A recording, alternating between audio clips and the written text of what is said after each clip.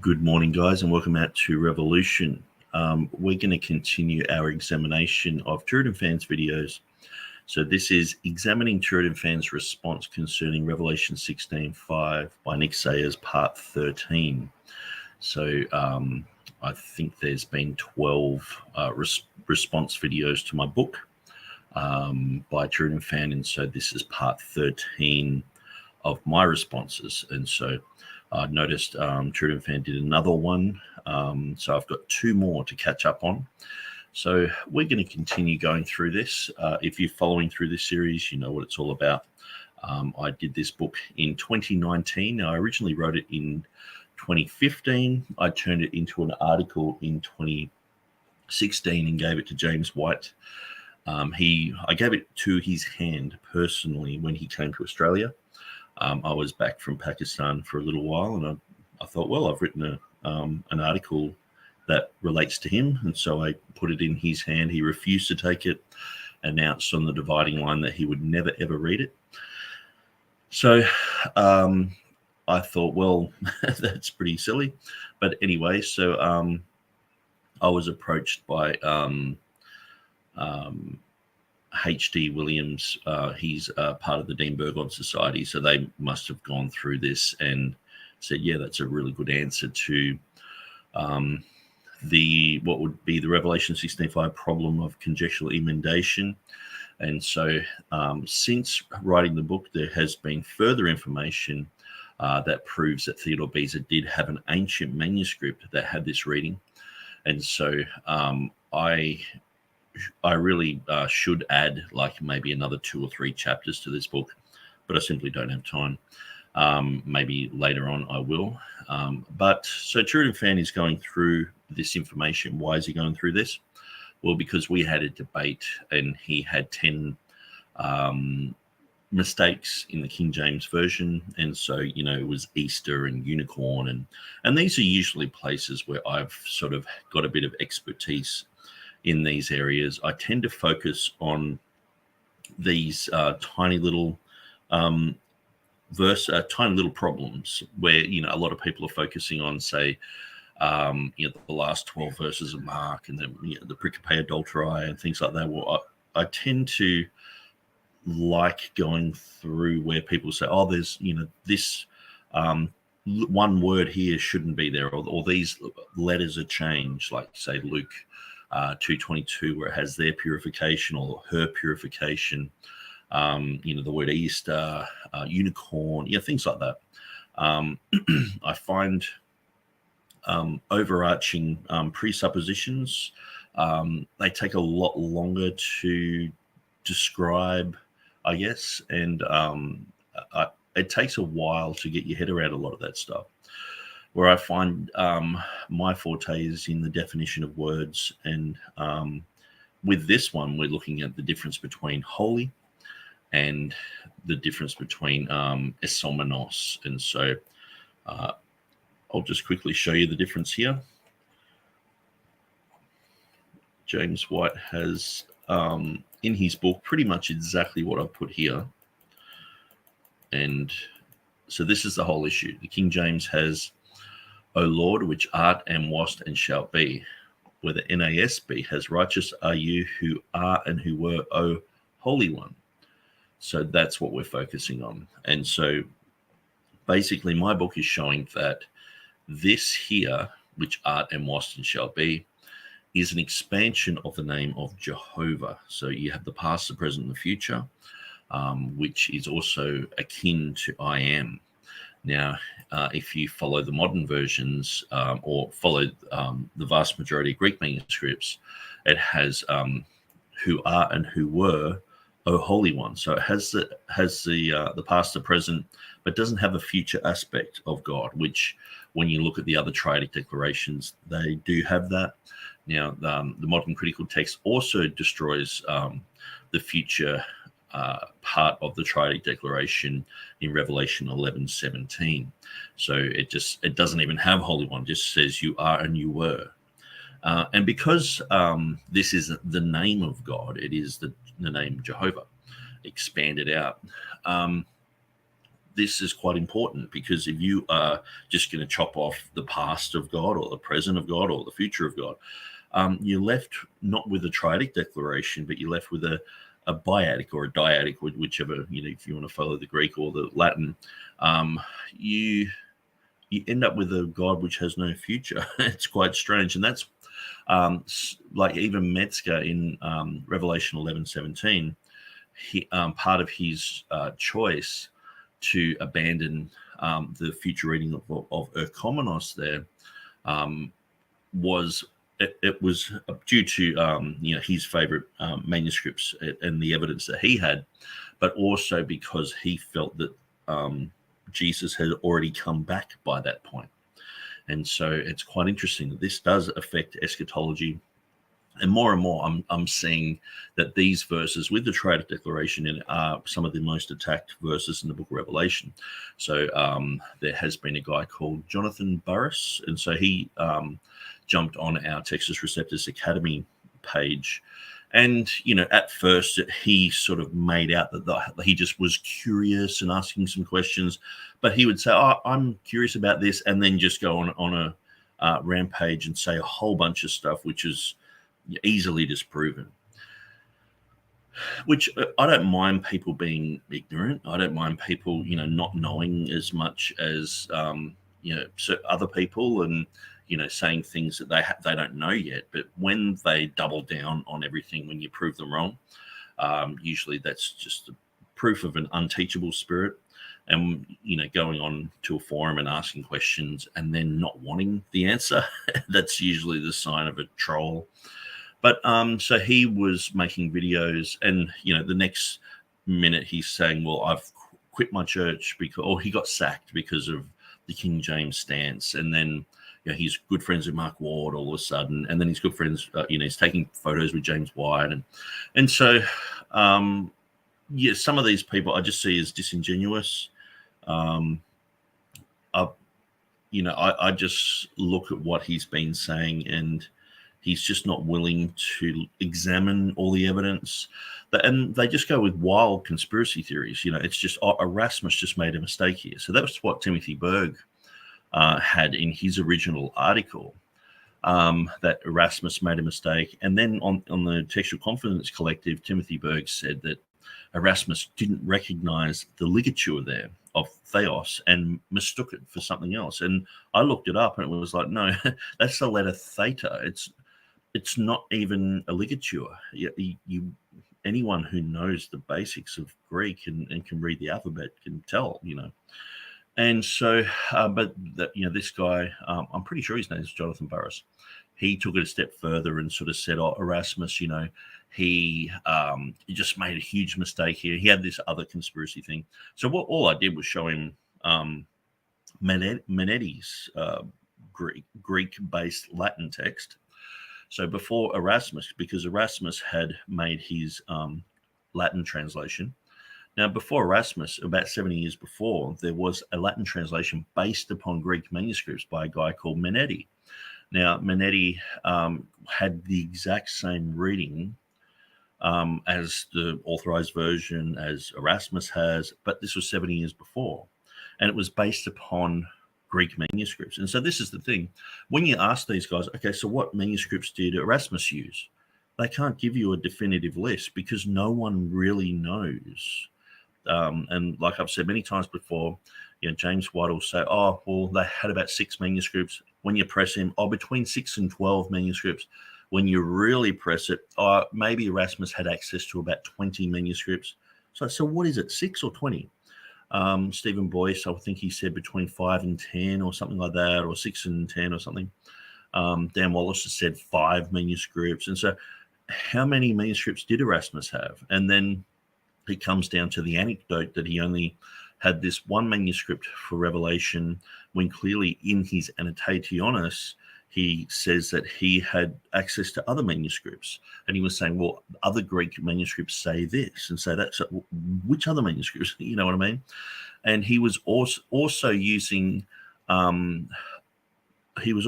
documents which were based upon Greek manuscripts, like Lorenzo Vala's work and also Menetti's work. And so you can't just go, well, it's a bit like if you were to get, say, the ESV, you wouldn't just say, oh, the ESV is not based upon Greek. You would say, no, it's based upon Greek manuscripts, So if people are using that inadvertently, they're using the Greek text underneath that, So if you were to look at, say, the new reading in Jude 1:5 of where it says Jesus instead of Lord, if you were to see that in the earlier editions of the ESV and someone did a version into Spanish, say, and they used that, well, they could say, well, I saw that this was a preemption for the NA28 to insert Jesus there, and they're actually going to the Greek through the English. You know what I mean? And so this type of thing is just completely foreign to someone like Jonathan Burrows. He from what I can see, I know that there are some kooky, King James people out there who have bizarre theories, and everything is just sort of like leads to Madame Blavatsky or something like and I'm sure that some things actually do, but it's like everything's just a wild conspiracy theory. I'm okay with conspiracy theories because they are reality in today's day and age.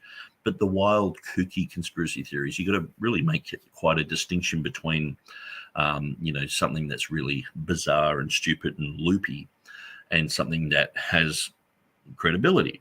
And so, what I see too is in the critical text camp, they won't admit that their presuppositions many times are filled with conspiracy theories. And so they have the Lucianic recension of Westcott and Hort, and that was dumped. But then they replaced the Lucianic recension with, oh, well, Islam turned up. And so that's why we don't have Bibles for 1,500 years, that match up with the Bible we have today, because, Islam just destroyed all of them. So it's another type of recension, but it's just blaming Islam. And so they have these conspiracy theories, which, you sort of like, well, could go either way. But some of them are really kooky, like a lot around Erasmus. He promised to put the Communihennium in, and so they made a manuscript to order sort of thing.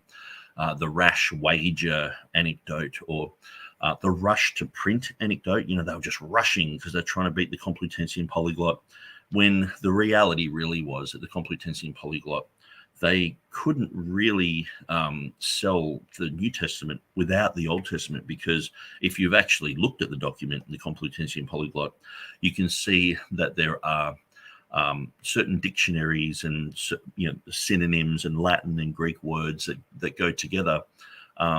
And so it's a bit like having a two-part series where you have the dictionary of the New Testament in the Old Testament section, and the dictionary of the New Testament of the Old Testament in the New Testament section. So they went together. Now, I know in 1517 that was all completed, but Erasmus had already done his edition, and so these works weren't like Erasmus's edition. That they included the Old Testament, and so this whole rush to print concept is just not valid. In fact, the Complutensian polyglot guys wanted to hire Erasmus to do work with them, but he just said, I don't like Spain. I think he was actually a bit afraid of their inquisitions over there, because it was in 1527 that they actually did a full raking over the coals of Erasmus, and they were saying, is he a heretic? Is he an anti-Trinitarian heretic? So they were going through that. Anyway, I'm sort of just sort of preaching here. So what I might do, let's go straight to TurretinFan's video. I'll just move that over here. So we were at about the 41-minute mark. Now, I'm pretty sure for the rest of this video, TurretinFan sort of has a bunch of things. Anyway, we'll see. I haven't actually re-listened back through this morning. Usually I do that, just put it on fast and listen to something for like 20 minutes. But I haven't done that, so I'm just going to be sort of shooting from the hip. But I've gone through this video and the next video and listened to them, and so The latest one, the third one that I need to go through, I haven't gone through that yet. It was only done yesterday, I think. So let's continue through these videos. When it is a Greek manuscript. Okay, so I'm going to make sure this sound is all good. But most other text critics differ with him. James White said in his book, The King James Only Controversy, Boyce did introduce contextual emendations, that is, changes made to the text without any evidence. His footnote for this, I don't think he has a footnote for this. There's something to add, I suppose. He just says it somewhere in the book. Without any evidence from the manuscripts, a few of these changes made it into the King James Version, the most famous being Revelation 16:5, O Lord, which art and wast and shalt be, rather than the actual reading, which art and was.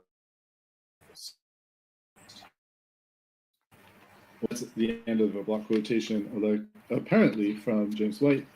Nick continues, but the NEA 28 edition has those who defend the reading of shalt be.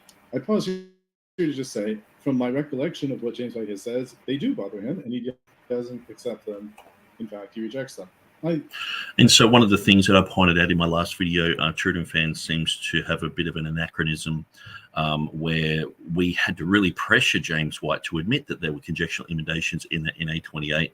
He said there weren't. He doubled down, and then he just went quiet on it for quite a long time. And then finally he admitted it when he was doing a 1 hour long video exposing me and my tweets about Revelation 16:5.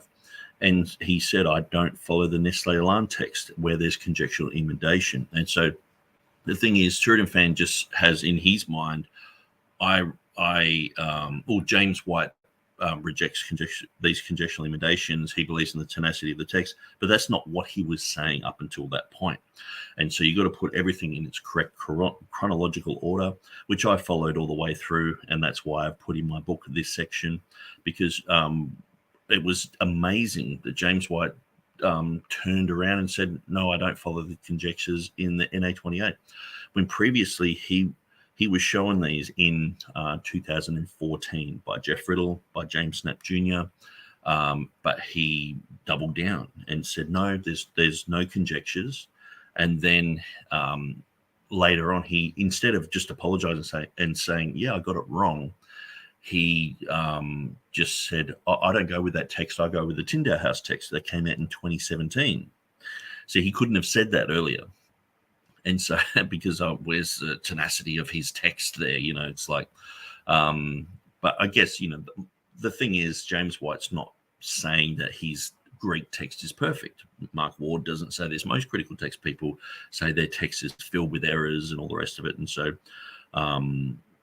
yeah, anyway, so that's the what I was dealing with in my last video was TurretinFan having James White's position right now today and sort of putting it back onto everything in the past, where we've gone through and followed, you know, James White and what he said about many things, and oftentimes he's saying the opposite to what he was saying, you know, only just a few years ago in 2019 when he was exposing me in his 1 hour long video.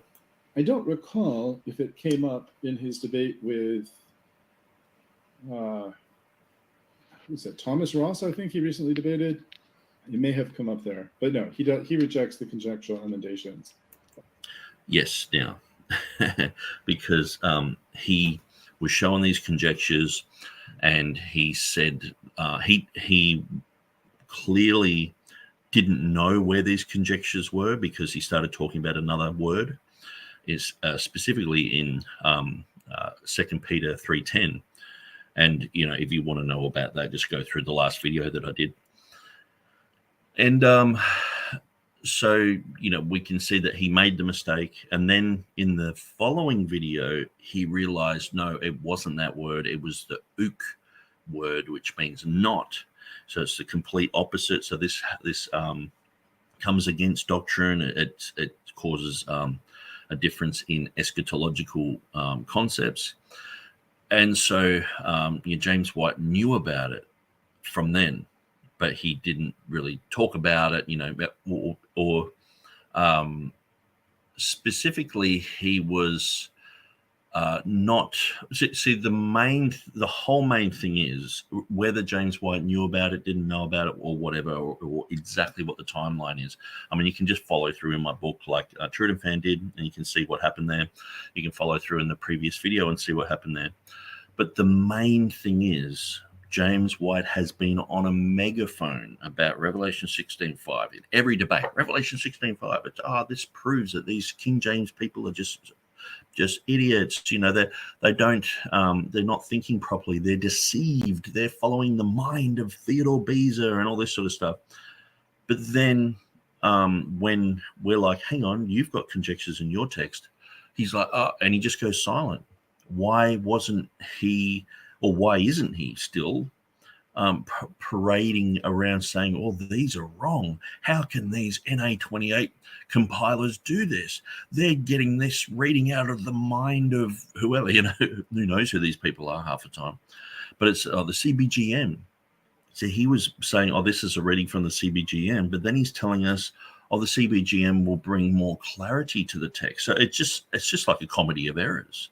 So here we have a guy saying, oh, conjectural emendation in the King James. We prove it's not a conjecture. So he what he's been saying for the last 30 years about Revelation 16:5 has been wrong.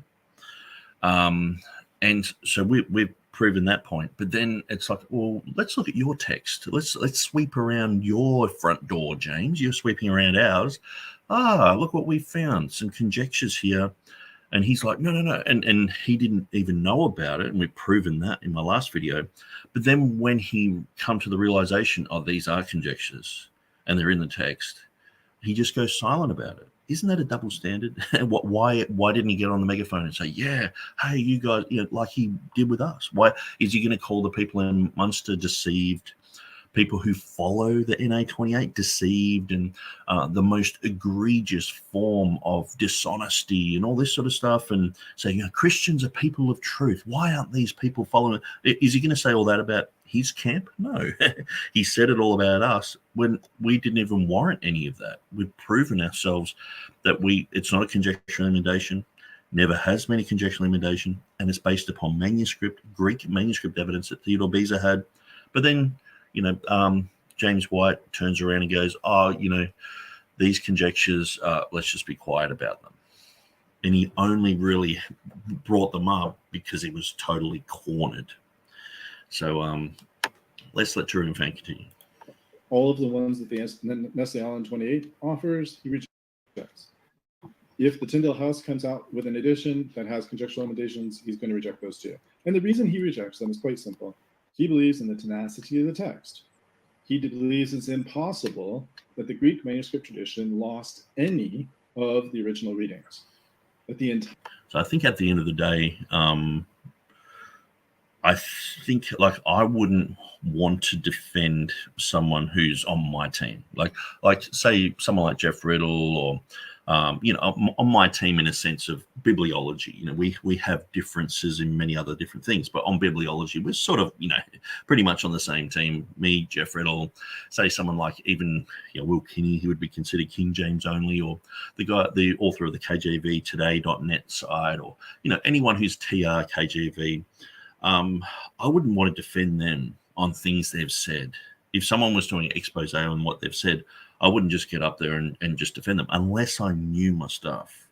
And so clearly, TurretinFan doesn't really know this. He just knows a vague thing of, oh, James White supports the tenacity of the text, but he doesn't realize that we had to really put the pressure on for him to admit these conjectures in his own text. And then we'd turn around and gone, there's no conjecture in the King James.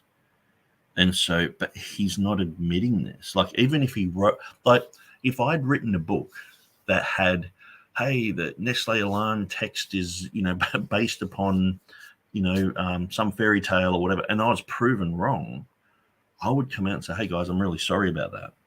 But see, James White, he's just gone silent on this issue. And in his debates, he still says Revelation 16:5 is a conjecture.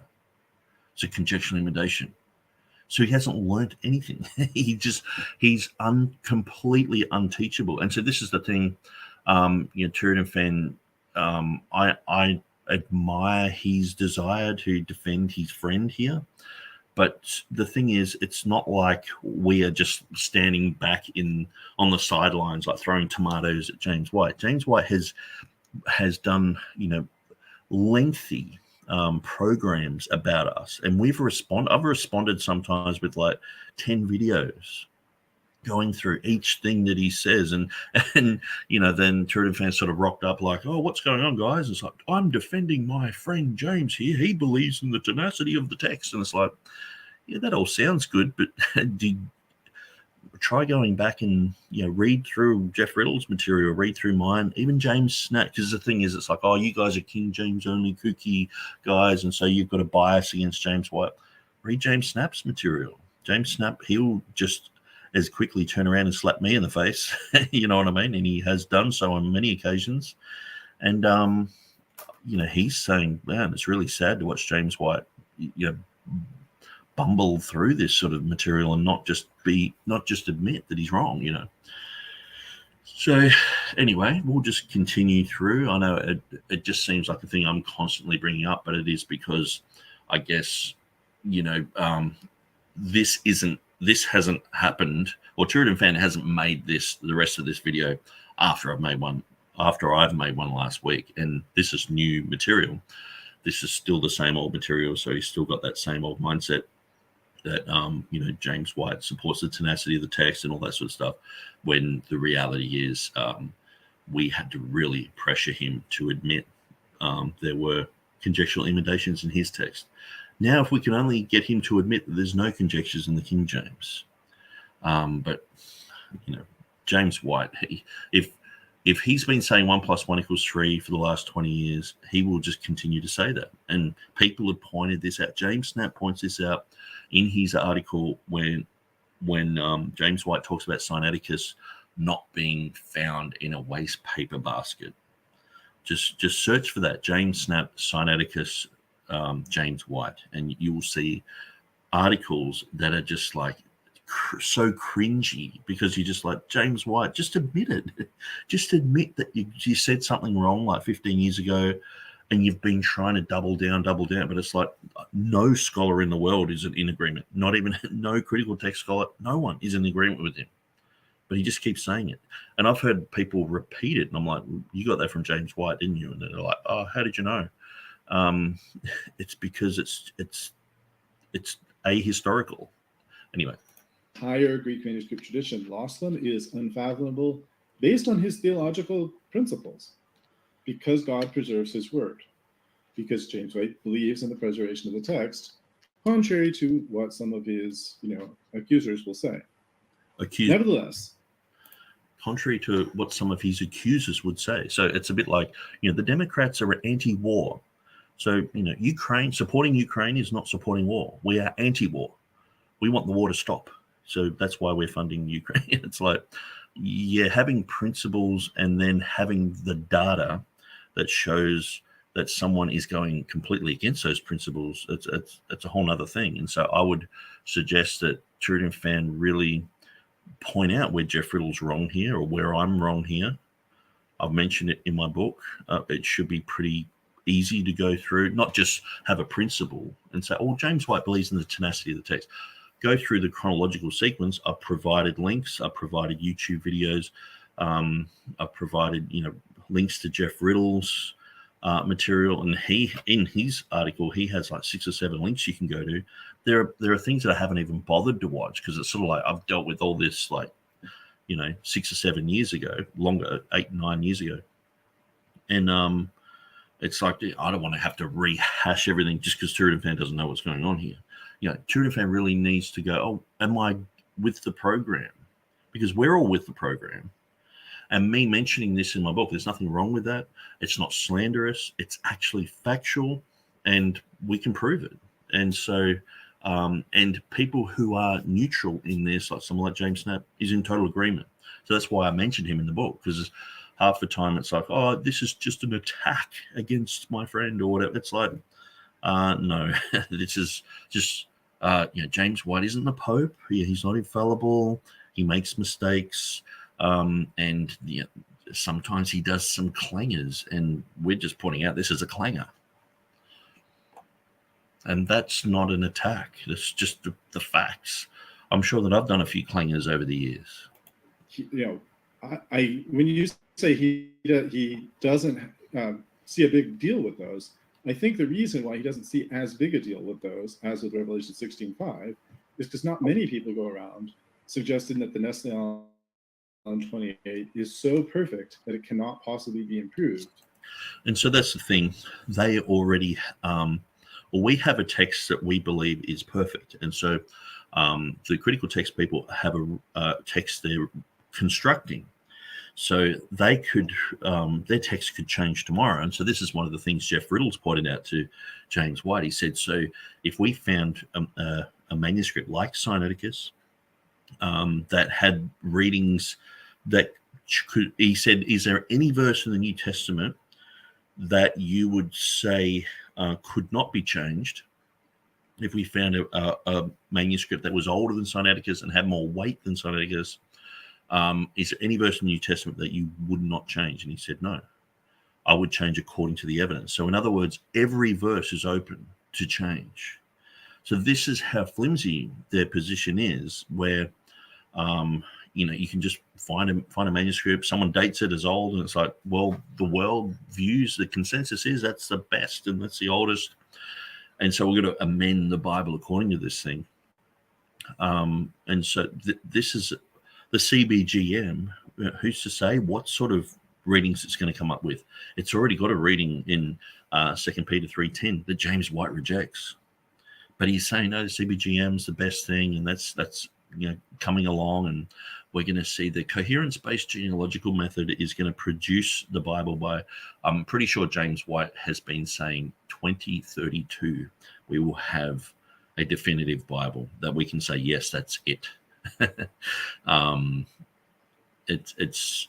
so the thing is, I can say, okay, we've got the Bible, that's it. But James White and most other critical text people, they don't say that. And this TurretinFan's just admitting this. He's saying, well, he's not saying that NA 28 is perfect. And I'm like, yeah, well, he would change any word in any verse according to some new manuscript find tomorrow. And so their text is completely open to change. Where our text has been received by the churches. It's been stable. It's specifically in printing. It's been stable for the last 400 years, and we don't want it to change because that's the text. When you're reading Revelation where it says don't add to the words or take from them, how can you commit that sin if you don't know where the words are? And so this is one of the things. James White's like, I want to know what Paul wrote. I want to know what John wrote. It's like, well, we know what Paul wrote. We know what John wrote. We already have it. It's the received text. We received it. When Jesus was saying, hey, receive my words to the people in Israel in his day, or he was quoting the Old Testament, do you see people going, oh, hang on, we've got to go and see if there's a textual variant there because we're not sure if what you're quoting is really true. No, they were receiving the words with gladness, and they just received it as the word of God. And now it's like, oh no, every word is up for question. The Bible that we're reading today could be different in 50 years. I mean, just look at the Bible that everyone was reading, say in England in like 1850. If you fast forward that to today, there's lots and lots of memory scriptures and sermons based upon verses that are just completely changed because the Bible's changed. And, these people don't think that this is one of the main causes for Muslims to laugh at Christians and say, look at their Bible changing all the time. And it's still changing, but they're like, oh, we're going with the science, It's like, well, it's pretty hard to have any type of preservation when it's just a vague sort of, oh yeah, well, the Bible's over there in the corner, but here's a bunch of manuscripts. It's probably there somewhere. Here's apparatus with a whole bunch of other readings, and while you're at it, here's the Scrabble set. You can make up a few words, and here is a dictionary. Just add whatever you want. And that's why when you go through some of the New King James, and they have, the critical text notes and the majority text notes, in the study Bibles of the New King James, they specifically say that you can add or delete what's in the main text and replace it with what's in the margin according to what you feel is better for you. Now, it mightn't say that in those exact words, but it's pretty much create your own Bible. It's like choose your own adventure books. I remember, they came out when I was in high school, and you could, read the book, and you get to a certain point where, do you want it to go in this direction or that direction? So you would skip it and you would read, from a certain place, and that would give you a different ending. Or that's what we see, the book of Mark. You got a different ending. Choose your own adventure. Do you want those 12 verses in or out? Do you want this majority text reading or the critical text reading, or do you want to stick with the Textus Receptus reading? It's like,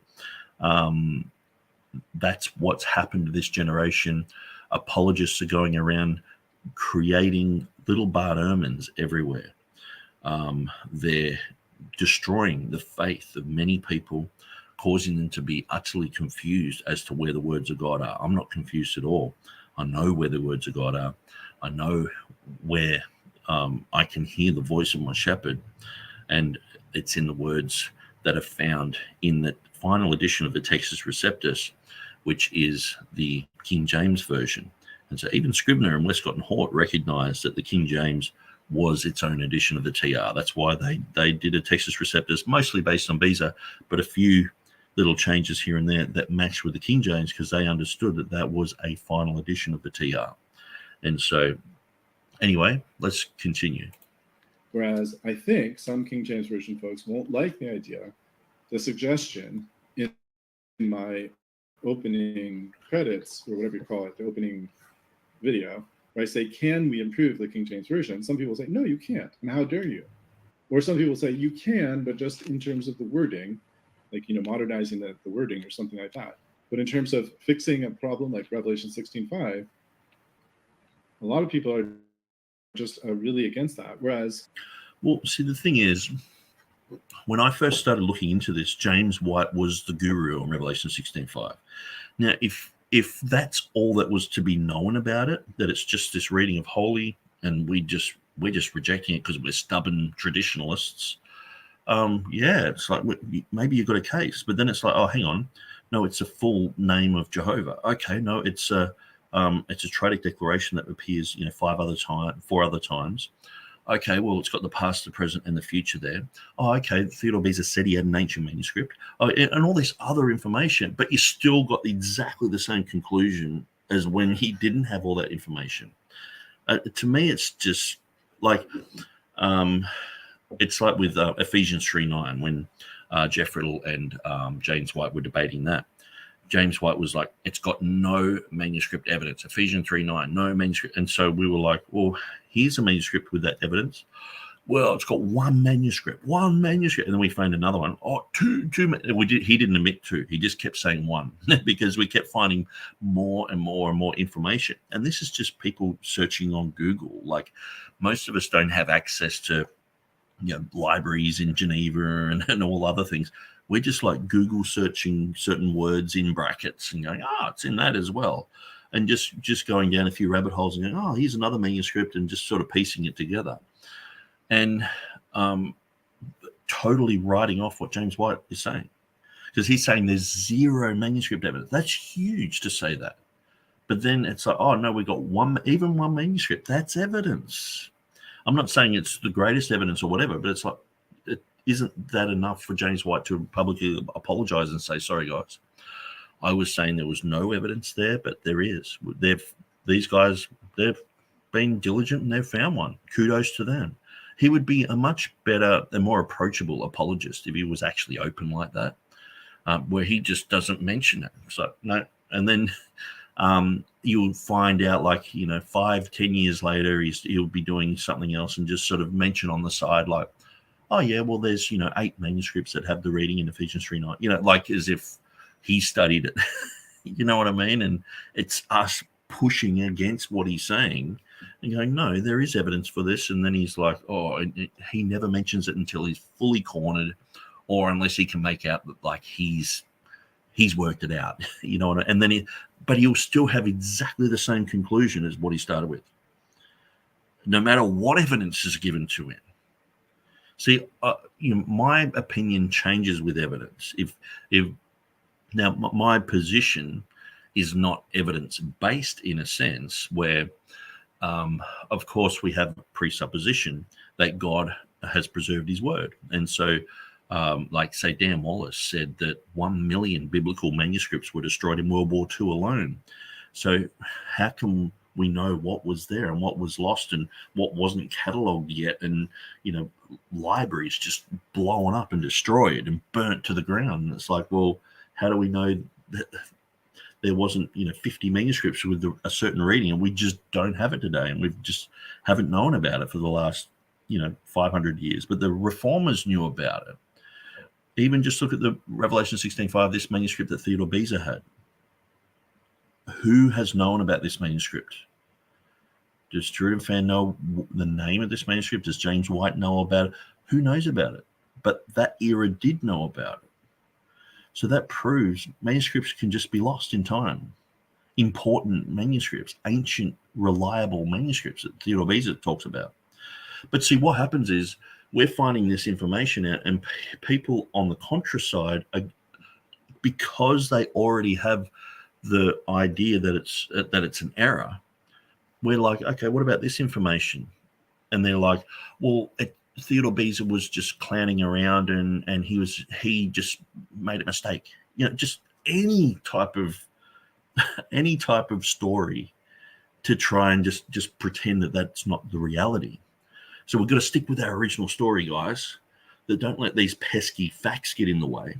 And so the thing is, I have a presupposition that we do have the words of God and that they're available to us and that they've been available to everyone who wants to really study the words. And so if you want to know where the words of God are, you can easily find them.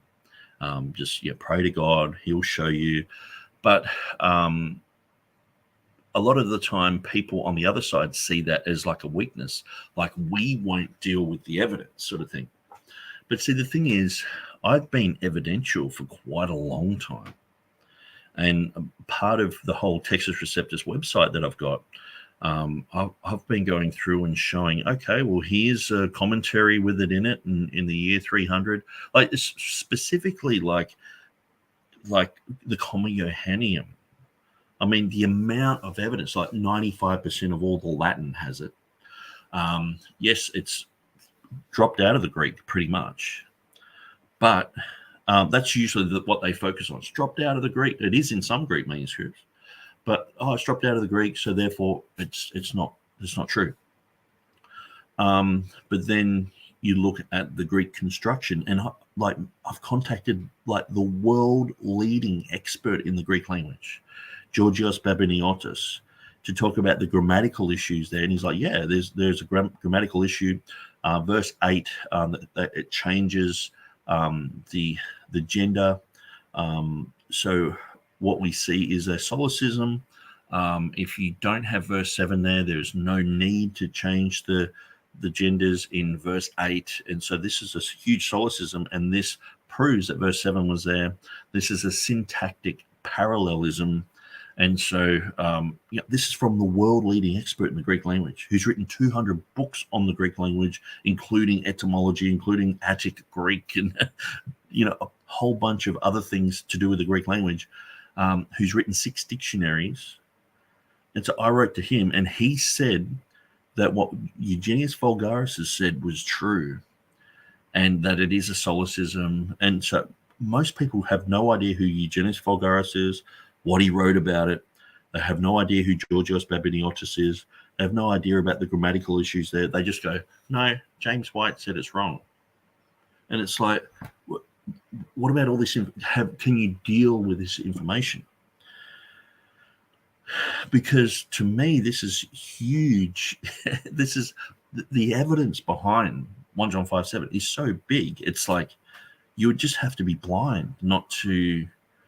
And the thing is, how come people can have hardly any understanding of the issues whatsoever, and they come to the table going, James White's correct. There is an error here in the Bible, okay? But then you go, okay, here's information, and you give them a ton of information, but they're still going, no, James White's correct.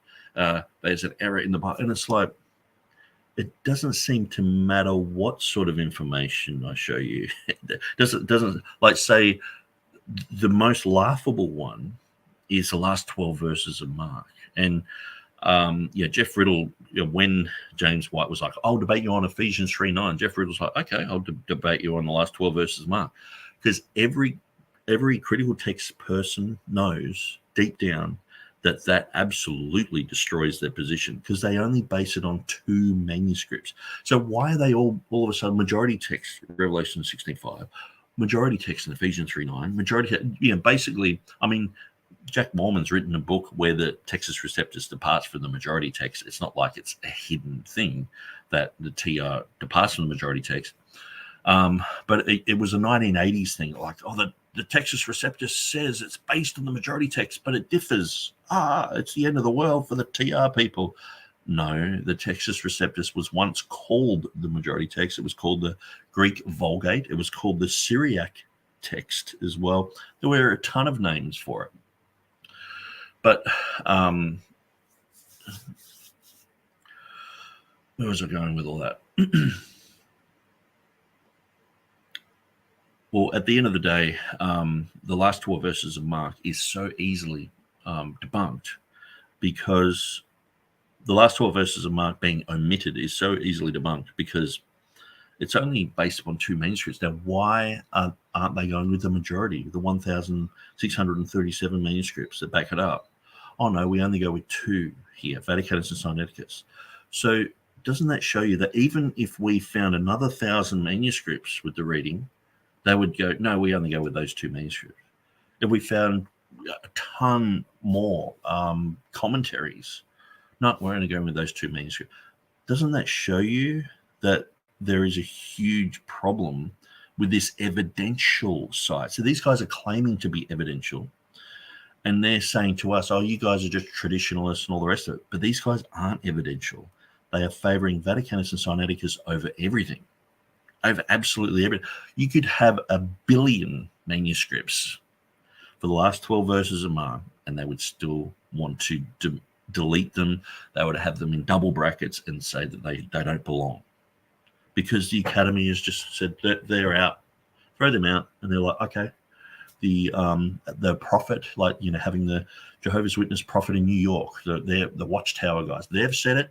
That's gospel. So the prophet has said they are no longer scripture. The Pericope Adulterae is no longer scripture. Even though someone who's not even a King James guy, Maurice Robinson, has so much to say on the Pericope Adulterae. When you read through his stuff, it's like, man, this is so clear, makes sense. It's to do with the lectionary, the lection cycle, that they didn't want to just read through that story about adultery when they're talking about the Feast of Pentecost. They moved it to another place, and this floating tradition, it just explains absolutely everything. James Snap Jr. has done a whole bunch of work on this, not a King James guy, but so but the problem is the critical text guys are only majority text in places where the TR departs from the majority. All of a sudden, they're worried about the majority of readings. So anyway, I'll let TurretinFan continue. Most people who like the Nestle 28 are open to revising it if it turns out that Nestle 28 is wrong. And I would think in these 2 places, in 2 Peter 3:10, for example, Nestle 28 is wrong in the main text, although the original reading is there in the apparatus. So he says, but do any of the conjectural emendations in the modern Greek text have anywhere near the amount of validation as Revelation 16:5? For example, in Acts 16:12 and 2 Peter 3:10, why does White not howl at the scribes in Munster, Germany, like he does to those who defend the TR KJV reading at Revelation 16:5? I suppose it might be because none of them are willing to defend their conjectural, but I think he would be I think he would push back on them if he were given the opportunity to do so. Of course, they don't hold it with the same kind of ferocity as somebody like Riddle. So he says, Jeff Riddle, he gives a footnote, reveals how at 2 Peter 3:10, it was clearly marked as a conjecture, but in the Nestle Aland 28, Nestle Aland 28, it is no longer marked. He also shared how White rebukes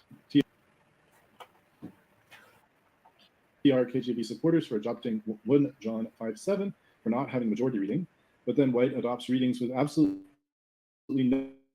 no evidence whatsoever and staunchly defends them. I just think that's not true. And I don't know if Jeff Riddle said that or not. If he did, he should repent of saying that, because you will.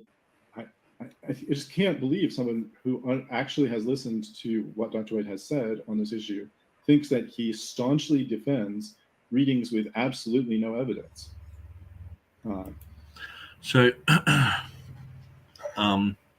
Yeah, if you want to know, if you want to see footage of James White staunchly defending, just go back to my previous video. And so I pretty much deal with all that there. It's just TurretinFan is just sort of discovering this and just defaulting to, no, I'm going to defend James White, where he really needs to get all the facts and figures and read through Jeff Riddle's material. And the thing is also not default to the fact, or not default to a position where he assumes that we're just going to be dishonest about all this. Where someone like Jeff Riddle, I've never found him to be dishonest about anything. I read through his material. I always post his stuff on the Textus Receptus Academy. I go through it and I'm like, well, this guy, he's a pastor. He's got an impeccable honesty about him. And so I try to be honest in everything I do as well. I don't, if anyone has, seen me being dishonest, I'd love to hear about it. But it's like, TurretinFan's are sort of like, Jeff Riddle, needs to, stop saying these things. He's being dishonest. It's like, no, you can't just make accusations about people like that. Like the other day, I was talking to Nathan Cravat, and now I've done a ton of videos on his debate that he did.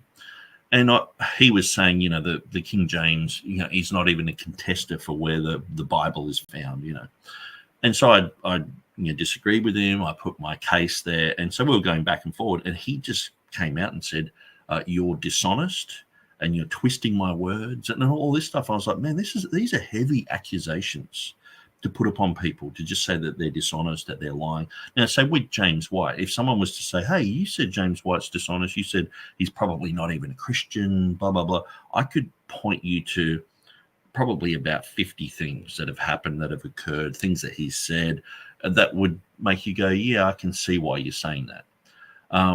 But say someone like Jeff Riddle, there's just no reason for someone to say he's dishonest, or he needs to repent of saying something. Or you've got to be really careful when you're saying these things.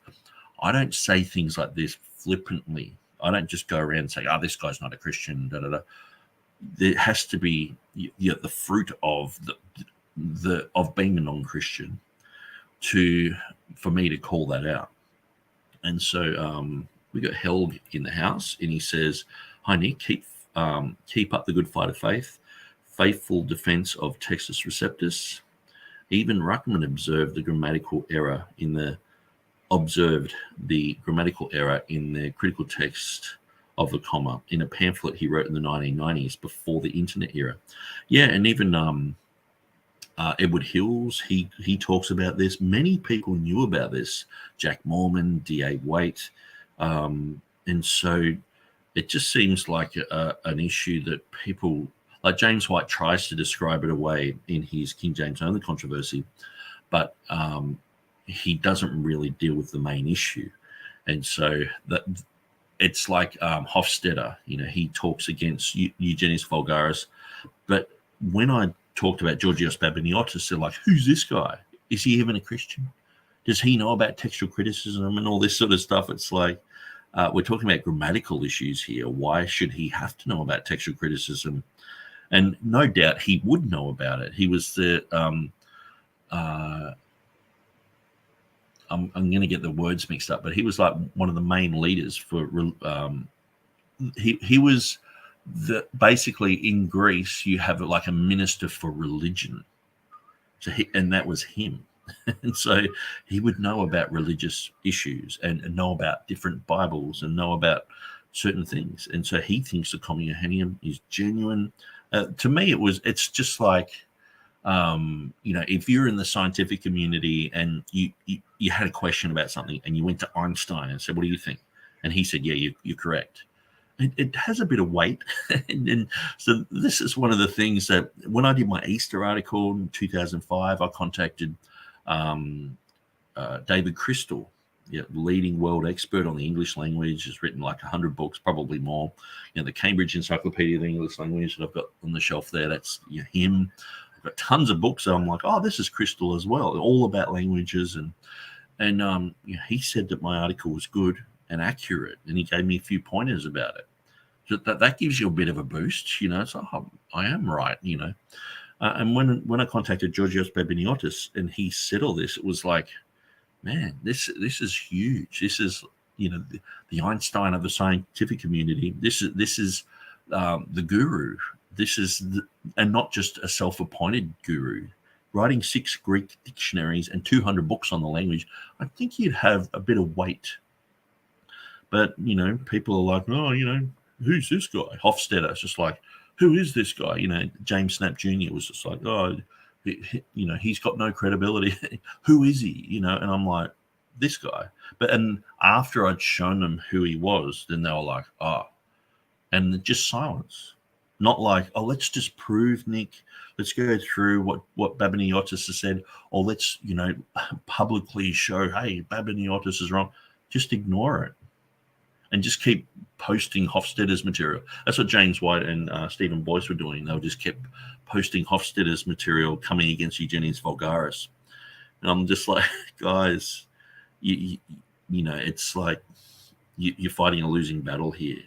And people who are intellectuals in the critical text camp just simply admit that it's a solecism. They just go, yeah, it's a solecism. And so at least that they'd admit it, half of these other guys don't even admit it.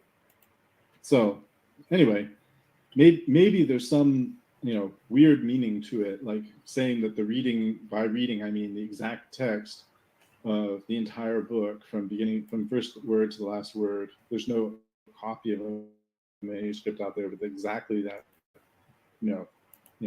30,000 characters in a row. The same. Anyone who reads White's response to Riddle will immediately see the double standards of White. This is Nick's reading.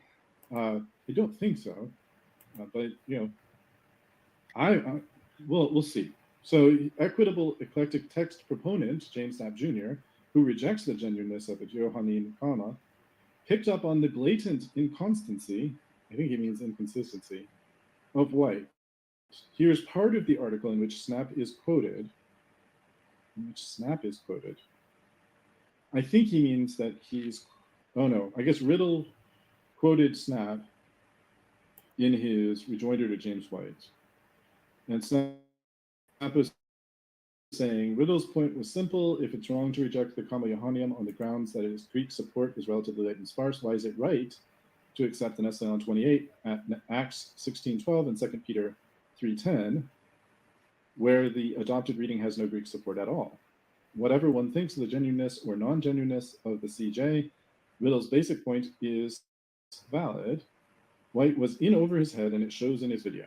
Well, I don't think that's the case, but I would say that the argument, setting aside this, attempt to say someone's in over their head, if it were true that on the one hand, James White was defending 2 Peter 3:10, Nestle 28, without any Greek support, and rejecting 1 John 5:7 for the reason that it didn't have Greek support, it would be hard to see how that isn't a double standard.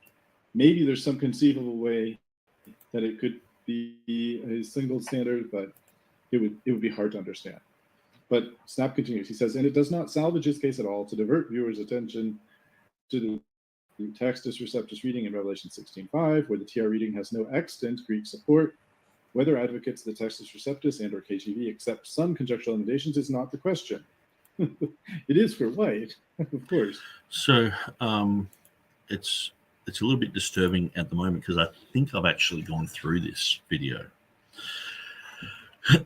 So I'll show you what I'm trying to. I'm just in the background, just trying to go through the videos here and just go, well, have I responded to this? Because this one here clearly says that this is video number 10, but I'm not sure if it's actually like a mistake of TurretinFan that he's got video number 10 here. He might have video number 10 here as well. So just excuse me for a second because I just want to 100% make sure that I'm not rehashing something that I've already gone through.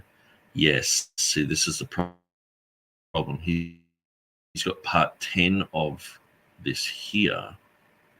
Okay. So that's my part 11. And then in part 12, he's got part 10 here. Hey guys, welcome back to Revolution. So I actually think that because of the beginning of the video says part 10, I think I'm actually in the middle of part 11. So I've already gone for like 1 hour, but what I really should do is go back to the 41-minute mark of TurretinFan.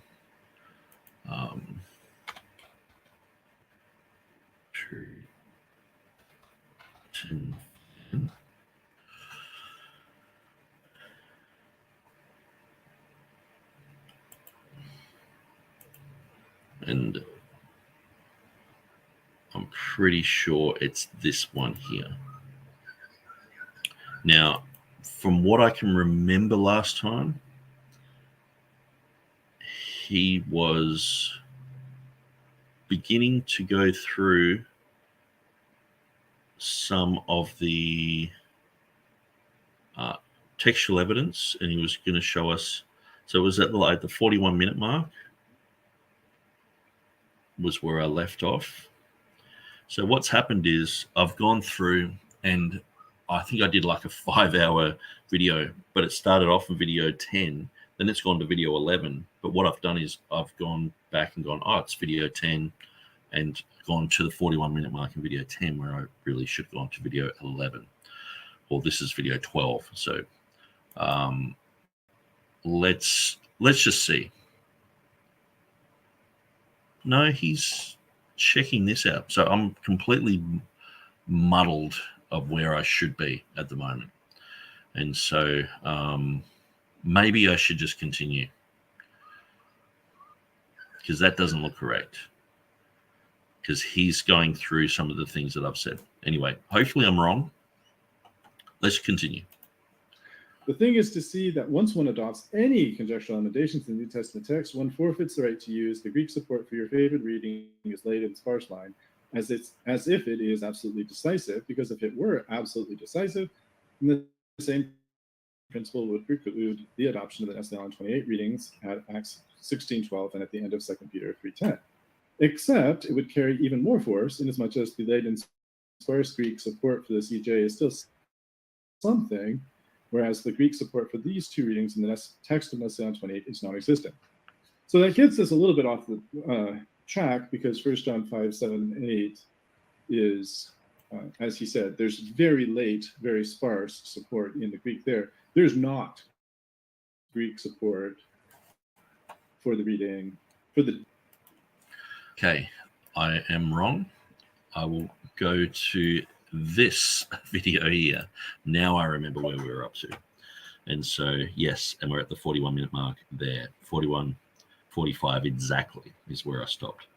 So, but fortunately, this was a section where I was going to sort of skip through a lot of things, because I'll sort of explain it what we have is a situation where it's a bit like going through the Comiohenium. Now, we openly admit, yes, it's not strong in the Greek. There's, say, about 500 Greek manuscripts that have 1 John 5 in the section where it has the comma. And out of those 500 manuscripts, there's only 10 that sort of get mentioned, and a lot of these are in the margins. And so there's only, just a small handful of manuscripts that really have the reading. And that's extant manuscripts today, of course. There's probably hundreds, maybe even thousands that have just disappeared in time that we don't know about. But at the end of the day, extant manuscripts, yes. So what's the point in someone going through and looking at all those manuscripts with the reading taken out? Like this is something that, say, Timothy Berg does. He just shows a whole bunch of numbers and says, this is taken out here, this manuscript, this. And it's like, yeah, like if I was to show, say, the last 12 verses of Mark, we know only Vaticanus and Sinaiticus omit those 12 verses. So what's the point in me showing 1,637 manuscripts and going through and saying, well, this one has that reading. Let's go to the next one. That one has the reading. Okay, next one. It's like we sort of know, like it's just a redundant sort of exercise. And so I know TurretinFan, he's looking at 100 manuscripts here, and he's looking for variations and things like that, and looking for certain things. But I when I went through this, I was like, really, we're not dealing with much here. And so, and he was also looking at, Kyrie, looking for the Kurios. But see, the thing is, he's only dealing with 100 manuscripts here. So this isn't all the evidence. And so I sort of felt like this was a redundant exercise. Good on him for going through and checking all this stuff and all the rest of it. But I guess it's more so for our purposes of trying to explain these things. This is explained in just like, most of them say holy. Most of them don't have Kyrie there for Lord. And case closed. It's like,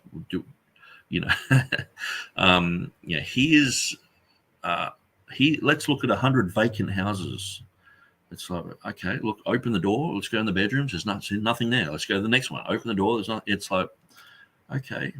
And the point of this is, I'm all for people for studying these things. I'm glad Hoskia did what he did, and other people are doing what they do. But at the end of the day, for us here, I'm sort of glad because we can sort of skip through this a little bit. Now, we'll let Turretin chat and talk, but he does go, you can see the cursor goes right up to 1 hour and 4 minutes. So it's like 20 minutes of this stuff.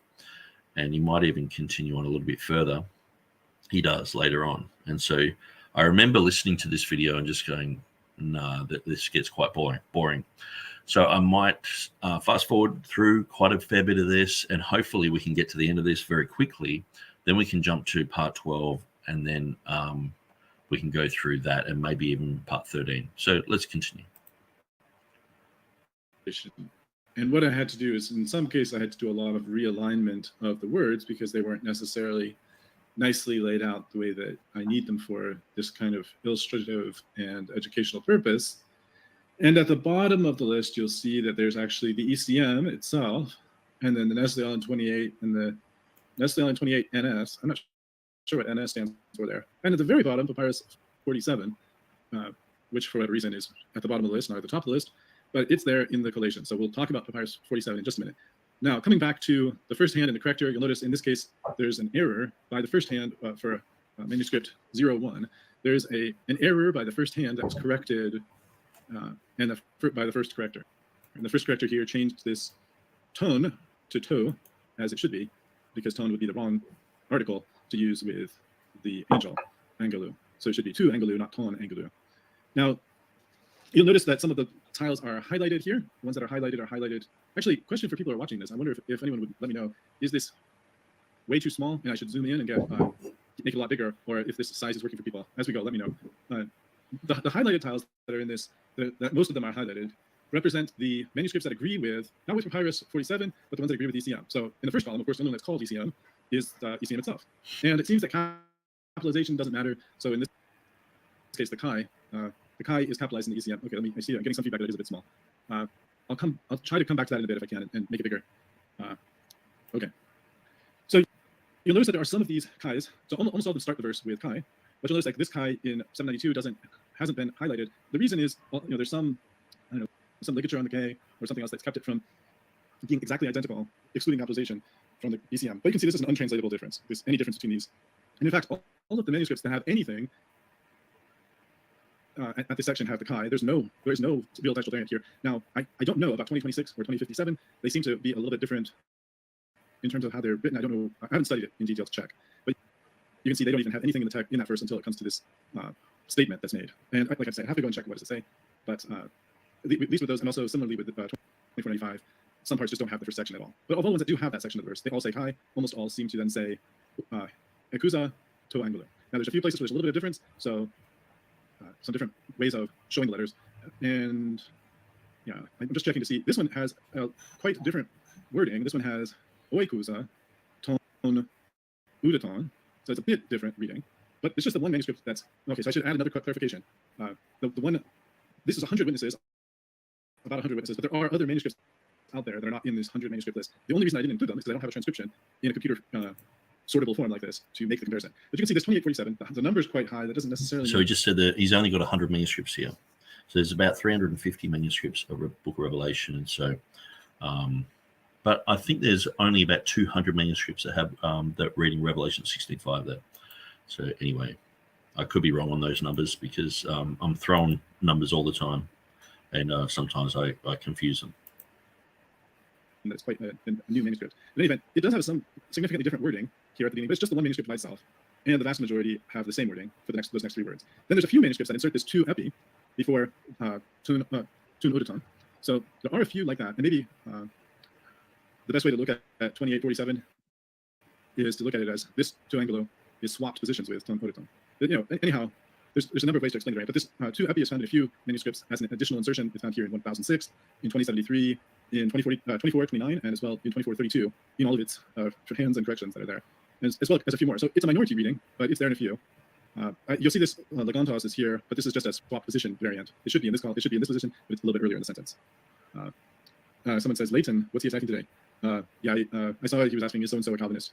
I didn't listen though, so perhaps the person was, but perhaps not. In any event, let's see. Then, as I said, ton udaton legantes, and you can see that there are many of the Legantes here that have like some. Now, I know that some of you guys are probably thinking, why am I going through this like this? It's because I don't want to miss one word. And sometimes TurretinFan will just say one little thing. And it's like, well, okay, we have to deal with that. But and so I'm just going to go through this to probably the end of this video like this. So I know it'll be boring, but this is just part of me. I guess, they call it OCD, but it's not really. It's just, I just want to make sure that I cover every word that he said. Now, I could do this offline, but it's like I'm online now. It's a bit too late. And so, as you can see, I wasn't really planning this video, but it just happens like this. And so I'm just going to continue on. Some additional mark after the terminal sigma. I don't know the reason for those additional marks in this particular transcript, but the meaning isn't changed, and there's not a translatable difference here. Same thing with this udaton here with an additional mark, which keeps it from being exactly identical to the ECM. But anyway, legantos is the reading in almost all of these. And there's this legon in a few, just like I think about two. And this legantos where the gon has gone, apparently. And this one where it's out of position. And this one which seems to just omit the word altogether, legantos. And this one where it's out of position. And this one where it's sort of out of position is there's this additional stray mark in the transcription. But overall, a fairly consistent pattern of what the text says. I'm going to move these columns over a bit. Just so you can continue looking at this. There's another column here that I provided. Mostly it's just stray marks. I think there's a D before dikaios. It's like some hesitation variant where the person started writing dikaios and then came back and finished writing dikaios. Some article before dikaios, which is unnecessary and not appropriate here. But overall, pretty consistently, almost all have dikaios exactly as ECM, and the others that don't have it have just some kind of mark on the word that keeps it looking the same. Then A is almost all of them have this. There are a few that don't. So rows, I'm just using the row numbers because I didn't preserve the manuscript number on the left column. Anyway, rows 9 and 10 don't have it, although this one has pen here early. And then, but the vast majority, almost all have that same word here. This is the, we'll come back to this cell in a minute. This is row 58. So after the I, this is where the King James Version has Lord. This one has, there's a few that have hen in this position as seemingly a substitute for A. But after A, this one manuscript has nomen sacra in Revelation 16:5. This is the only actual, this is the other point I want to raise. This is the only actual. Okay, so he's pointing out the kurios here, the Kyrie. So that means Lord. He's saying, okay, so this is the only one that has it in all of these. So this is the thing. Most of the time, these guys, we could do this to these guys in the vast majority of readings where the critical text departs from the Textus Receptus. It's a minority reading, and so you might find, Codex Vaticanus might have it, Sinaiticus might not have it, but then there's like, one or two Byzantine texts that have it or whatever. And so we're showing the exact opposite, in a sense, where we've got all the evidence, and that's most of the time. So here it's just so happens that every now and then the tables are turned. And see, the Byzantine text, sometimes in the apparatus, it's just limited to BYZ, or sometimes majority text like a big M, but it's like that could be 1,000 manuscripts, it could be 500 manuscripts. And so that, because most of these are cohesive, and they're all pretty much the same, they just sort of regulate it to like, 1,000 manuscripts say this. But so the thing is, the vast majority of the time it's a TR reading. Every now and then it's like, well, it's not, but then that's where you have to look at internal evidence, you have to look at versional evidence, you have to look at outside of the Greek, because the Greeks made mistakes and the Greeks had variants. So this is the thing, they're like, there are variants that exist, and it's like, yeah, we know that. That's why they had, they did. Or one of the things that James White sort of invented was saying, do you realize that Erasmus and Beza did textual criticism? It's like, yeah. TR people and King James people like, yeah, but people think that that's a game changer. So you'll be talking to people and they're like, but you do realize that Erasmus did textual criticism. And it's like, yeah. It's a bit like me saying, imagine, the elections are happening in the United States. Imagine I said, you do realize that China practices politics. So, yeah. Well, what are you getting at? It's a completely different politics to American politics. It's like the textual criticism that Erasmus is doing, Stephanus, Beza, the King James translators, it can't be compared to what happened later on with Griesbach and Ruckman and Westcott and Horde, and it's completely different. They have even just sets of rules that are completely different. Yes, some things can be similar, but it's like, it's not textual criticism they do today. It's just, let's just make an announcement that Erasmus did textual criticism, and that must be the same as what they do today. So American politics is politics. So it's the same as what China does. It's the same as what Sudan does. They do politics. It's just so dumb. And when I hear these things, I'm just like, why is he saying this? But then you realize years later, you just hear people parroting this stuff as if it's like a mic drop. You realize that Erasmus did textual criticism, mic drop. And you're like, you're just there going, do these people think for themselves? Have they ever had an original thought? Or do they just go, James White said this, let's just repeat it? I'm not saying this of TurretinFan, but it's like, anyway, let's continue on fast mode. In Revelation 65, in any of the manuscripts that we have of Greek, that we have in this list of 100 witnesses. I'm not saying that there's not some other manuscript that has the same. That's the flaw of this particular methodology, is this is not necessarily all the manuscripts, just all the ones that there's been a transcription of. But this Kyrie, with the line over it, is a nomen sacra for the word for Lord, and it is here in this manuscript, which, if we go back to the left, is 2344. I think it's an 11th century manuscript, if I recall correctly. So old, but not nearly as old as like one of the papyri or one of the great uncials or anything like that. But it is an example. It's, I think, the one in the entire list of manuscripts. Nick had said some manuscripts don't have it. Out of these about 100 witnesses to the text, only this one has it. So yeah, I think that's a little bit like what you see in some modern versions where they say like some manuscripts do such and such, and then it turns out some. We can't really say that, Turretin, because this is just one manuscript out of 100. You're not showing all the evidence.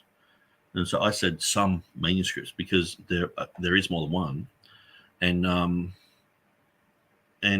you can't just say, well, I'm just saying, like the modern versions say, some manuscripts say this.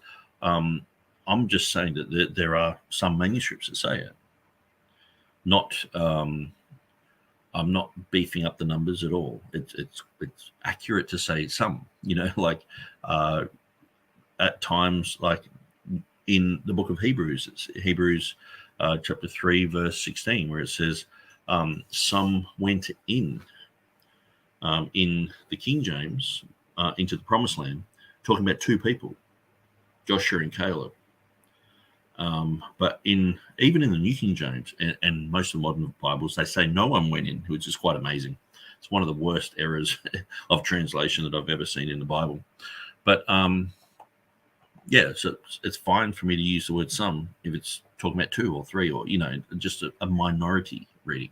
And so the thing is, when I was writing this book, I wasn't going through and going, okay, let's look at all the manuscript evidence for that, because I was so busy focused on Revelation 16:5 that it's like, and that's why I said, well, we could do a whole another section on the Lord issue here in Kurios, but it's like it's a whole nother section that it's like that's going to take weeks and weeks to get all the definitive data and all that. I'm just going to stick with Revelation 16:5 and Esomenos rather than the Kurios argument, because it's like, that's a whole nother argument. And so, but this seems to be the one that's focused on. It's sort of like, I don't know. I guess it's human nature. You do. You do 20 tasks and people are like, yeah, but what about this one that you haven't done? It's like, dude, do you know how much work it took just to do all the Revelation 16:5 stuff? Just be happy with what I've done there. You know what I mean? Like this other stuff, yeah, we can do that later, but it's like, but that's not the main focus. It wasn't the main focus of White. He wasn't really bringing that up in his book. So that wasn't the main focus of what I was talking about. But then it becomes the main focus of Stephen Boyce and other people. And it's like, yeah, I can see why you're doing that.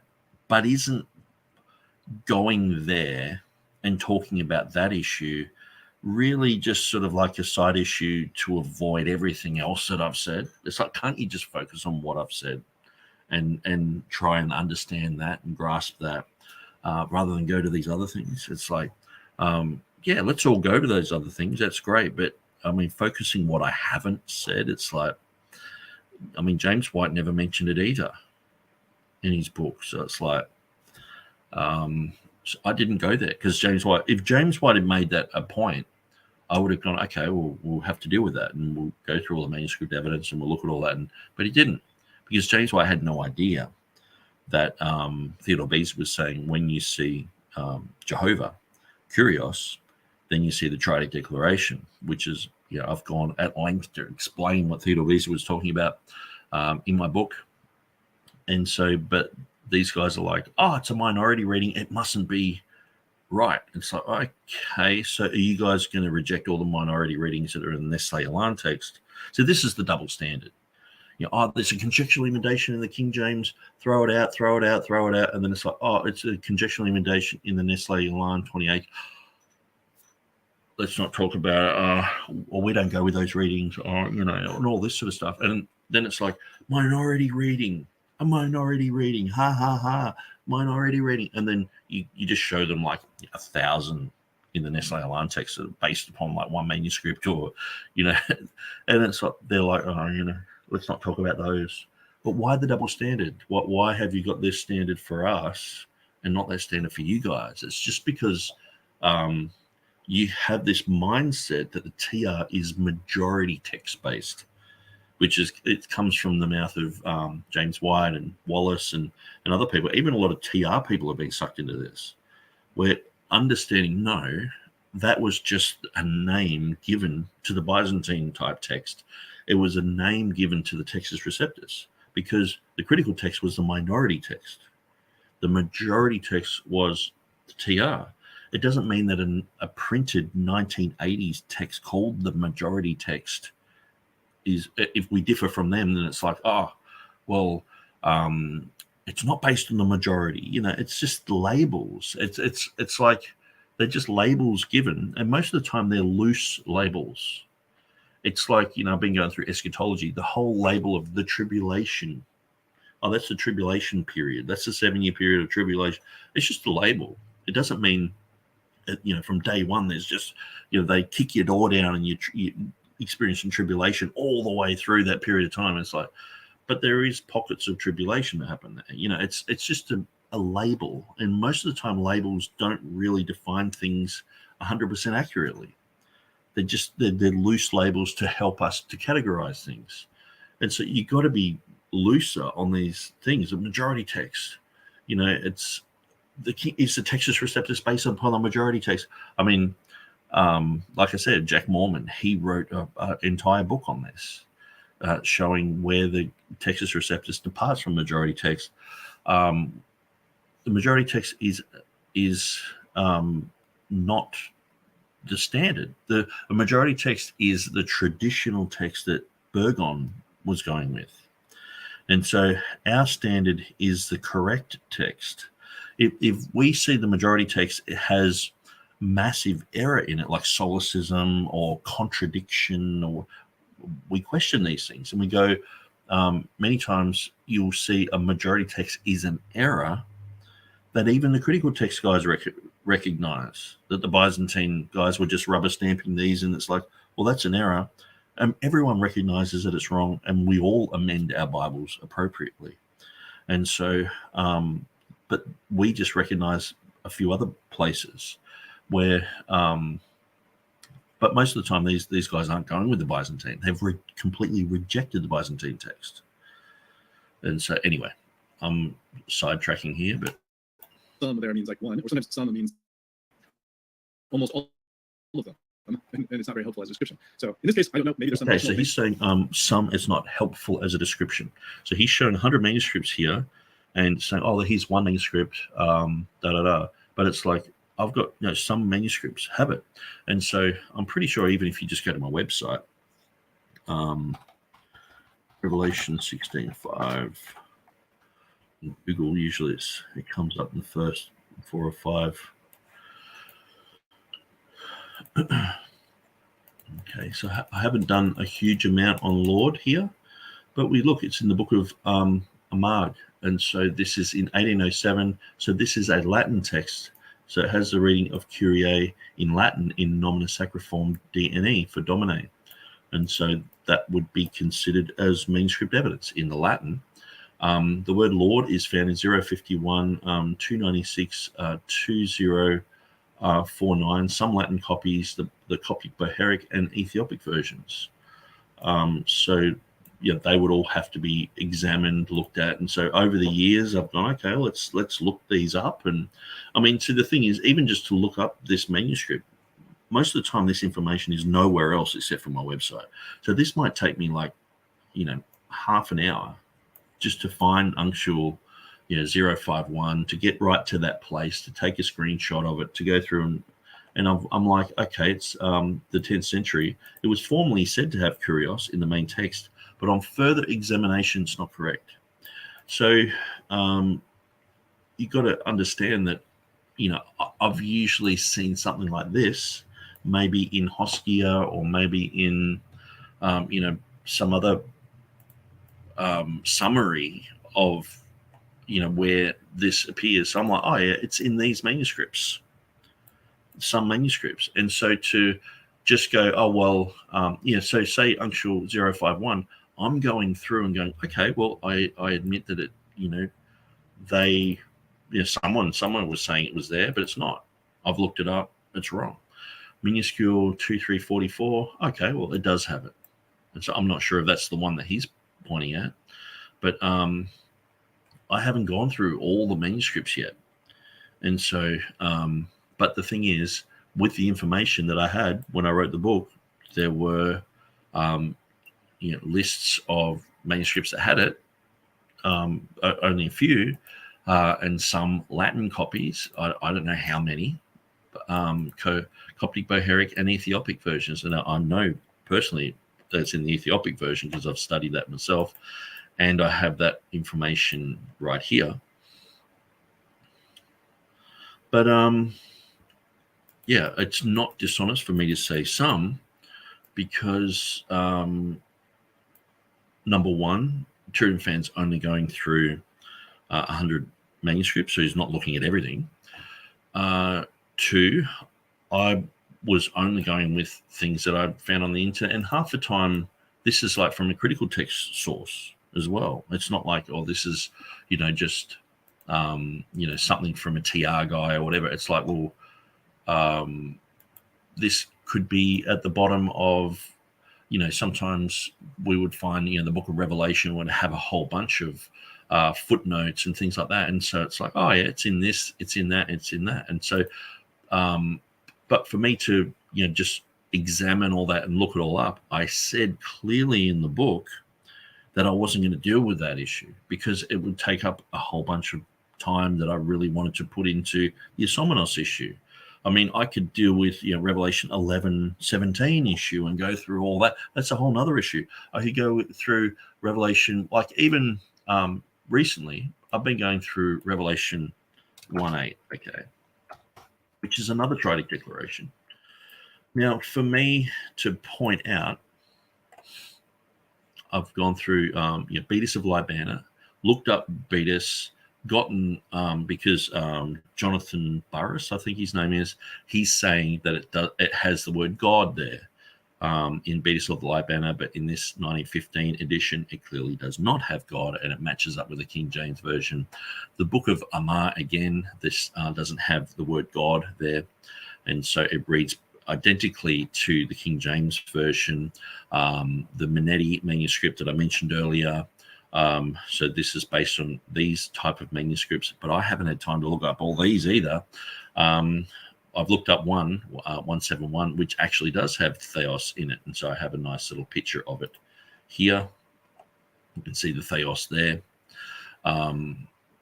So that goes against his reading, though, because he doesn't have God in his manuscript. And so, and then we're looking at other Greek manuscripts. Some of them, they don't have God there. Some of them do. And it's like, so I'm going through all this information. It takes a long time. So for me to just summarize it and say, well, it's in some manuscripts because that's the information that James White would probably say as well at that time, that I would say, and I think it's still warranted to say that, because not only is it just in, if I was to say, okay, in Greek manuscripts, so these are pointed out here, but this is a completely different one. This is minuscule 2344, so I haven't even got it listed there. So that would be 4 that are listed. I've proven against pretty much absolutely everyone that uncial 051 doesn't have the reading. So I've gone through, read it, and gone, no, it actually doesn't have the reading. So I'm constantly going through material like this, correcting it, and so you can't just say that I'm like being dishonest, like some of these modern Bibles, which say, oh, some manuscripts say this, and the oldest and best say that. I'm not fudging figures at all. I'm just saying it does have some manuscript support, and so and clearly even the Bible in Hebrews 3:16 uses this word some. Well, let's go to the KJV. For some, when they heard, did provoke, howbeit not all that came out of Egypt by Moses. So some, that's actually, well, in this text, it's actually talking about the majority. That's pretty much everyone except for 2 people, not all that came out of Egypt. So it's using the not all for just 2 people. And so I don't think that it's me being dishonest. Let's have a look at exactly what I said. Okay. So I think I am in a different section.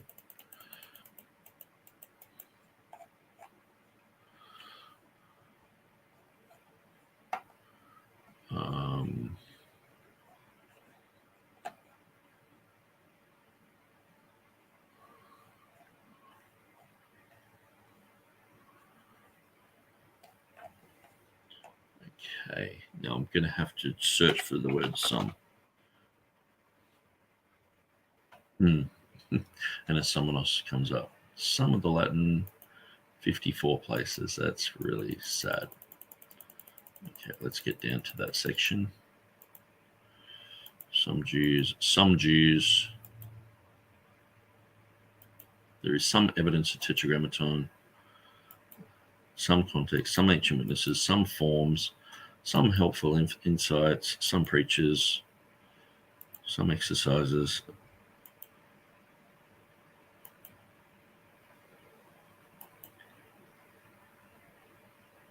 Okay, here we are. Lord is also missing in some manuscripts, yet is present in the Textus Receptus. Okay, so I guess what I thought that he was saying, or what I thought that I had written, was that Lord is in some manuscripts. Okay, well, what I've written is Lord is missing in some manuscripts, yet present in the Textus Receptus. Okay, I can see now why TurretinFan is like, well, that's not really honest or whatever. My intentions there are not to bolster Lord. My intentions there are going, okay, we're focused on Esomenos. Okay, there is an issue of Lord here. It's missing in some manuscripts, yet it's present in the Textus Receptus. And then I've written, although important, it is another topic entirely.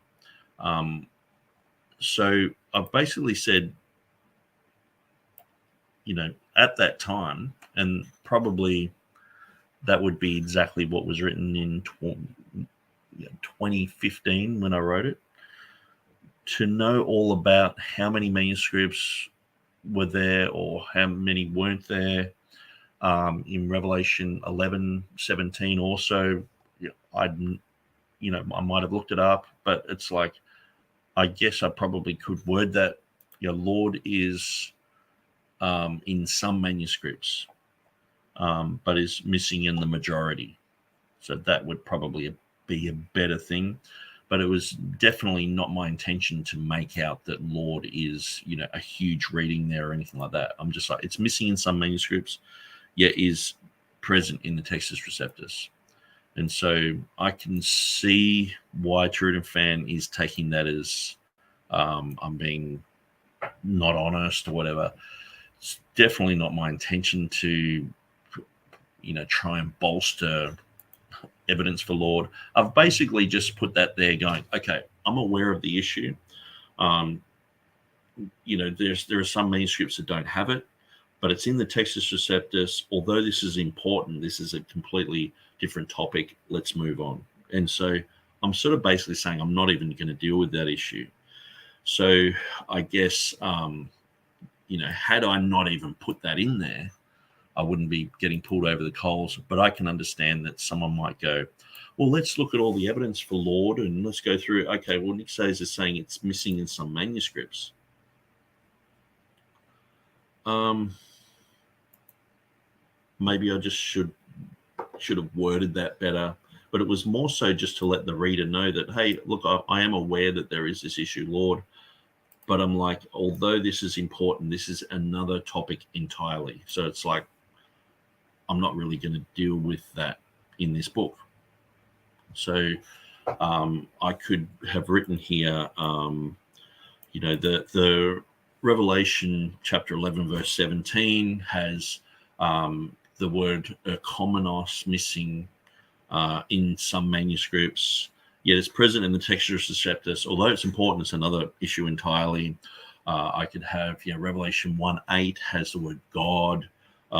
It's missing in some manuscripts. And so I guess the way I've written some here is just like, I'm not sure, it's missing in some. I'm just sort of basically just letting people know that the word Lord is another issue completely. I understand that it is an issue, but it's another topic entirely, and I'm not really going to even deal with that. And so, but I can see where TurretinFan thinks that I'm sort of trying to say it in a certain way. I perhaps at the time was just trying to let people know that I was aware of the issue of Lord, that it was brought to my attention, but I wasn't going to deal with that. But I can understand if he's thinking that I'm saying, like, okay, Lord, in all of the manuscripts, it's only missing in some. I'm just saying it's missing in some manuscripts. And I guess the word some could be it's missing in the majority of manuscripts. So yeah, I can see where that could be rewritten, and I can see where TurretinFan takes issue with that. But that was never my intention to make it out to say that. My main intention in writing that was just like, hey guys, I'm aware of this Lord issue, but it's another issue entirely, and that will be something that we'll go through later. Because at the moment I'm dealing with Papyrus 47, Sinaiticus, Alexandrinus, and a whole bunch of other stuff. And so just to go through the Revelation 16:5 material on all this is a huge deal. If I was to go through all the Lord issues, all the other issues that people have brought up, even just going through the Ethiopic of Stephen Boyce and people like Jan Kran saying, oh, it doesn't say this and it does say this, and going through and finding all that is huge enough. And also I've had to go through the Lord issues with the Ethiopic as well. So that's taken up a lot of my time. And so anyway, so I would say on this section, yes, perhaps I could word that better, but no, it's simply not my intention to bolster any type of manuscript evidence whatsoever. So could it be worded better? Yes, it could be worded better. But is the premise true? Yes, it's missing in some manuscripts. Yet it is present in the Textus Receptus. So I'm not writing some as in a majority or a minority. I'm just like, yes, it's missing in some manuscripts. In a sense of it's missing. Lord is missing. I haven't got a number. I'm just saying, okay, in some manuscripts, yet it's in the Textus Receptus. That's another topic entirely. I'm not really going to deal with it here. We'll deal with it later. So I guess this is the later. And as you can see, I am going through these issues, showing, in these manuscripts where they appear. And as I get more and more information, as I do more and more study, I'll point out whether they have it or whether they don't. And so here I could clearly see that it didn't, has Osios here. And so we have Dikaios, Os, Eon, Kaon, Osios. And so we don't have the Kyrie here anywhere, unless this is like a type of ligature. I'm pretty sure that's just an OS, Dikaios. Dikaios. Okay. So I'm not sure what that actually is. It could just be an iota. Thou art righteous, O Lord. Okay. So, but anyway, this is, that's why it takes so long, because you're looking at these manuscripts. You're like, okay, I'll look up the ligatures, I'll look up all this other stuff. And so perhaps someone saw this Chi ligature there and thought that was curious and went, oh, I see, it's got the word. Or perhaps I'm not reading this ligature properly, but as far as I can see, this Dikaios is the righteous. And, this matches in with the definite article here of with the ion, Kaion, or without a Kai, just Osios. So anyway, something I'm looking more and more into. But I can understand why TurretinFan was just like, oh, I don't think, that's right, blah, blah, blah. It's like, okay, perhaps I should have worded it better. But that's the thing, is a lot of the time what I find is when you're dealing with a certain issue, like say it's 1 John 5:7, you might be talking about that, and then you talk about some other issue that you're not hugely familiar with, but you're saying, oh, it's a bit like this other issue over here, blah, blah, blah. And people like hornets go onto that issue, and it's like, well, I wasn't really focused. I'm clearly showing in the book that I'm not focusing on that. So it's not like I'm not going to be, my expertise is not going to be on that issue. It's going to be on what we're talking about. So I clearly say that I'm not going to deal with that issue. And but that's what gets focused on. And this can be quite annoying in a sense where it's like, unless you're an absolute expert in everything, then you can be like, well, it's like what happened in Germany when the Americans went in and saved the day there. And it's all actually people are like, no, it was the Russians. The Russians actually did that. The Americans didn't come in for 3 months afterwards and blah, and sort of like, oh, you wish you'd never even mentioned it. You know what I mean? So I probably shouldn't have even just mentioned it. I should just delete that bit, but I can understand. I did mention it. TurretinFan's brought it up, thinks I'm saying some in a dishonest fashion where I'm not. But there we go. Scripts that aren't transcribed, either because they're so late or they were just kind of rushed into this are Byzantine text and we're not going to bother transcribing them in. That does sometimes happen. Anyway, I hope that's not the issue. But anyway, of the ones that are transcribed, this is the lone one that has that particular reading. Then it's ho on, which is the first part of what Nick calls the triadic declaration. And then there's this empty line. So Hill says the first edition of a book always has some weaknesses, things that could be worded more precise. A second edition is upcoming. Yeah, I haven't thought about it. I've been just so busy with other things, but I really need to put into the book about the manuscript of Theodore Beza, also cleaning up the issues of the Ethiopic, because a lot's been said by Stephen Boyce that's completely false, and this has been reverberated by Jan Kranz has brought up a bunch of stuff which is wrong, and this just tends to get parroted. And I've done a ton of homework on this, and so, but people, what happens is it's like I'll say something, people will respond and throw out a bunch of things, and then I'll go, okay, well, clarifying these things, I want to say this, and never get a response to that. It's just really annoying, because I guess people just see me as sort of like a kooky guy from Australia, not really worth responding to when it's convenient for them. But when, when I'm doing the Revelation 16:5 thing, oh, well, James White can do whole hour-long dividing lines on that and bring my name up over and over and over again. But then when I say things that are inconvenient, he just shuts it down. The same as Jan Kranz, I've confronted him on a few forums that's saying, hey, what about this? What about that? About the Ethiopic? And he just doesn't really respond, or just shuts it down because it goes against what he's said officially and all the rest of it. And so, but yeah, so a second book upcoming. Maybe I actually wouldn't mind going through the other triads like Revelation 1:8.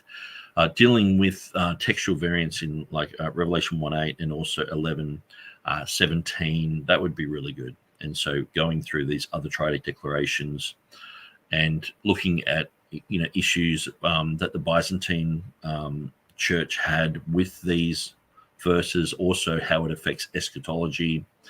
So there's quite a lot. I mean, you could just write like 1,000-page book on this. And there was a ton of stuff which I deleted from the book, because it just sort of went, like, you can already see that I went on lots of sort of tangents and things like that. But, it's one word in one verse. How big would a book be? So I guess probably practicalities, I would just put on maybe a little bit about Lord, Kurios. But see, the thing is too, when you're dealing with critical text people, they can just go with any variant and say, see, I follow that variant. I don't follow the NA28 there. I just follow whatever I want. Or they can follow the NA28 and just reject the Textus Receptus, which is, it might be hugely majority text based, but they don't want to go with it there. They want to reject it somewhere else, or they want to go with a minority reading here and all the rest of it. And so you don't really know where their Bible is. You know, they can just sort of move the goalpost when you're halfway through something. And so the whole thing about Kurios, it's sort of like I saw that as like a bit of a goalpost change. It's like, oh, well, you know, so it doesn't even have Kurios there. It's like, well, okay, so you're all of a sudden your majority text, you know, you're going with the majority text. But, you know, these guys are, you know, mostly following Vaticanus and Sinaiticus and the NA28. But to get to where they're at, it's like, well, what about all the other majority text readings that back up the Textus Receptus? Are you going to follow them? No, we're not going to follow them. Why? Or they're not in the NA28. It's like, so I think, you know, when I'm writing things, oftentimes I'm assuming, like, I guess in a way, like I wrote this for James White, understanding that he would see that I would think that it's a genuine reading and other readings around it that are in the TR are genuine readings, that you don't have to go and defend absolutely every reading that is against their position. You know what I mean? Like if it had, you know, say God was manifest in the flesh, okay, and they have who appeared in a body, or who was manifest in the flesh. You know, the greatest grammatical blunder in the critical text is solecism, and most people don't admit that it's a solecism. And James White goes with a TR reading there. And so, if I was to talk about that, it doesn't mean that I know everything about. Is it 1 Timothy 3:16? So it doesn't mean that I know everything about 1 Timothy 3:15 or the first verse of the next chapter, or it doesn't mean I know everything about 1 Timothy. I think it might even be 2 Timothy, but it's like it doesn't mean I know everything about everything surrounding it. And so I know about this one issue that I'm focusing on. And yeah, sometimes you bring things up, like in the previous verse, it says this, or see what I find these guys are doing. They're like, oh, let's go back and let's look at all the surrounding material that he didn't deal with, and let's talk about all that. And it's like, can't you just talk about what I've brought up? You know, the fact that this is a name, that it's a nomina sacra, you deal with those things. But yeah. And so, but then eventually what happens is, because they bring all this stuff up, you're like, okay, well, I'll go through and I'll deal with all those issues. And so I'm sort of inadvertently dealing with Revelation chapter 1, verse 8, just because it just became a popular thing because a guy made a few videos on it. And I'm like, okay, well, I'll put my information up there. And so, but then I'm like, actually, this is a triadic declaration. Maybe this might be good information for later on.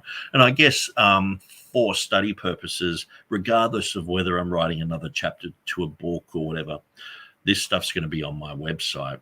And there's a ton of things in my book that aren't on the website. There's a ton of things that are on the website that aren't in my book.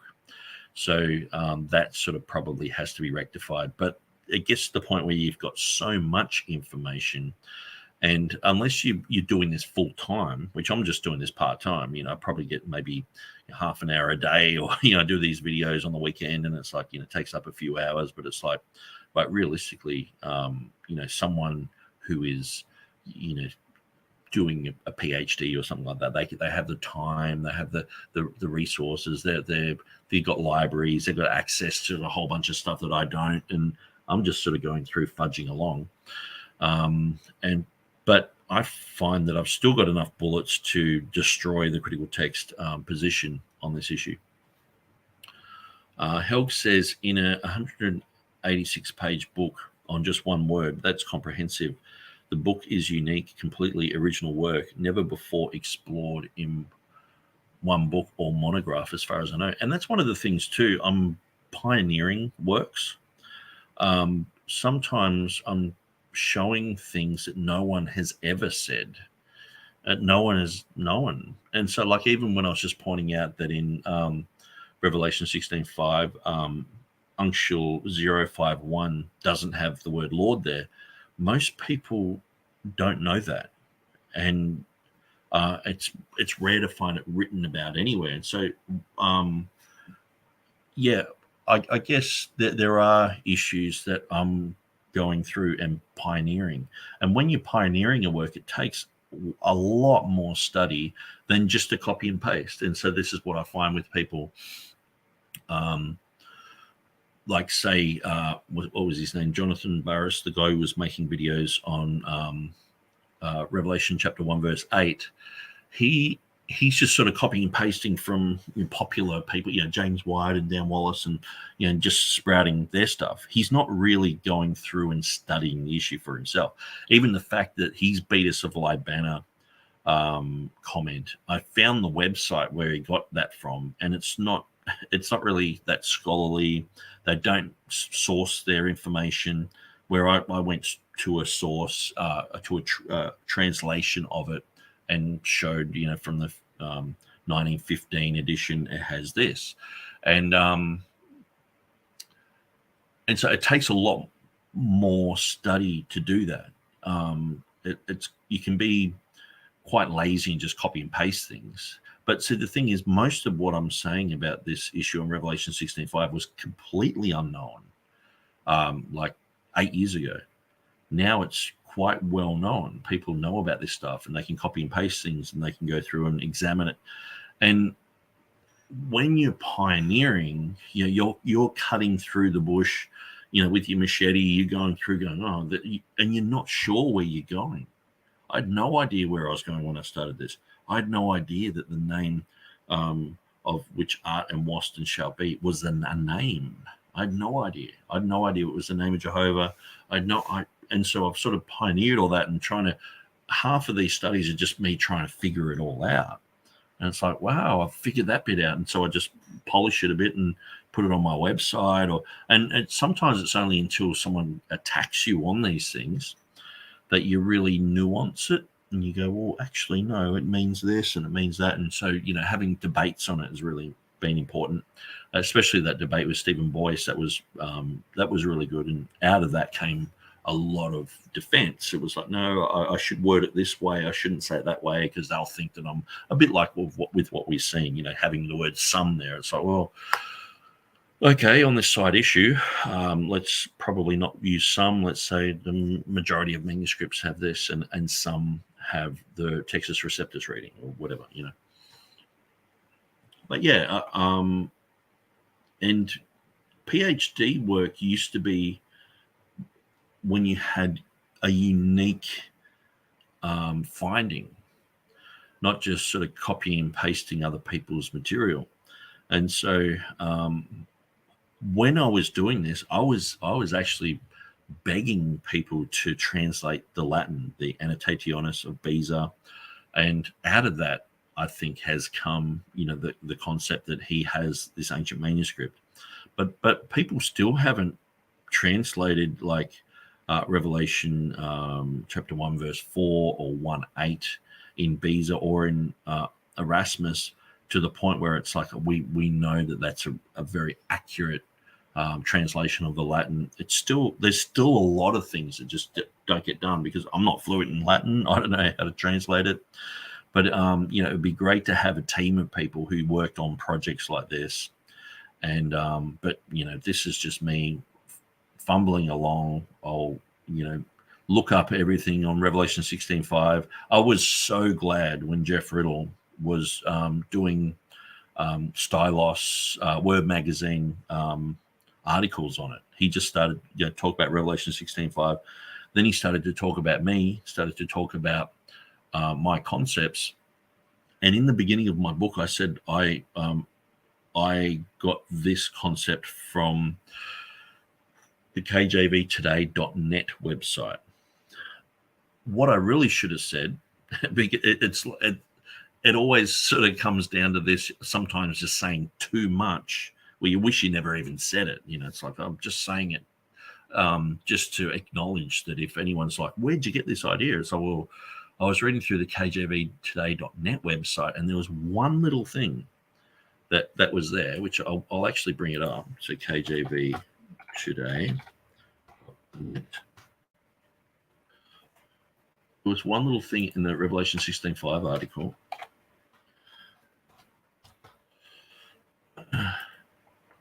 And even afterwards, I looked at it and went, actually, it's not. Hang on, Nomen. Yeah. Theory that John wrote Somnos in a nominus sacra form. So actually, I think he's expounded on this. I don't think that was all there last time I saw it. Anyway, last time I remember when I first looked at it, it was no, this information was there. Yeah.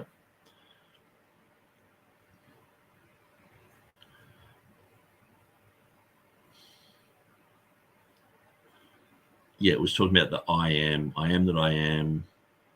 And like it's got a tiny little bit on it, but really it doesn't go in depth into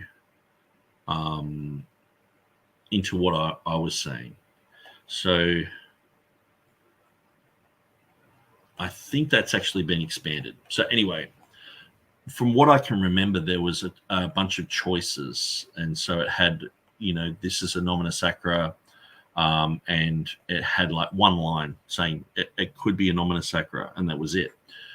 So Jeff Riddle, instead of critiquing my book and going through my stuff, he just went to KJV Today and said, well, Nick Sayers said he sort of got it from there. Let's go there, where it was just like one spark of like, oh, maybe it's a nomina sacra. And so that led me on to that, and it opened up like, a whole Pandora's box of issues. But really, I don't think that he's just put that there as perhaps this, perhaps that. He's got like 4 or 5 different, perhaps this happened and perhaps that happened, and so it's definitely not something that he goes in depth in. And then Jeff Riddle sort of lost steam on the Revelation 16:5 thing and dumped it, where I was so glad that he was going through it, because I really wanted critique. When you're pioneering something, having someone critique what you say is very important. So sometimes I'll have an idea and I'll just throw it out there on the internet, and you'll get 50 people saying you're an idiot, but then you'll just get one person who goes, yeah, hang on, you've got a good point here, let's study through it. Or even having someone critique it, they might be able to show why they think it's a stupid idea. Sure, you get a bunch of noise, you get a bunch of non-thinking people who just want to say you're a kook. But so anyway, let's let TurretinFan continue. Line is just for other kind of stray marks and so forth that are in there. And then kai ho, or in some cases kai hos, mean this is and then an article and then hen. So it should be kai o hen, or some will have kai hos hen, but the hos is not the correct. I take it to be not correct. Although you can see there are a lot of manuscripts with this variant on the article itself. Is it with the sigma or without the sigma? So there's a lot of copies with it. An error here. Either the majority is right, which is the majority is what the ECM is going with here, but the minority, it's there. I don't think it's right. And the Textus Receptus is an untranslatable difference in the Textus Receptus, I believe. I don't know how you would translate that difference. Maybe there's some way to translate it. I don't know. I don't think it's translatable. Then, as I said, hen, which is in almost all of the manuscripts, there is this one, row 40, that omits this altogether and just has ho'on kai osias without any article and without the ho'en. So that is 2071. Maybe of interest to Nick, I don't know, but it's a bit shorter reading than the others. I haven't investigated this further to see why, to see if there is a reason why. But in any event, almost all has the. Now, I guess in a way, like I was saying, that TurretinFan's going through this, it's a bit redundant, sort of thing. But at the end of the day, this is pretty much the same thing that I would do if I was to write more about Revelation 16:5 and go through all the manuscripts.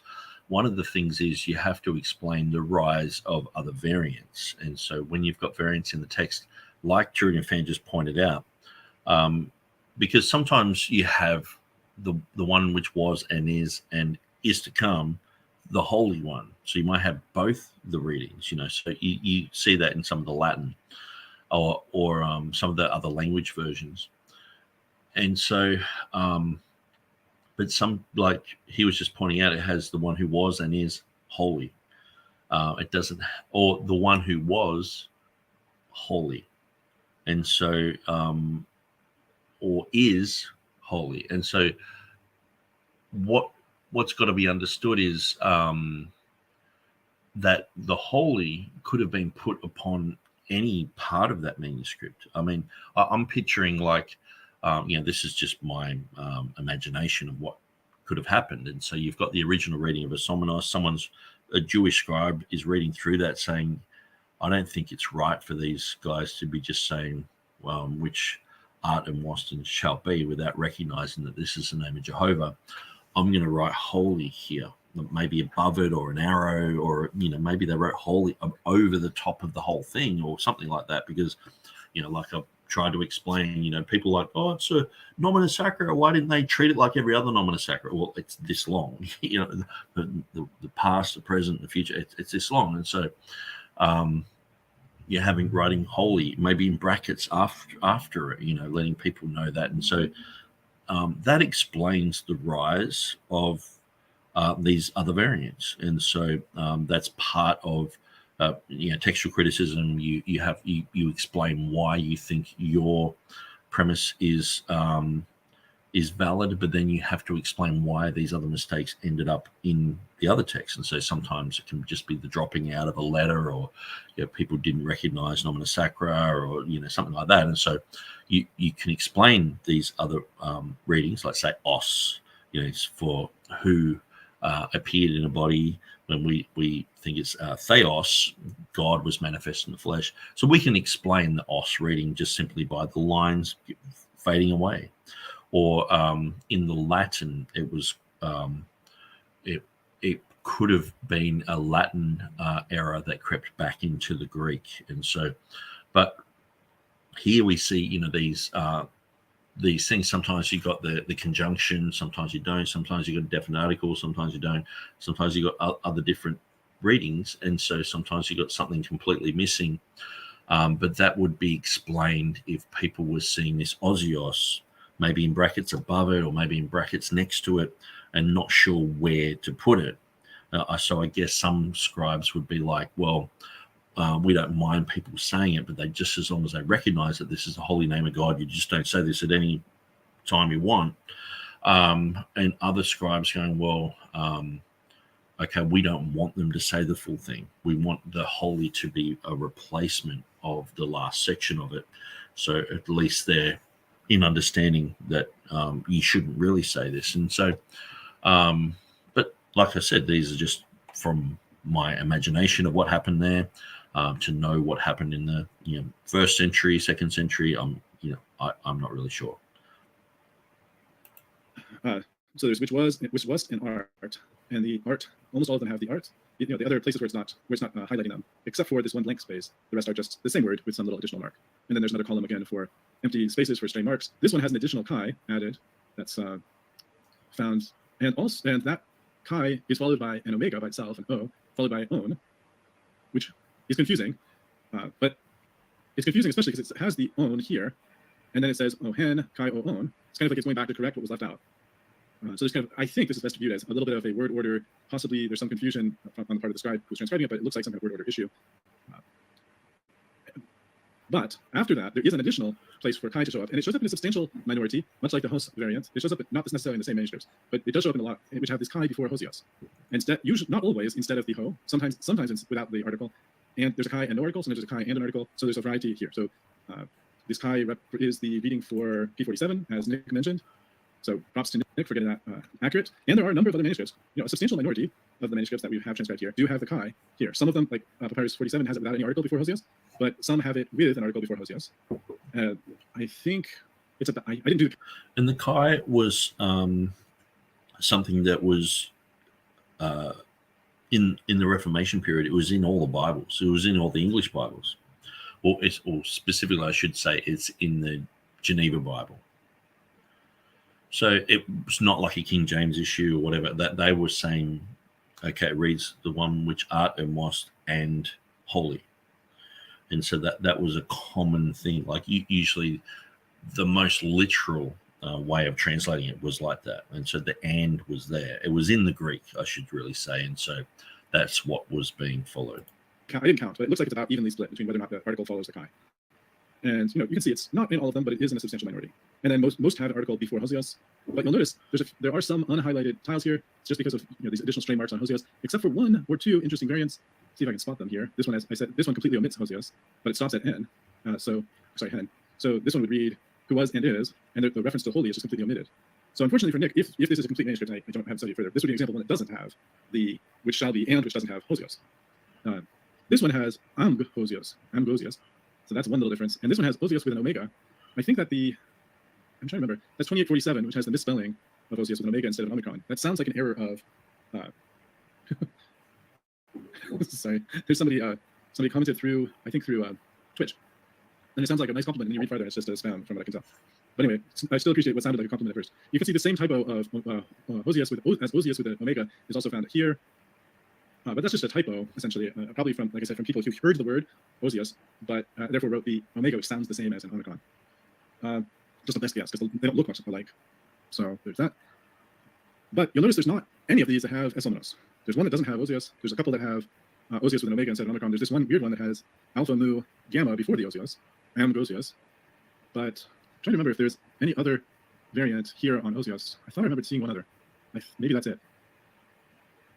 So, yeah, basically, setting aside this typos and the complete omission of the word, all the manuscripts have what the TR has. I'm sorry, not what the TR has, but what the critical text has, what P47 happens to have. Then there's an interesting textual variant. I'll just mention it for the sake of pointing it out here. There's this interesting textual variant in row 30, which I don't remember the name of the manuscript, 2026.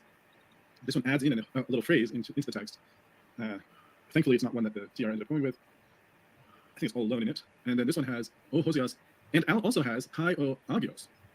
So this one has, this after O Hosios adds Kai O Agios, which is, Agios is another way to say the holy. So this is like O Holy One and the Holy, but with another kind of essentially a synonym for this. This is not a reading that's found in any other manuscripts that I transcribed, or I didn't transcribe, but that were part of this transcription process. In any event, this is a lone variant, but an interesting one because it definitely doesn't reflect an understanding of Hosios as being a nomen sacra. Instead, it kind of takes it at face value and then adds an expansion by kind of reduplication by adding a synonym. It does happen that sometimes scribes added to Revelation, and this is one of the challenges. You would think with the severe warning that it has that people wouldn't add, but they did. And then you can see there's something similar with the Hoti, Tota, Ekrinos, that it's almost all of them are the same on this phrase. There's some little minor marks differences on some of these, and there's like a couple that omit that phrase. And there is, I wouldn't say there was one that was interesting just because it was quite different. This one has, instead of Tauta, it has Dikaya, which is kind of a surprising, to me at least, a surprising substitution. But anyway, that is, overall, that's the result of going through this and collating. What can we gather from that? I mean, I suppose what we can gather is, when it comes to this claim at the beginning of chapter 3, that it says it's the united testimony of all the relevant historical information. When it comes to the Greek manuscripts, this selection of 100 witnesses, not a random selection, but a selection. Okay, so I'm going to slow it down a little bit here because he's talking back about my book. That's given by the digital tool that I was working with. When it comes to this selection of 100 manuscripts, the evidence is pretty compelling because not any of them have a reading that's particularly favorable towards Beza's reading. Yes, there are some that have, there's a substantial minority that have this chi inserted before Hosios. It's not a huge percentage, but 1, 2, 3, another, that's 10, around a quarter of them have chi. So 75% don't, but about a quarter do. And then a good chunk don't have the article before Hosios. Says, is that a reading? These are farther from Beza's reading, the ones without the article, because Beza needs an article. And then none of them that substitute Esomenos for Hosios here, whether or not they have a chi.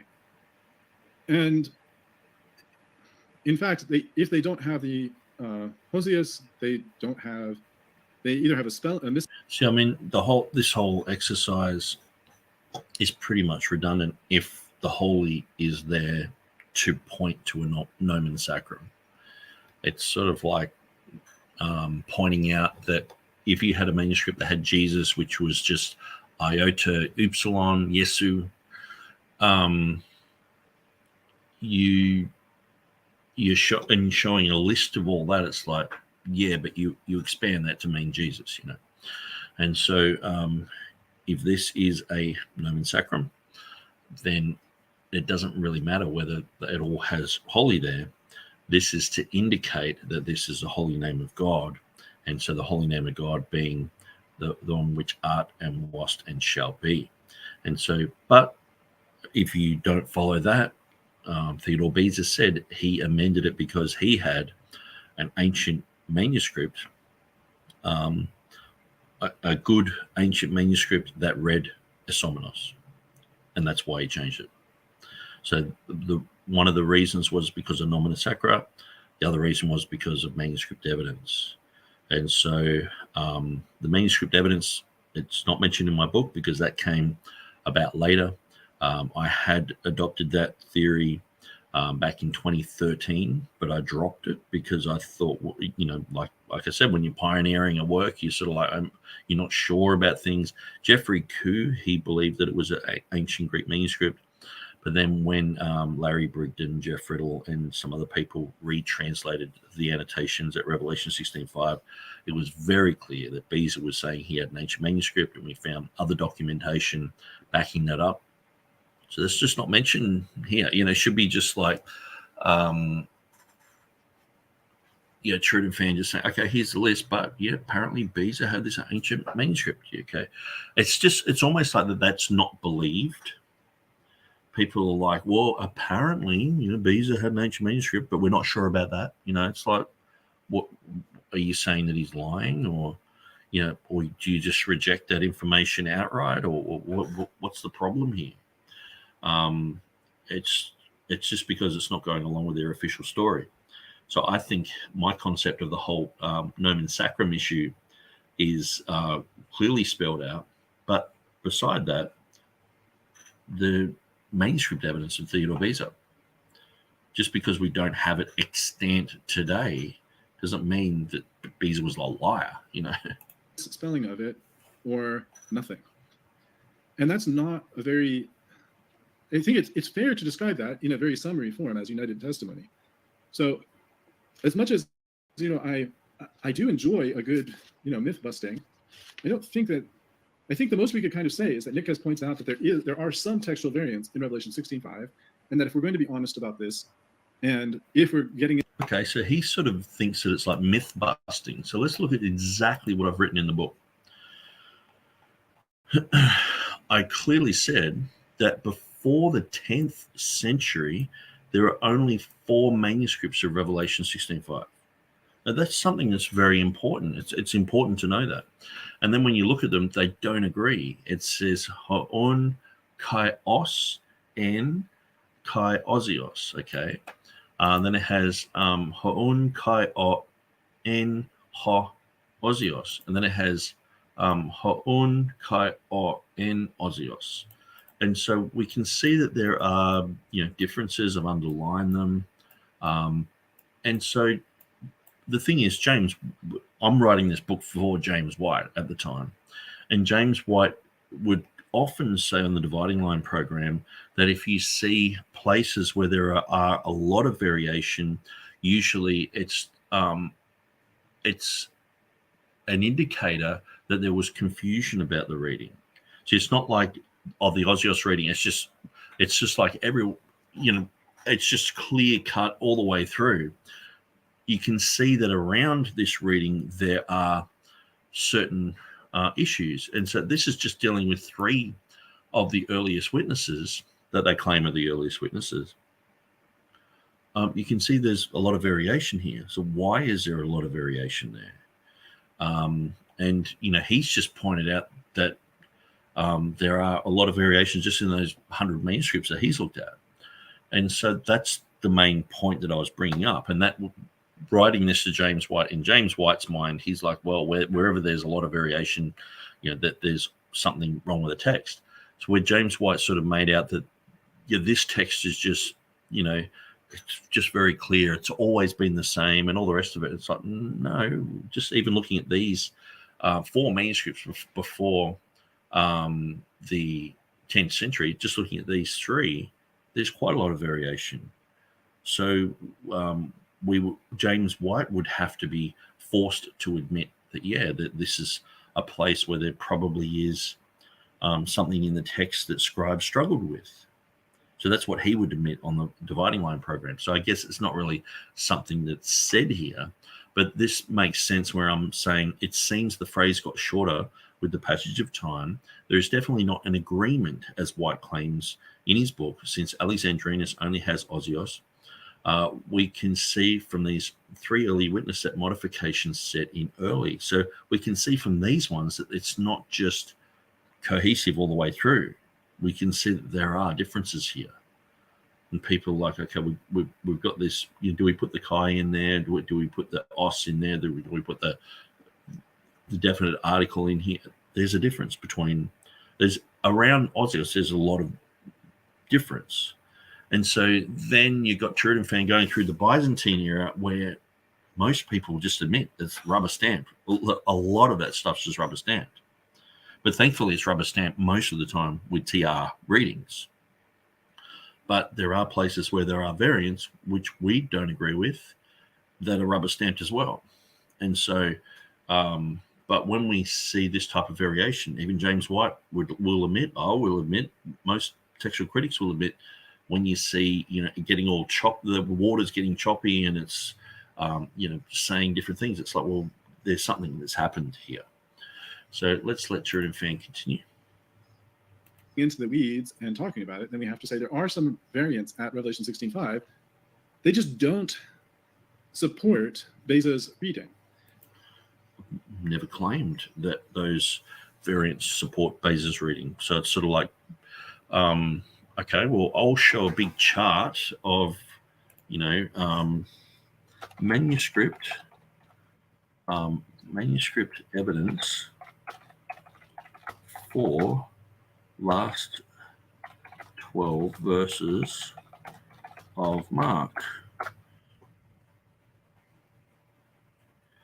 I'm pretty sure James Snap has a thing on this.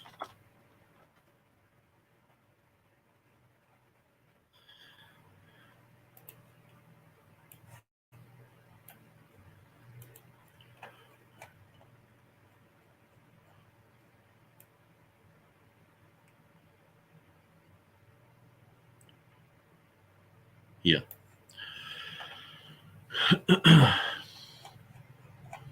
Okay, so let's look at, well, he's probably got 50 articles on this, so it might be a little bit harder than I've originally thought, but let's just go through some of these. There's bound to be one of his big long lists of ones that have it and ones that don't. Maybe he doesn't have it.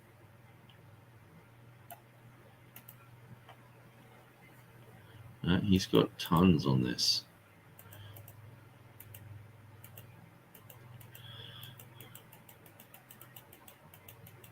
So I'm sort of just doing this to prove a point that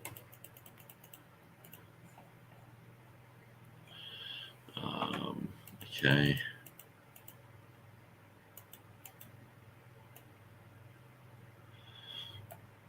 Holder posts.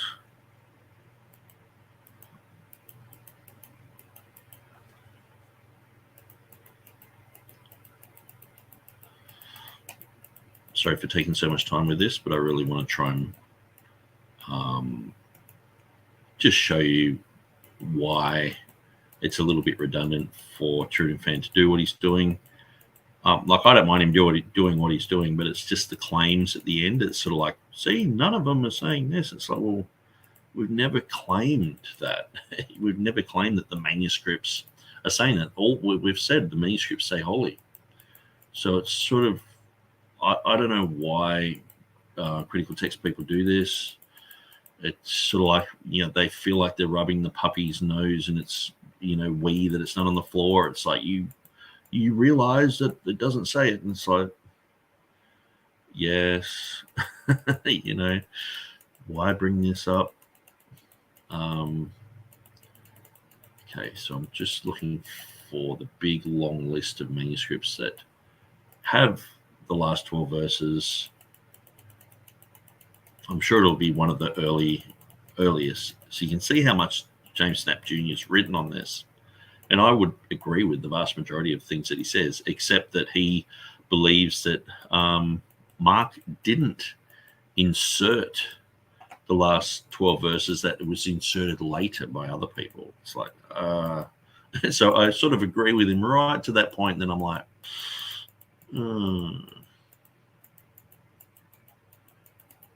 look, he's got, James White, saying this stuff here. The church of the first few centuries that produced those vitally important papyrus manuscripts didn't have it as part of their scriptures. So anyway, that's why James White doesn't like James Snap, because he points out these glaring inconsistencies in what he's saying. Okay.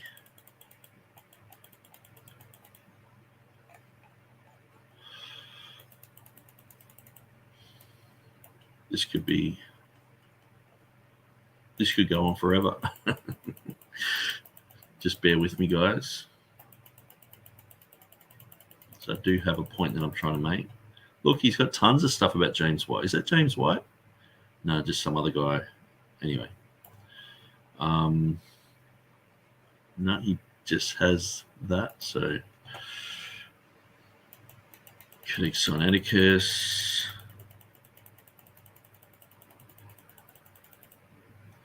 I'm pretty sure in his book he goes straight into it.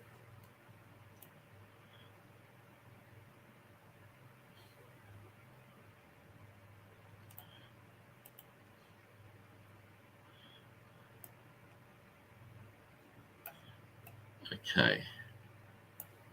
Well, that was a total waste of time because it didn't show it. Maybe I should type in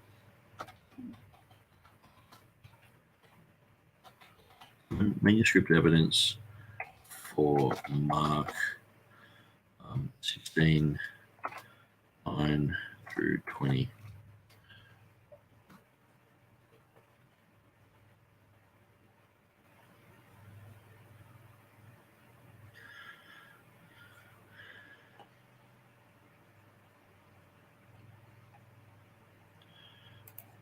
Maybe Wikipedia will have it. I'm only just trying to make a point here. I don't think this is that important, but it's pretty hard.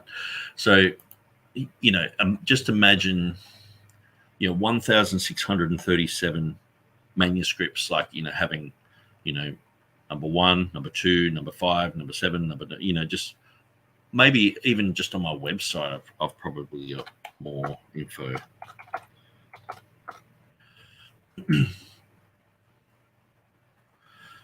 Or a better way of looking at it. So imagine if I was just to go through, say these are the minuscules.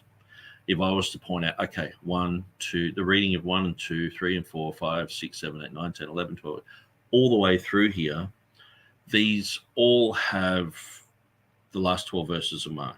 Just say that these were documents with Mark in it. What's the point in showing all that and showing everything when it's, that it's only 2 manuscripts that don't have the reading, Vaticanus and Sinaiticus. So it was sort of like, you know what I'm saying? It's like, then at the end saying, see, we've gone through all these manuscripts. None of those have the readings deleted, and it's like, well, you're sort of just pointing out, you're just really stating the obvious and sort of, I guess, making out that I'm not aware of that. I came to this issue with that in mind. It's like, okay, well, they're saying there's 0 manuscript evidence for it. Let's see. Let's go through everything. Let's examine. If anyone's ever said there is some manuscript evidence for it, let's look into that. Let's think about it. Let's grow on that. Let's not, okay, we're going to, say the Commuhenium. People just put a list of manuscripts that don't have it. And it's like, yeah, why not just deal with the ones that do have it? We're all aware of that issue. It's not like we're hiding from it. It's not like we're trying to be deceptive about it. And the whole premise of my book is that the reason that it has holy there, which is completely out of whack with the other triads, past, present, and future, past, present, and future, past, present, future, past, present, future. Then it just has past, present, holy. Well, I guess, he thinks Revelation 11:17 doesn't have, it just has past and present. It doesn't have anything else. It's just strange because it hasn't got the 3. It's got 2. And this Revelation 16:5 has 3, but one of them isn't anything to do with a period of time. So anyway, I'll just sort of point that out, which was a little bit tiresome to go through, but let's continue. So the vast majority, 90 or essentially 99% of the 100 that we're looking at don't have this word for Lord, which was one necessary piece for Nick's overall argument. See, notice what they've done is they've said, okay, so I have to have Lord there for my argument. Okay. And so I've pointed out that Theodore Beza clearly says, I'll show you exactly what he says. He just basically said that whenever you have the word Jehovah, you have the Triadic Declaration. That's all he said. Okay. And so, I mean, for the scholars in the Reformation period, that was considered like, okay, well, let's run with that, and they ran with that. But am I saying that my whole argument is based upon that? Okay, so here we have the annotations here. So he has the usual publication is Kai Ozios. So that's the usual publication. That's what it usually says. So am I trying to hide that, or make it obfuscate it, make it confusing for people to understand that that's what the manuscripts say? No, Beza says it. I say it. Everyone's saying that. So to point it out as if it's like, see, it's like, well, yeah, okay. And so Beza was well aware that the majority of readings were Kai Ozios, but he goes on to give several reasons why this caused grammatical problems. And so, yeah, he saw that it went against the pattern in past, present, future, etc.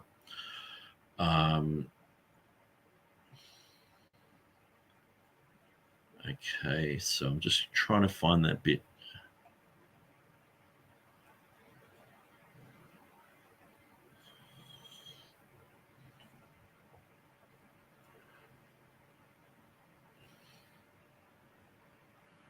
Okay, so I don't think I've actually written that much on that on my website. I have in my book, but in his let's just look at what he has here in the Latin. So he has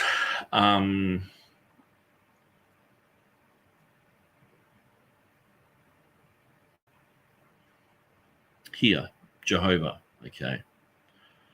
And so basically he's saying, when you see the name Jehovah, that this Triadic Declaration appears. And he says that he spoke about it in Revelation 1:4. And so when that's why I was like, okay, let's read Revelation 1:4. And he talks about Jehovah, talks about I am, talks about all this stuff. Okay. So what's he actually saying here? Is this like a key point to my argument? No. It's just what Theodore Beza pointed out as like, okay, here we have the name Jehovah, and then the Triadic Declaration appears just next to it. Wow, that's amazing. Here again, we have Jehovah. Oh, the Triadic Declaration appears again next to it. And I've gone through that in my book.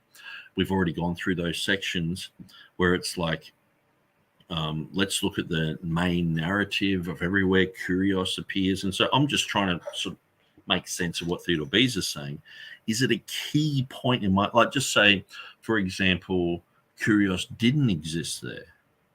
Okay. And It wasn't the case that everywhere Jehovah appeared, this triadic declaration appeared. Would it change anything that I've done? No. This is like almost like a side issue. But I've had to explain it, and people, I guess, think that in my mind, I'm like, see, it has Jehovah there, so then it has to be, that's the only reason it's triggering the triadic declaration. It's like, well, no, it just so happens to be that way. And if you read a stable text like the Textus Receptus, it's not going to change tomorrow. You can see that in the 4 triadic declarations that are spoken by, Jesus and heavenly beings, 24 elders and others, that you see the name Jehovah appears, then the triad appears. Jehovah appears, the triad appears. Jehovah appears. That's just the observation. If the Jehovah didn't appear, but then you had the triad, does that ruin my case? Not really, because I've actually discovered where Theodore Beza could have added to this. If you go to my website, you can see this. Where, well, here we are. We're sort of here anyway. The Pantocrator.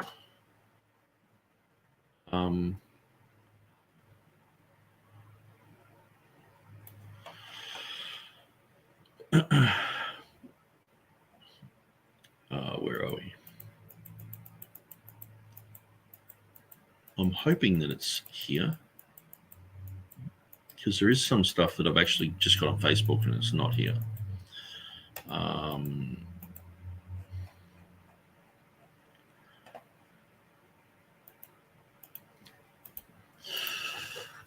Okay, just going through, just trying to find where it has.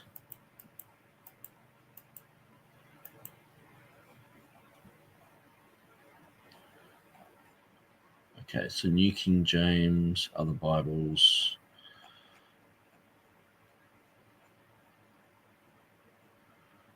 Okay, so it might be actually easier just to see this type of pattern in the book. So maybe if I just grab, where am I?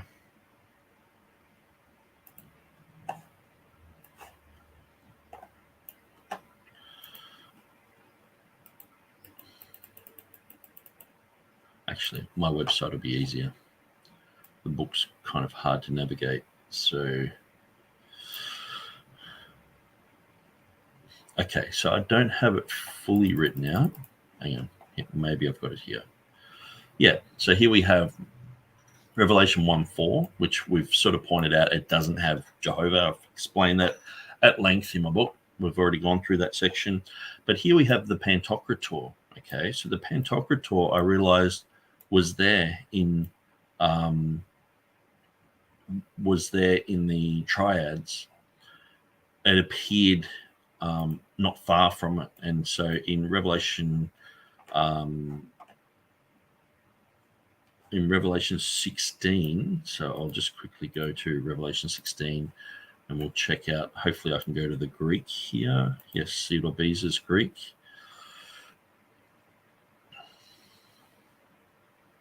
Okay, so verse 5, so we have, the Kyrie, so the Jehovah one. Then we have the Pantocrator isn't until verse 7, but like I've pointed out in a lot of the writings that I've done, the reason is because the first part is it's quoting the Psalm. The second part is also quoting the Psalm, but quoting certain aspects of it.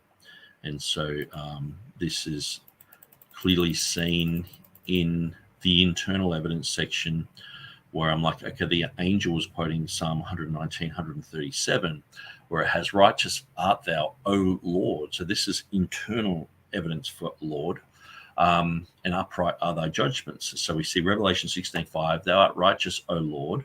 So when you understand that is Jehovah there, art, was, and shall be, it's sort of redundant because you're already saying Jehovah, but it's the expansion of it. Because thou hast judged us, okay. It's talking about, upright are your judgments, and then it has Even so, Lord God Almighty, true and righteous art thou judgment. So it's the even so is pointing back to here. This is another angel basically finishing. And like I've said, if you go to the shopping center and you talk to, you see two girls there and you're like, so where's the hat section? One will say, if you go down aisle 4 and then do a right, and then the other one will say, you'll see the hat section there right next to the socks. And they finish each other's sentences. It's quite an amazing thing that women do that men usually don't do.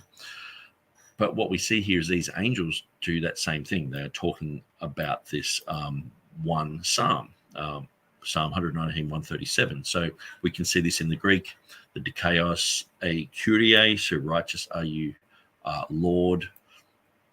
And so this is in Elias Hutter's work. So righteous art thou, O Lord. So we see the similarities in the Greek here with Revelation 16:5 and Revelation 16:7. So we see the Kyrie, and so then we see the Hotheos, Hopentokrator. And so as I was pointing out, the Pantokrator it's in all those same triads as well. So one of the things is in looking at Revelation 1:8, the word theos is usually there as well. And so this is quite an interesting thing. Let me go back down to the Greek down the bottom here, showing all the other triads here. Whoops. Yeah, no, it's not full enough here. We can see theos here, Revelation 11:17. We just saw theos in Revelation 16:7, which I think is related. We see theos here, Revelation 4:8. We see theos. Actually, that should be back here, but we see theos there.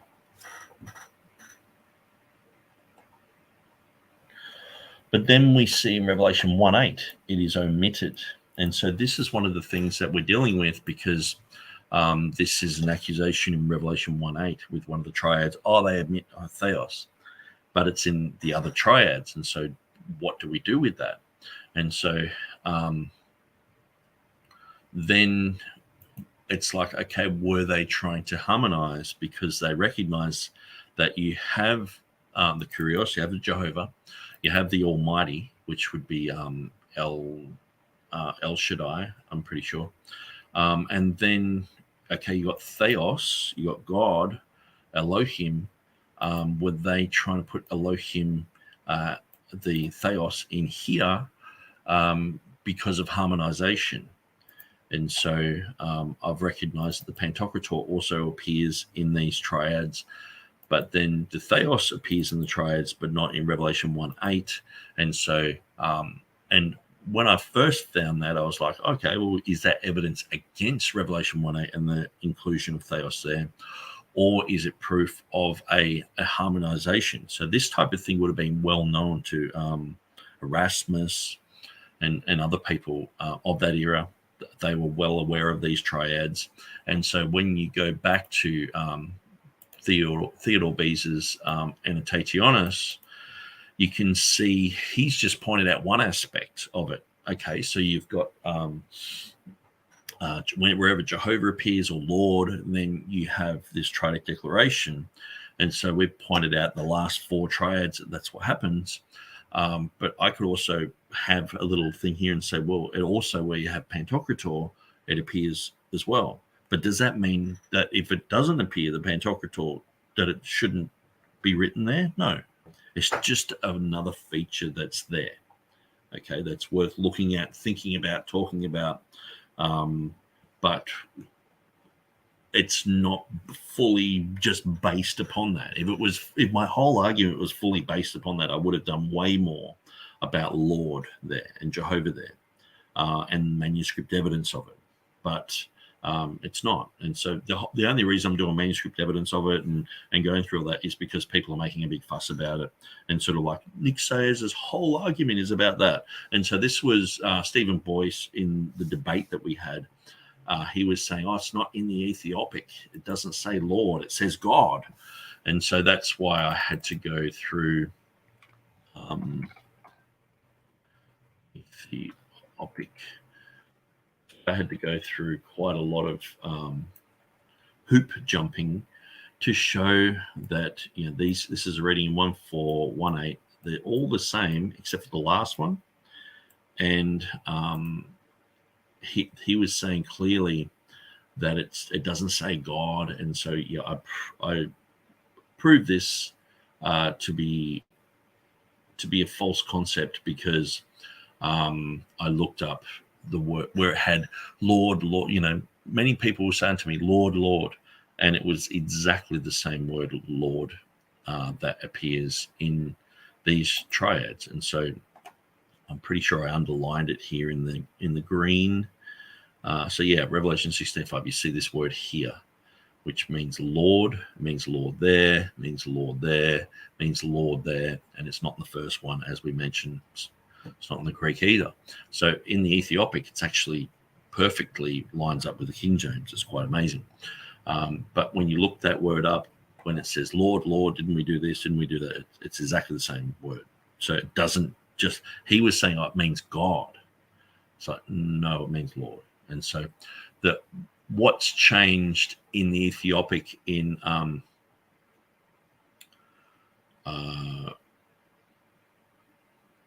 yeah, so anyway, that's an interesting point. So let's move on. And again, except for that one that's blank, 99% have the Osias, either misspelled or even spelled as Amgosias here, with two, in this particular case, there's two articles right before it, and then Amgosias. So it just seems to be a typo or, you know, handwriting error. But, you know, ultimately, there's nothing in here that would lead a person who's looking at the witnesses to say, here's a witness to Beza's reading. The most, like I said, but see, this doesn't explain how Esomenos became the reading in, say, like Betis Libana, Hamo, Halberstadensis. How did it become a reading? He's not explaining the other variant. Okay, so someone like Stephen Boyce is like, I think it's harmonization, but even with Erasmus, when he was in his Annotationis talking about harmonization, he said it probably should be Erkomenos, not Esomenos. But he said that's what it probably should be. Why is he saying that? Why is he seeing an error there? Why is he saying it should be something else other than holy, against all the manuscript tradition? So this is the thing. They're not explaining that. They're just saying, oh, well, you know, all the manuscripts say that. That's fine. Let's just move on. It's like, well, okay, well, no. Explain why Erasmus is doing this. Explain why Hamo Halberstadensis is doing that. Explain why Betis of Libana is doing this. And you got to explain why the Ethiopic has it. Explain what, you know, at least you would have to admit that this is a secondary reading. This is the most popular. There's no other. It doesn't say the one which wasn't is in bananas or something. It doesn't say anything other than either holy or Esomenos. Okay. Now, as we look, there's a few little aberrations here and there, but you would have to be in admission that this is a good contender, a second contender, even if you're just to go with just what the manuscripts say. Okay. And not recognize that it's a nomen sacrum. The strongest argument that Nick can offer is that there is a substantial minority of manuscripts that have Kai before Ohosius. The strongest argument? No, I'm just pointing out the facts. See, this is the thing, like, what a lot of people don't recognize on my website, what I do is I go through, you know, someone will say, oh, this reading, you know, shouldn't be in the King James, blah, blah, blah. And it's like, okay, well, let's look at the evidence. So I put up evidence that is for, that is for against, that I put everything that I can up there. And so in my book, I've gone through, okay, let's look at some of the earliest evidence. oh, okay, we've got this chi there. Let's explain this. Let's look at this. Let's think about it. It's not the strongest evidence. I don't really care about P47. I don't care. But I'm just pointing out that James White cares a lot about P47 and a lot about the papyrus and a lot about those early readings. And he would have to admit by his own standard that if it does have a chi there, it's a conjunction that's going on to say something. What does "and holy" mean? The one which is and was and holy. But he says, oh no, every manuscript has the one which is and was the holy one.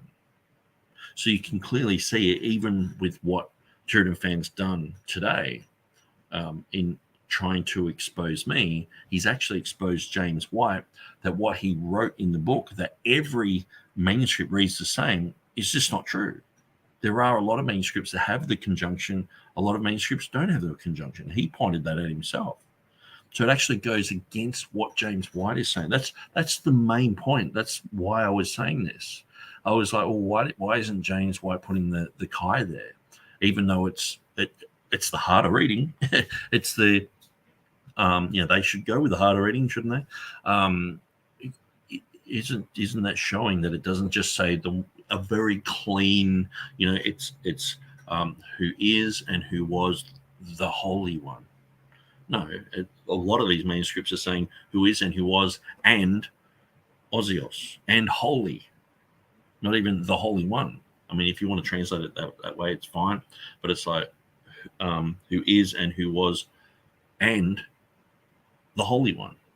Why aren't they putting that there? And so, but I'm only just pointing out that it's not as clean as James White was making it out in his book. So that's the reason why I'm putting it there. I'm not saying, oh, this is fantastic evidence for us, but I'm just pointing out that it does have a conjunction there. It's going on to say something, but it's not mentioned in James White's book. The oldest manuscript that we have is saying that. See, in most other places, James White would use this type of material to say, see, this backs up our critical text reading because it has this, it's going on to say something, blah, blah, blah. And that would be seen as quite logical to do that. So when I do it to point out our case, it's seen as strange and weird. And is this the strongest evidence that we got? It's like, I'm not saying that I go with his way of examining manuscripts. I don't examine manuscripts the way that James White would do this, because I think that most of the manuscripts have just gone. They're missing.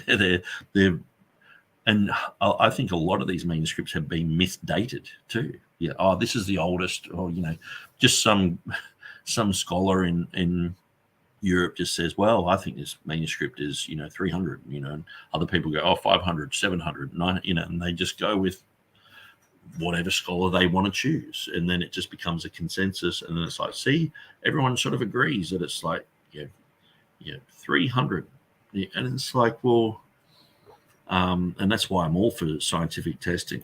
And for him to say that he thinks that came in because of something to do with the Nomina Sacra, but I don't see an argument from him here as to how you get from this chi in the substantial minority of witnesses to. And so this is not like, so as I was explaining before, on my website, I'll just go through and write everything down. This is not like on the priority list, this is the most important thing. It's like, okay, we're dealing with the earliest first. It's the earliest manuscripts. Let's look at that. Well, why in James White's book does he say they're all reading exactly the same thing when they don't? Why didn't he point out that there is variation there? Because on his dividing line program, he said it over and over and over. Wherever you see a lot of variation, usually there is something that's happened in the text. And so he will say that. I think that. Most text critics think that. And so that would just point out that, there is something wrong here. Not, it's just a cohesive reading of holy and that's it, until Theodore Beza messed it up.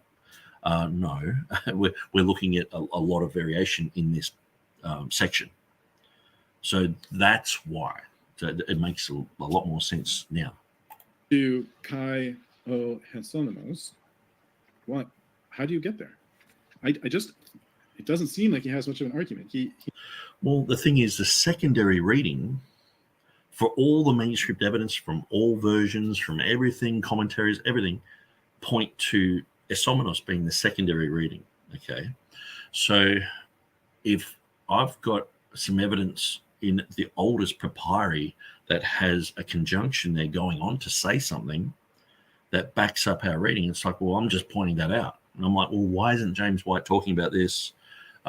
He's saying it's just this cohesive, nice, it says holy there, that there's no real variation, because in other places he will bring out, there's this variant here, this variant there, this one here. This is a clear indication that the scribes were confused about what the text actually read. But he doesn't say that here. And I'm just like pointing out, and most of the time he doesn't really want to deal with any of the Byzantine manuscripts, okay? He's just wanting to deal with the early evidence. So I'm like, okay, earliest evidence goes against your reading with the Chi there. And so why don't you have the Chi there? Well, we don't have the Chi there because it's like, well, usually you're defending these papyri readings. All of a sudden you're going against them. And so that's just my point. And the thing is, this is not like, okay, this is a list of importance. This is just a list of, okay, well, let's deal with the earliest so-called evidence, and then we're going through other evidences in a chronological type of sequence. There might be the odd one here and there, which are sort of didn't put in a chronological order, but they're sort of around about the same sort of century, or when that person was born, or might have gone through that way. But it's not like TurretinFan's like, and this is the most important thing. It doesn't matter to me whether P47 says and holy or just says holy, because I've made my case that it's a nomina sacra. So, but I'm just pointing out, I'm going, okay, well, I've made my case. Let's look at the evidence of what James White's saying, and why isn't he going with the and? Because you can see in the Reformation period, they clearly went with the and. They had the one which is and was and holy. And to me, that's being way more honest with the text. But James White's like, no, we're not going to go with the and. Or why are you rejecting the and? And why are you saying that they all read the same when clearly they don't? Even just in the Reformation period, they don't. And so, let alone the papyri there. So it mightn't be the issue of the holy there and a somenos there, but it is an issue that's just right next to it. A conjunction leading onto something. And what? And Esomenos. He mentions it. How does he mention it? He says, I don't want to misrepresent what he says. I think he just kind of asks it as a question. I'm trying to see where it is, though.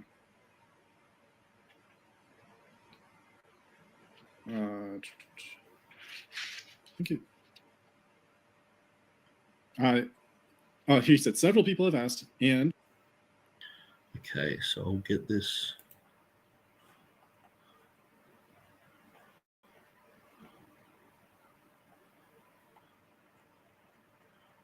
Okay. Yeah, several people have asked, and what was P47 going on to say? So yeah, I'll show this here as he's going through.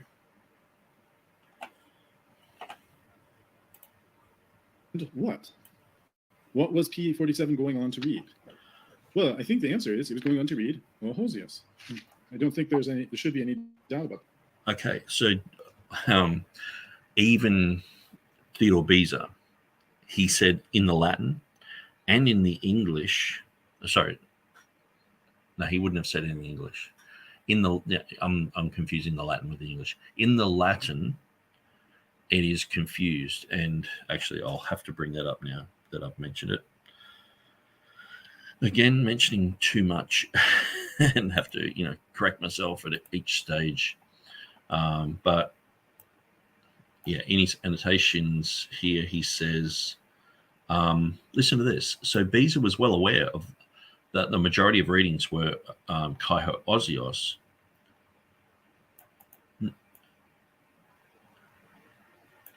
Notice he's saying it's kai ho osios. He's including the kai. That's what I mean. Like this was seen as this normal Reformation reading.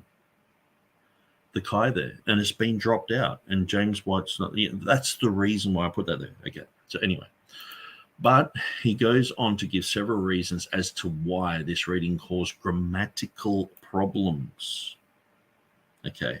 So if you think that it's normal to have the one which what is and was and holy, that's a ridiculous reading, and that's why Erasmus questioned it. It's ridiculous in Greek. It's ridiculous in Latin, and so it's just like any other place in the Bible where you see,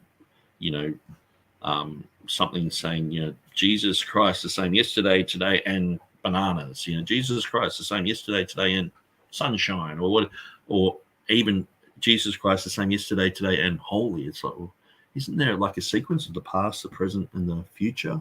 Where's the future aspect? Why is it just holy? And so Beza's, he saw that this caused grammatical problems. Although Beza is silent concerning sources, this does not mean that he was not influenced by any, such as the minority Latin textual variant, as there are 2 Latin commentaries with the reading Revelation 16:5. So this was earlier on when I had limited information. I was just pointing out, well, there's Latin, etc. And also just looking at the pattern, that, you see, and of course this is in the Textus Receptus, not in the ever-changing critical text, which could change tomorrow and just omit some of this, So, and also this is demonstrated in English versions, that he was saying the reading is foolish and divisional. So that's his own words. Beza claimed the reading caused a division between the words that made the reading foolish, distorting what is put forth in Scripture. So the foolish and divisional reading, it has just art thou, Lord, that art and were holy, and that were holy. That's Wycliffe. Tyndale has Lord, which art and wast, thou art righteous and holy. Coverdale has Lord, which art and wast, thou art righteous and holy. Geneva has Lord, thou art just, which art and wast and holy. The bishops, Lord, which art and wast, thou art righteous and holy. But notice each one of these has and here. That's the reason why I've pointed it out, And so the thing is, I would usually expect TurretinFan to go through and check all these and look at these and go, okay, does the and affect anything?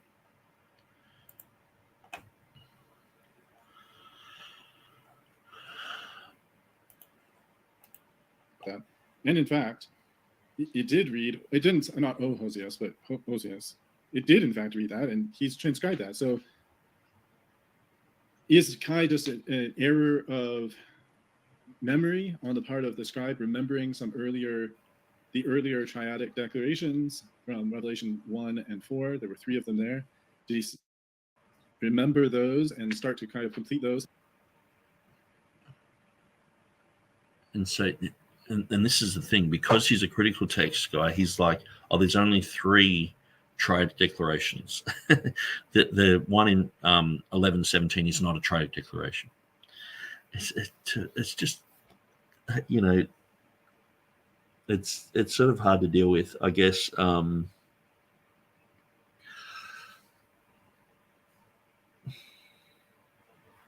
Anyway, I've tried to explain myself of how frustrating this is to have someone with a text that's just such a patchwork, And then notice that there was an error, and then just continue without correcting that error. is that what happened? Well, it's just speculation about what led that. We can make a best guess or a most educated guess about it, but I think the short answer is it's there's nothing here to tell us that what followed was esamenos. Okay, so but why aren't you talking about Theodore Beza's manuscript? See, this is the thing. It's like I've brought it up so many times. It was brought up in the debate that we had, and so isn't that what you're looking for? A manuscript with that reading in it. Beza said he had an ancient manuscript of good report that has that reading, and you're not dealing with that information, or that information doesn't exist, or it hasn't been brought up in my book yet, so you're going to pretend it's not really there. It's like you've got to bring that up and say, yeah, but Beza did have a manuscript, or you're going to call Beza a liar, like a lot of critical text people sort of probably would just default to. Beza's just had a senior moment. He was a Joe Biden sort of guy, and just he was sniffing someone's hair and then just forgot what he was talking about. So I'm not sure again why this is something that Nick views as a significant point in the faith. So notice, Nick says this is a significant point. No, it's just a point. Like, oftentimes throughout this, it's like, this is a significant thing that Nick's talking about. Look, if you don't have the word Lord there, you don't have the Triadic Declaration. I never said that. I said that was just a point that Theodore Beza pointed out. And I've gone even further and said, well, you have Pantocrator there as well, Almighty. That appears in the last four Triadic Declarations as well. And so... favor of the TR reading, but well, God willing, we will come back to this, because the next up is a section from Jerome, Clement of Alexandria, Gregory of Nyssa, Priscillian of Avila, Basil of Caesarea, and so forth. There's 15. We've only covered 14, I guess. We've only covered one so far, so there should be like about 13 left. And I don't know if we'll do them in individual. Okay, so was that first one not worth talking about? Okay, because he's sort of making it like, why would Nick even bring this up? And he's saying it's a significant thing. Well, I'm just pointing out this is the earliest thing. Okay, so let's read this in the context. Chapter 3. This is James White. John did not write "and shall be." Okay, he wrote sorry, I'm speaking in Greek with the English. "O Holy One." This is a united testimony of all relevant historical information. So the united testimony, okay, that he wrote, "O Holy One," okay. To deny this is to engage in the most egregious form of irrational thought. It is not faith to deny reality. It is deception. James White, King James only controversy. Are KJV defenders deceived as White claims? Are they not in faith and irrational?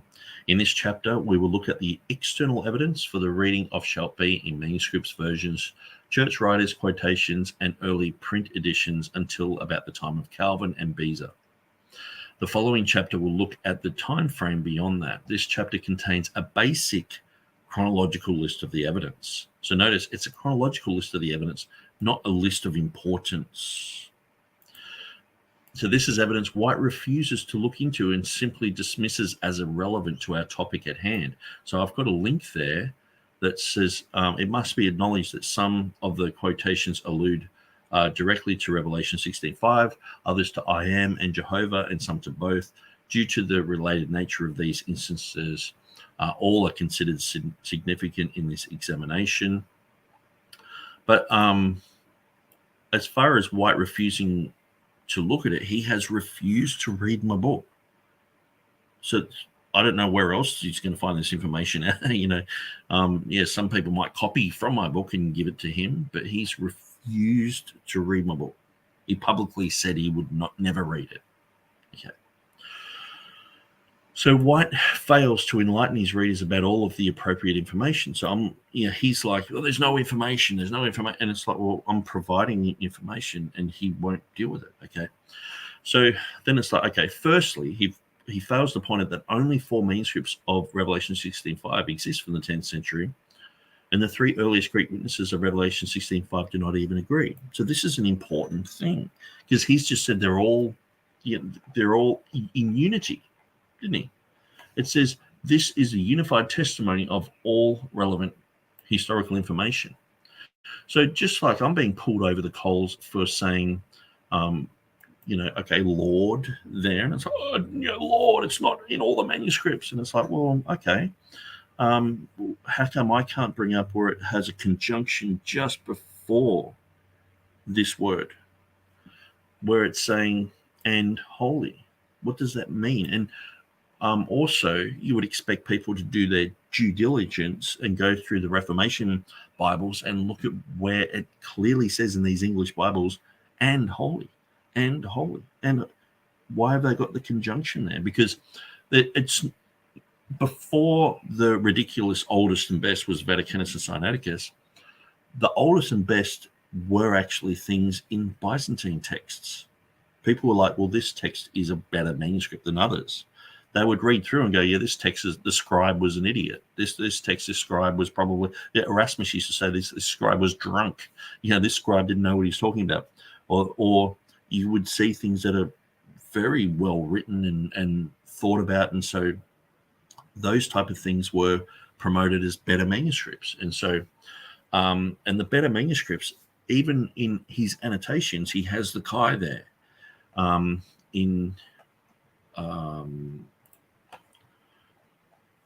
Here you see it has the usual publication is chi hoosios. So that's why, if you know this information, Turretin fan, that's why that's important, because it's in the Reformation text. Theodore Beza mentions that it says chi. He says it says chi hoosios. So obviously Papyrus 47 wasn't found until later. But doesn't this show you that there is variation around this text? So if we have four manuscripts from the before the 10th century, and three of them here of the earliest ones don't even agree with this main reading, there is a problem here. That's why I'm bringing it up. Okay. And so then I write, it seems that the phrase got shorter with the passage of time. There is definitely not an agreement, as White claims in his book. And so agreement on holy, yeah, that's fine. But an agreement on this whole issue, no. Because even Beza was pointing out there's a chi there. And it's in the earliest manuscript, which James White should see as an important thing. But he just not dismiss it. I've got a story to tell. I'm not going to deal with any of that information. I'm not even going to read Nick Sayers' book. Case closed. It's a conjectural emendation. I said it. I'm the magisterium. Whatever I say is gospel. And so let's just continue on with the story. It's a conjectural emendation. Let's just bang the table a little bit harder. Let's just say it a little bit more firmly. Maybe we'll get Stephen Anderson's head and put it next to Nick Sayers and say, hey, they're the same people. There is definitely not an agreement, as White claims in his book, since Alexandrinus has only osios. Okay. We can see from these three early witnesses that modification set in early. Is anything I'm saying here wrong or untrue? So then we get to the section which I could have worded better about the Lord, in some manuscripts, and it's like, okay, it's not. Basically, I'm just saying this isn't the issue I'm dealing with at the moment. I'm dealing with this other issue. Holy, but the thing is, why? Why, oh, why? Turretin fan.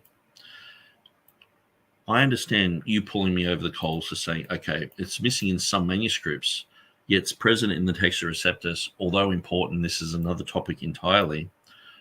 I'm being pulled over the coals for the some, and I'm like, okay, well, put my hand up. Maybe I should have said in a minority of manuscripts, whatever.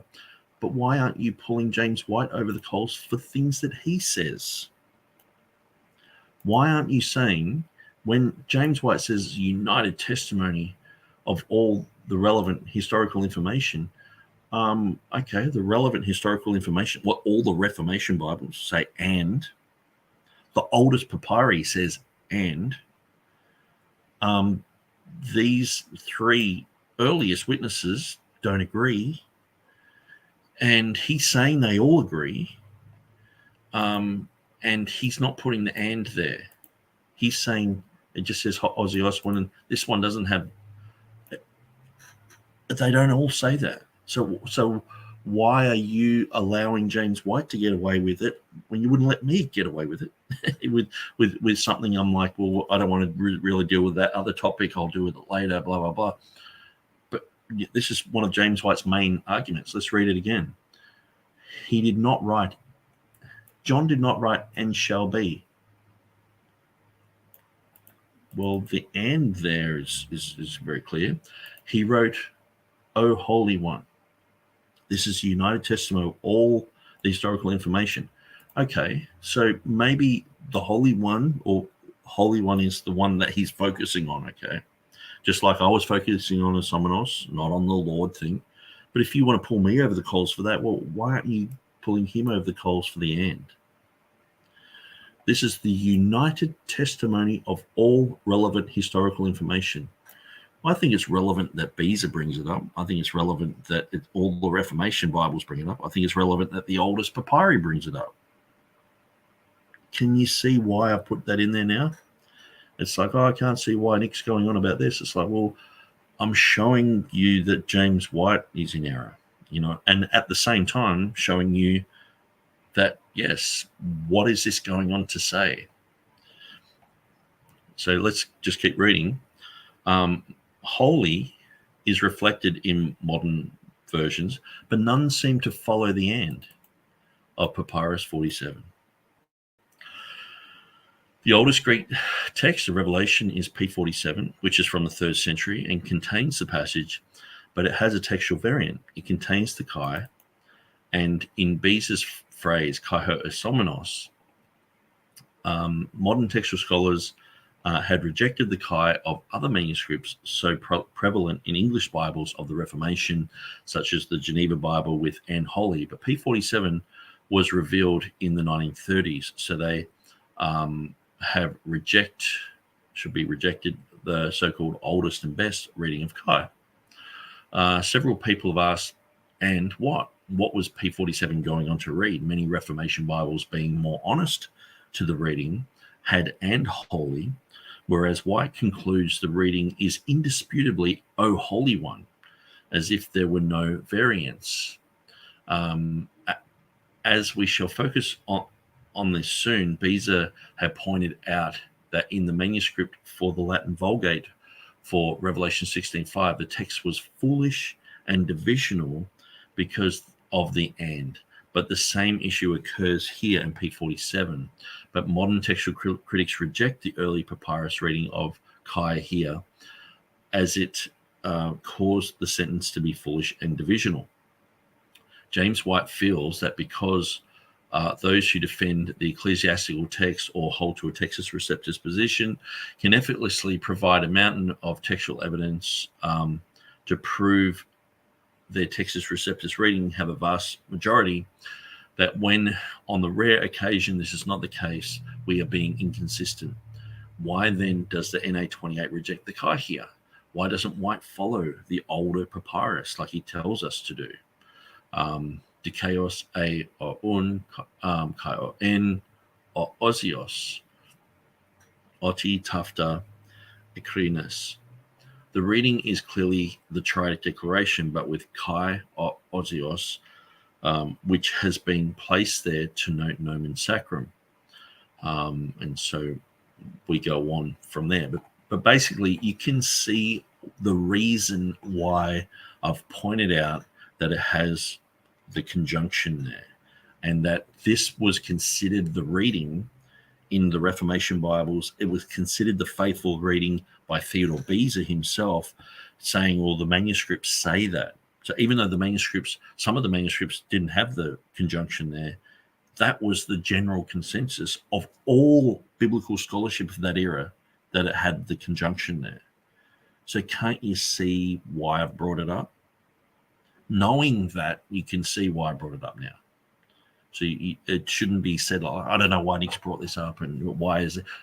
Well, clearly I brought it up for a reason. I brought it up because Beezer talks about it. James White talks about it. And he's saying there is this consensus in all the readings. There's not. He was saying that it doesn't read and shall be, but it does read and, according to his own standards of having an old manuscript. And yes, in the papyri changes everything. It's the most important. It's the oldest reading says this. What, do we just shrug that off? That James White will say that over and over and over again about lots of other things, but here just reject that? I think it's a very important thing to bring up. Anyway, I think you get the drift. Let's move on. Special episodes or combine them or something like that. I don't want to burden people with too many in a single episode, but at the same time, I don't want to multiply episodes in order to deal with relatively small points. So that said, let me go through the comments aside from that very flattering Twitch comment. Hi to Truth Defenders, to Michelle. Hi to Slam RN. Let's see.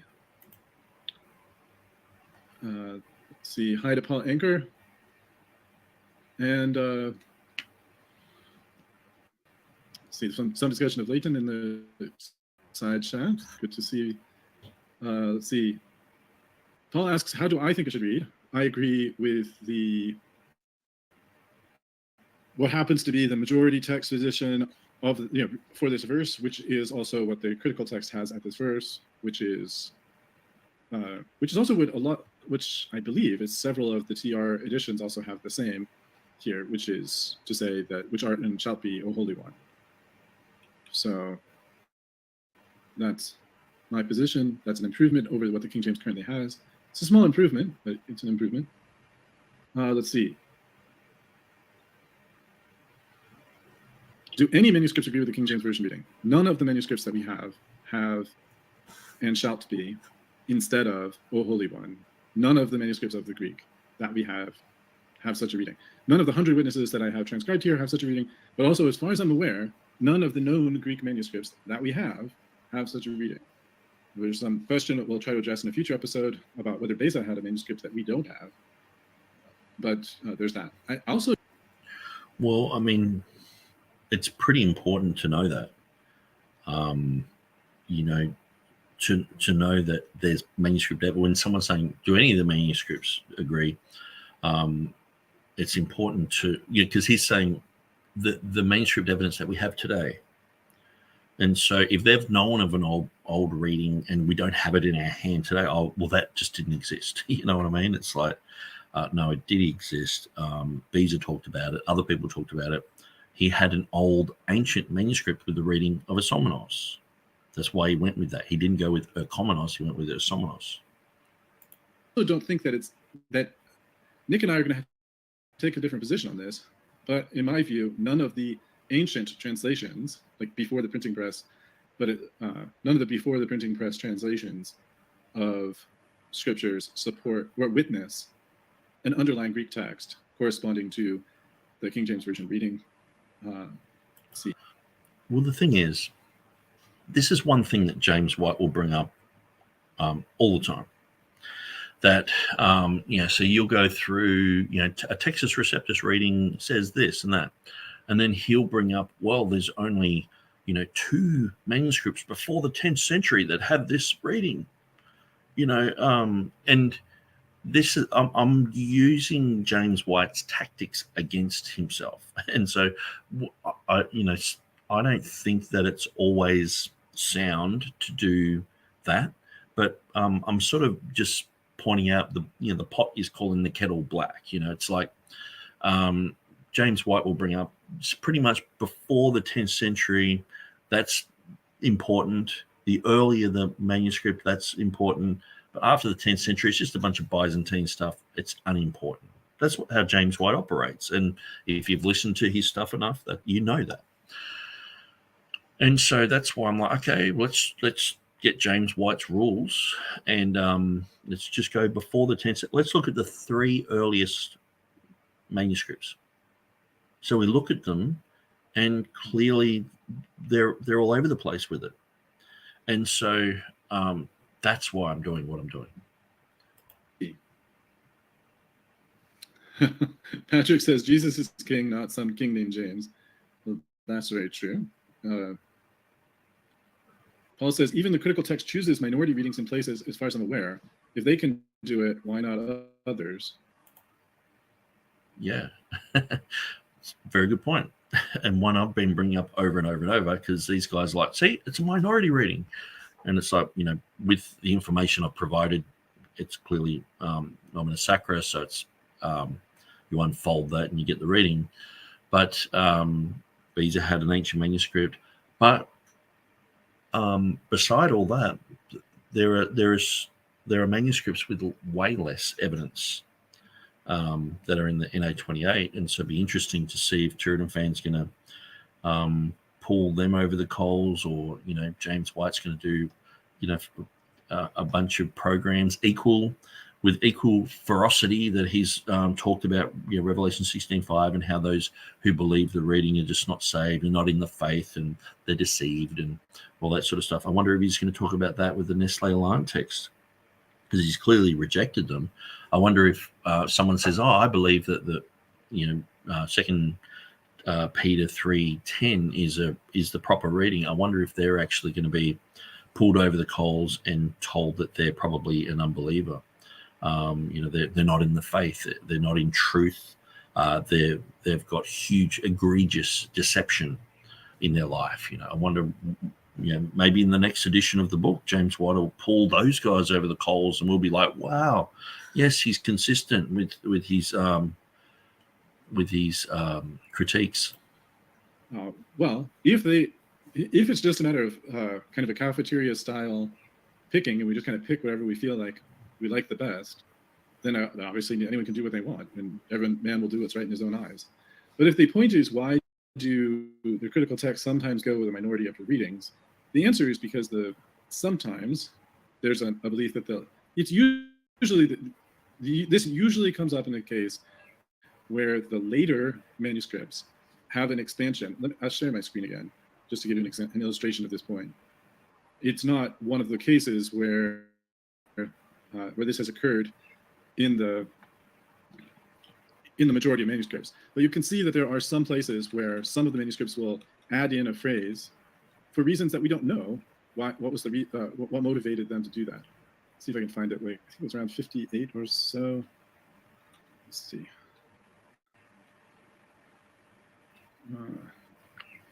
See if we can find it again.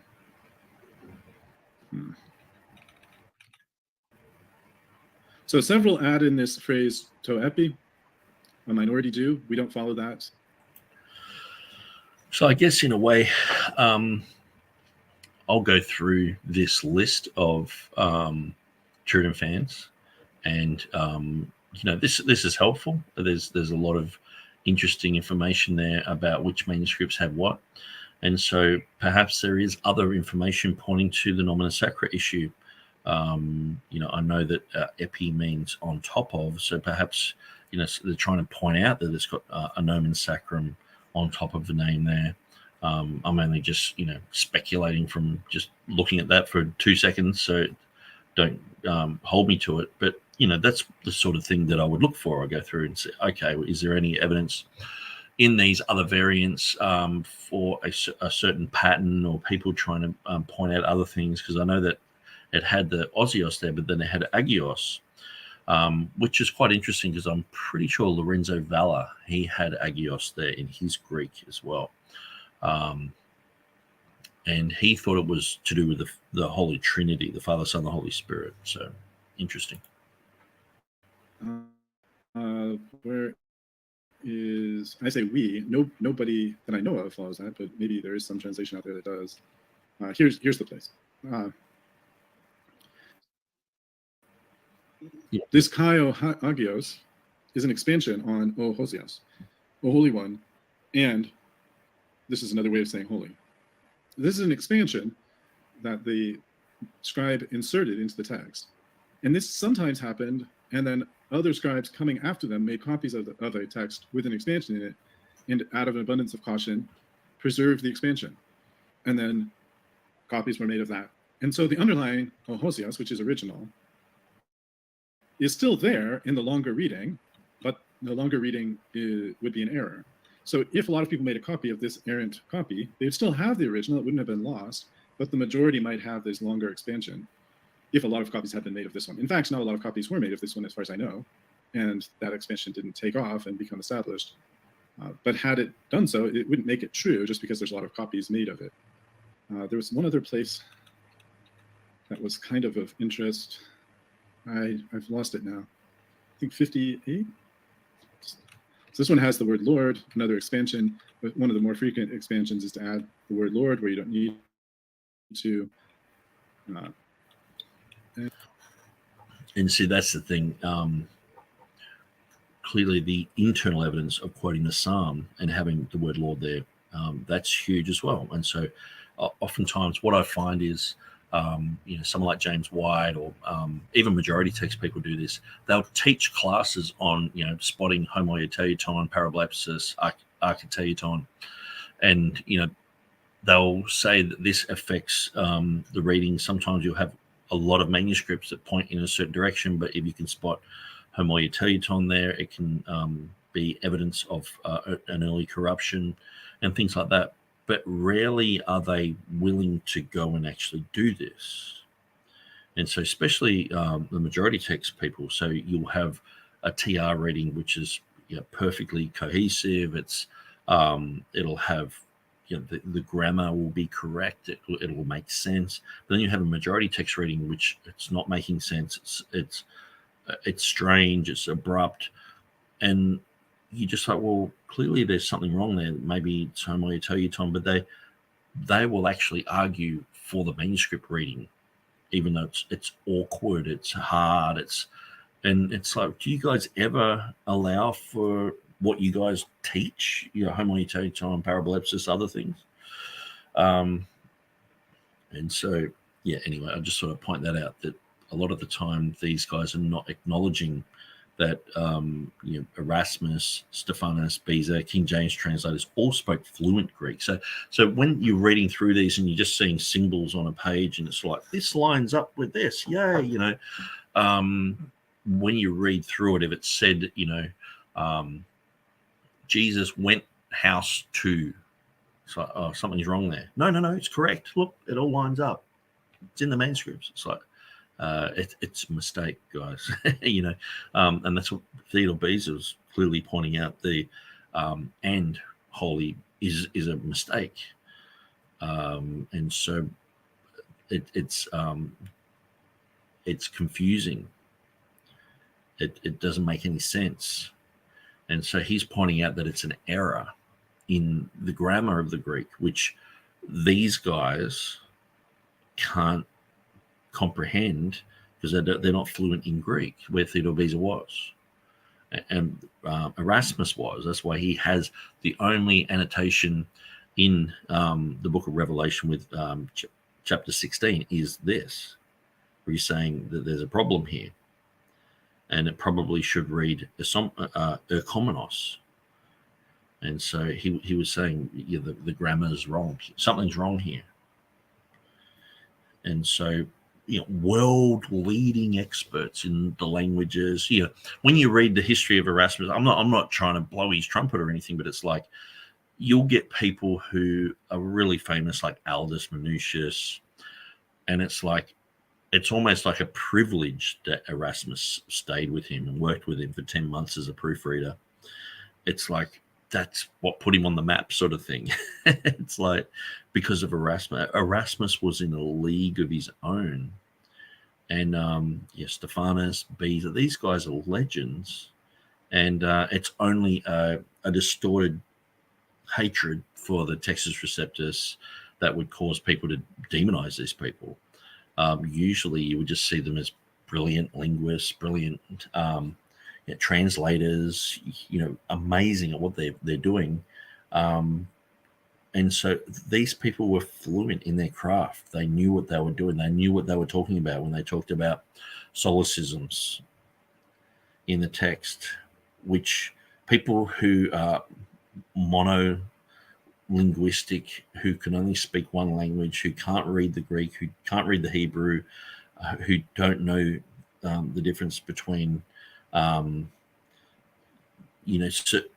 the genitive or the accusative form, that they have no idea about all this, and they're just reading through going, it matches up,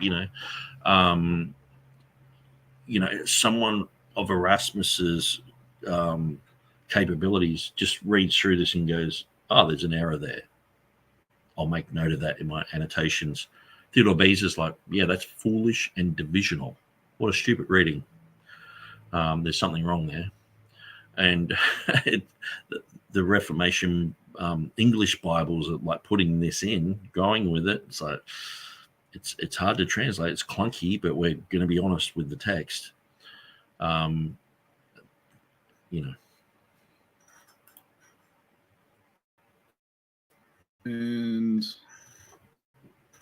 I don't know.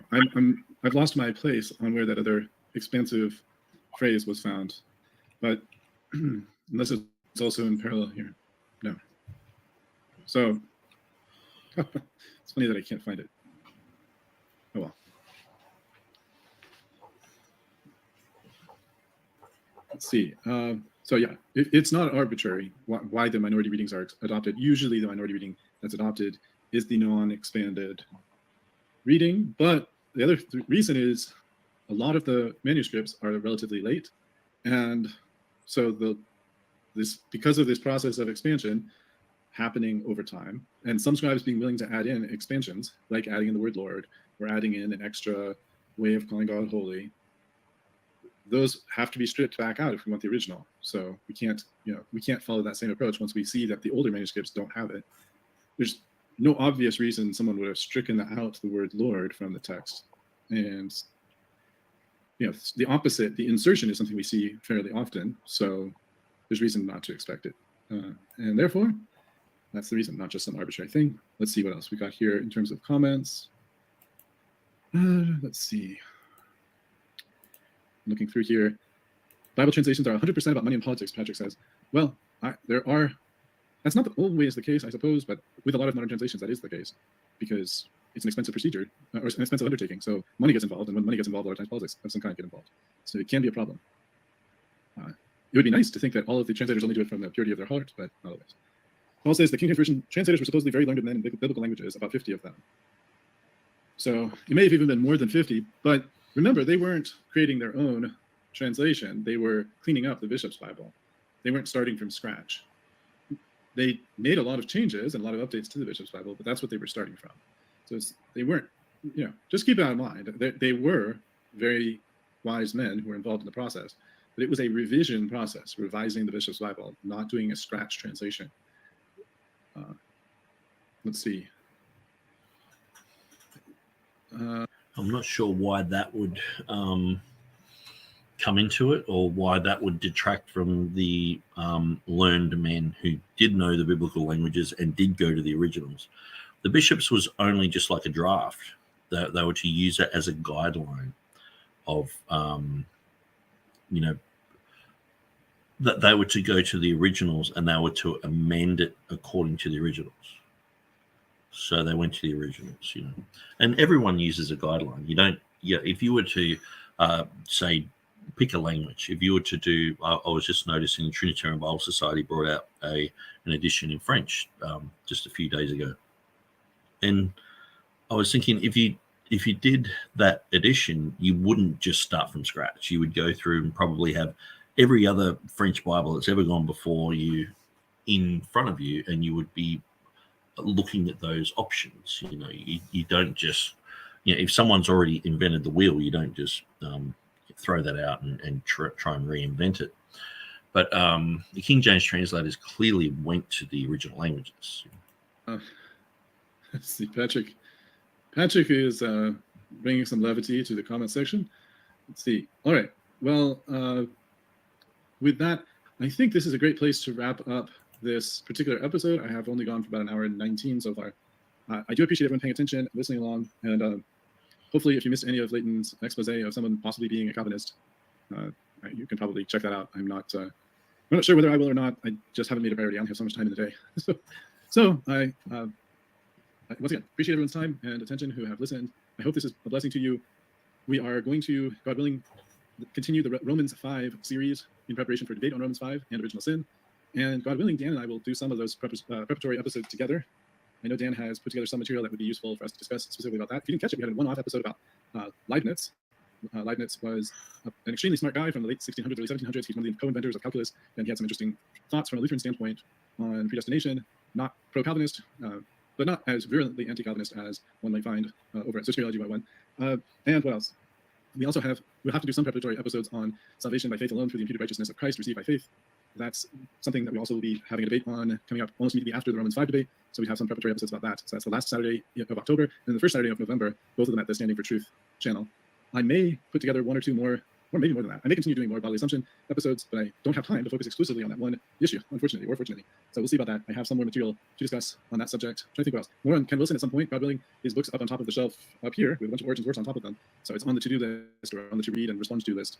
But that's been slow going. I'll probably get through Nick's book before I get anywhere near through Ken Wilson's book. I may not even get done with Ken Wilson's chapter before I get done with Nick's book. And Nick's book has itself been a bit slow going, so I keep taking, well, I took about a 2.5 month break from responding there for a minute. But anyway, don't have any other free grace debates lined up at this time. But if free grace comes around as another topic, which has come up a few times already, that may be another topic to debate. I'd be happy to debate additional Roman Catholics. Any of you, I know we've had a few that have stopped by from time to time. If any of them are interested in having a debate, especially on the bodily assumption, I'm very well prepared on that topic right now and very happy to debate it. I don't know how I would handle a completely different take on the bodily assumption like that provided by St. Dennis. That would require some very different arguments against, because he argues in a very different way for. Truth Defender says, how would I deal with the cannibalistic concept of Rome in the Eucharist? Well, I have debated the Eucharist before, and could point you towards those. That might be another thing that would be interesting to go back over some of the old debates. So maybe that's something I will do at some point. But yeah, they usually would take offense to the idea that they're doing something cannibalistic, and they would say that's kind of a slur or something like that. On the other hand, they also will say that the entire Christ is present under each element. So anyway, God be with you all, and I look forward to discussing more with you soon. Okay, so I'm going to jump into the next video, actually. I'm just going to keep going for a little bit. And so, but I just wanted to say at this point, look, I actually really do appreciate TurretinFan going through this book. I was begging for critics, and that was one of the reasons why I actually was in contact with James White and sharing information with him, is I wanted him to go through material and critique it and see whether, I'm on the right track or whatever. But he just completely would write off anything that was said. And so there wasn't really a back and forward conversation. It was just like, no, you're an idiot. You just face facts, look in the mirror. You're a bona fide stupid fool sort of thing. That's the whole attitude I got from him. So it was like, oh, okay. And then, but so, TurretinFan, although I disagree with, some of the things he's saying, and he's very defensive of my critiques of James White.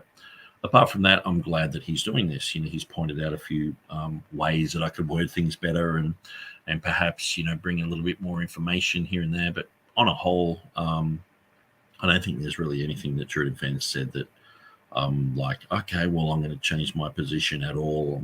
If anything, it's more so solidifying my position, because sometimes you go through this material, you write it, and then I actually got so tired of dealing with Revelation 16:5, because this is probably video number 50, that I've done on this issue. And most of the time when I was going through it, even if there was a hint of the name of Jehovah or a hint of Revelation 16:5 or I am, or I would talk about all this, because it was all, most people had never heard it. And so talking about all this, it was like, man, I've got the new information, and I was serving it up to people.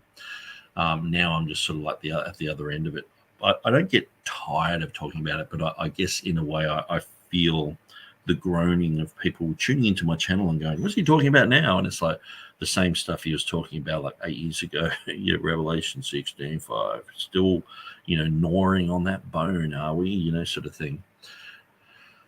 But let's go to the next little section. So that's part 11. So let's go to part 12.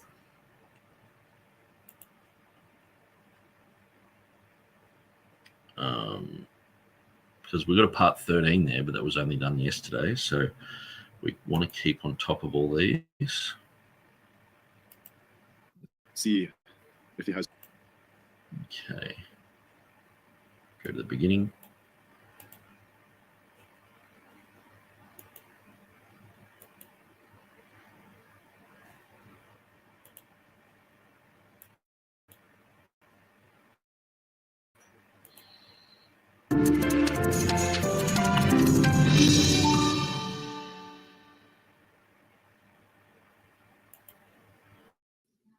Welcome, everyone, to part 12 of an ongoing series of responses to Nick Sayre's book entitled Revelation 16:5, Basis Expansion, etc. If you've listened this far, you have figured out the title of the book by now.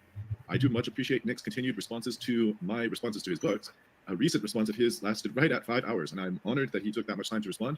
And there are a couple of points I'd like to address from his responses, not only from that response, but also from some previous responses. And so, although I do want to get into moving forward through the book a little bit today, I want to take extra time at the beginning here to try to respond to a few points that he's raised so far in some of his review items. So I apologize if my voice is a little fuzzy. I have some, obviously my voice is off a bit, so hopefully it will be listenable. I have some water here just in case. So let's see what we can do here. So first things first, I need to load up the audio here, and let's see if I can do this well. To present the audio, and that will involve, see if I get the right one. That looks just right.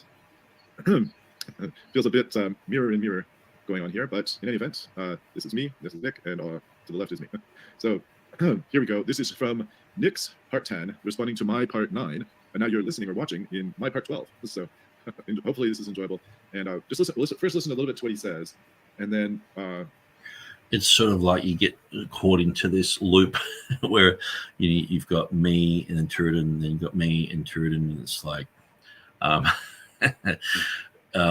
you expect Marty to run around the corner and go, is it still 1984? It's just you just get caught in this sort of loop of time. But hopefully we can go through this without any type of confusion. Hear my response. As Somenos, it wasn't such a huge jump. There were several commentaries that had that reading in it, several Latin manuscripts that had it in there. Like say the Ethiopic, they had it there, so it's spread around. So that information is available for people to look at and to study and to go, oh, okay, well, people are saying that this shall be. But I think that the Greeks actually knew it was a holy and sacred name. So he says he thinks that the Greeks knew it was a holy and sacred name. Now, I don't have a final conclusion yet based on my review. But my challenge to Nick is what makes him think that, aside from just wanting that to be the case. Okay, aside from wanting to be the case, to know that it's a holy name, I think that the Greeks knew the Bible way better than this generation.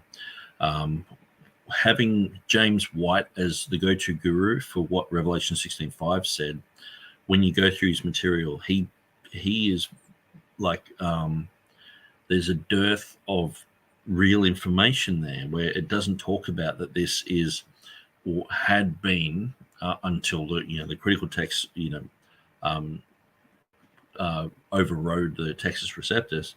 It had been known as the verse that has the name of Jehovah in it expanded, the name of I am in it expanded, and this was when you go through the commentaries. It's only really modern commentaries that sort of they don't talk about this much. When you go through the Reformation era commentaries, they all talk about this like it's just a normal thing. Like as much as we would talk about Jesus saying, I am, this and that, they were talking about these verses being the name of Jehovah. Now, since the critical text has dethroned the Textus Receptus, people don't talk about this much because you can't recognize it in 11:17 and 16:5. But the Greeks knew this type of stuff. Oftentimes you'll see Byzantine artwork with the Triadic Declaration there. This was something that was their bread and butter. I mean, you've got monks in monasteries, doing manuscripts and things like that, and working through the Greek text. I think that they knew the Bible way better than what we know the Bible as today. And so as far as them knowing it was a nomina sacra, well, if you adopt my position that it is the name of Jehovah, that it is expanded, the expanded name of Jehovah, it's expanded name of I am, so it is a sacred, holy name, and that it has the word holy there. To me, it's just a logical conclusion that the people who put holy there knew what it meant. It's not like a big mystery, and that people later on knew what it meant as well. And so perhaps the reason that we don't see it, expanded out fully is because they knew what it meant. And so that could be one reason. So I always, from reading James White's material and trying to debunk his position, you sort of can adopt some of what he's saying. And so you sort of think, well, no one really knew what it meant. And it's like, but when you read through some of these commentaries in the Latin, in the Ethiopic, people did know what it meant. So obviously, esomenos is a secondary reading. If you go through the Ethiopic, through the Latin, and through some of the commentators, they're clearly saying that that's what it meant. So some people knew what it meant. And so if the manuscripts, I believe there were probably, obviously, Beza, he had that reading in a manuscript. But perhaps the other Greek manuscripts weren't amended because just like every other nomina sacra, if you saw the name Jesus and it was just two letters with a line above it, it was like iota and a sigma, and you would know that means Jesus. You wouldn't even think twice about it. And so someone fluent in the languages, they just go, yeah, that says Jesus. So someone fluent in understanding these issues would go, yeah, well, that's the holy sacred name of God. We've got to be careful about that. And that means the one which art and was and shall be. So to me, it's not like a huge jump. If you're coming from a position where you've rejected everything Beza said, you've rejected the fact that he had a manuscript, you've rejected the fact that this is like a secondary reading, which is in the Ethiopic, which is in the Beatus of Libana, Hamo, Halberstadensis, and in other places. If you've already rejected all that, then you're coming from a position where it's just a fabricated reading made up in Beza's own mind, like James White says. Then of course you would go, well, where's the proof of anyone understanding what this meant other than you just wanting it to be so? Well, if you do adopt these things, these evidences, and you have to deal with the fact that people would have known, if it is a nomina sacra, which I believe thoroughly that it is, then the original people who put that on there would have known what it meant. And they wouldn't have just put it on there and going, well, we hope that, some people, one day figure this out. No, it would have been knowing that it's such an abruption there, or, I don't know all the details of it, but surely, they would have been, you don't write a book for an audience that doesn't understand anything you're talking about. So people understood nomina sacra of, contractions like theos and being just a theta and a sigma, kurios just being a kappa and a sigma. They understood all those things in Greek and in Latin. And so to have that word there, I think people understood that it was a nomina sacra, a type of nomina sacra, and that perhaps, like I said, and I'll just rewind this because I do say perhaps, they thoroughly understood this. And when I say the Greeks understood this, I think the people who did this around that era, they thoroughly would have understood this for a long time. But mostly I'm talking about the Byzantine guys. I think they understood it too. So let's go back. In other words, is there what makes him his name?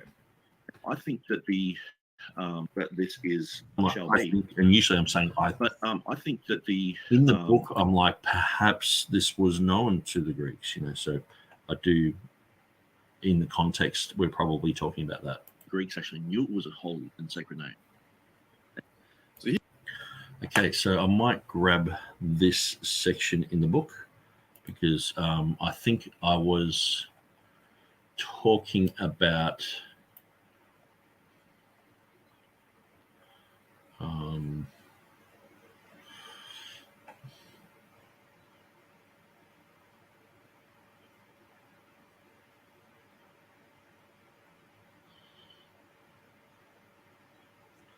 I know the word perhaps was there, so perhaps.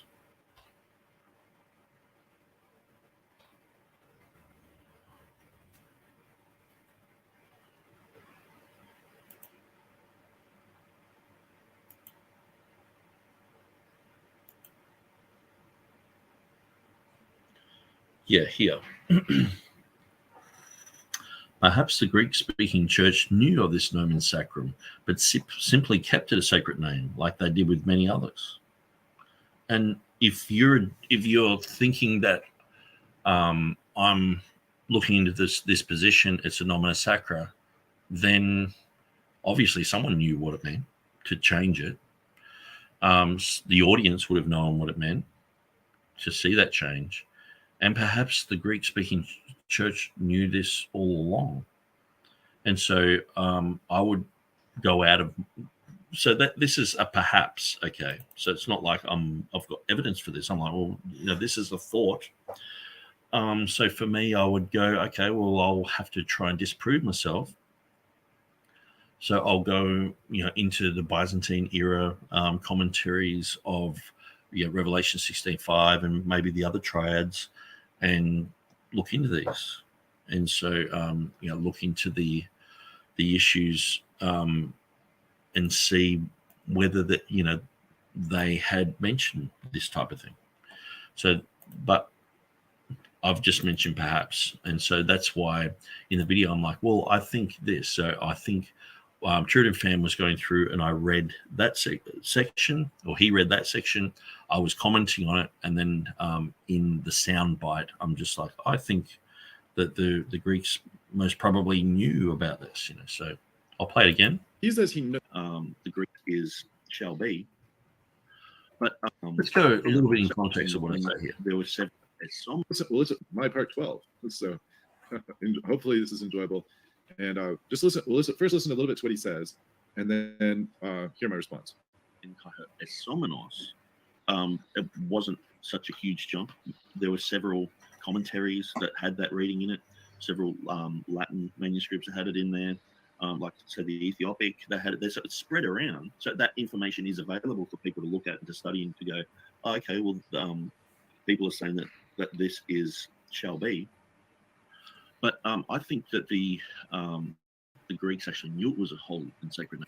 So this is the thing. TurretinFan is not explaining how these readings got into the Ethiopic, how it got into Hamer, how it was Statensis, how it got into the Vulgate, how it got into these things. Where I'm like, well, I think people actually knew what this meant. And so some of them were just copying it over, wholly, but others were going, well, we know what this means. Or they had the manuscript with that original reading in. And so that's what I'm saying. No. So he says, because he's got to explain how this reading is in these other things. He thinks that the Greeks knew it was a holy and sacred name. Now, I don't have a final conclusion yet based on my review, but my challenge to Nick is what makes him think that, aside from just wanting that to be the case. In other words, is there some Greek author that talks about that suggests that the Greeks understood this? I think maybe I misheard him the first time when I thought he was saying that the Greeks actually understood this nomina sacra idea. He's just saying here, I guess, just that they knew it's a sacred name. But listen to the rest of what he says. And so they had Posios there, knowing that means it's holy, because. So again, he says that they knew that God's name was holy, and so they put that word there because of that reason.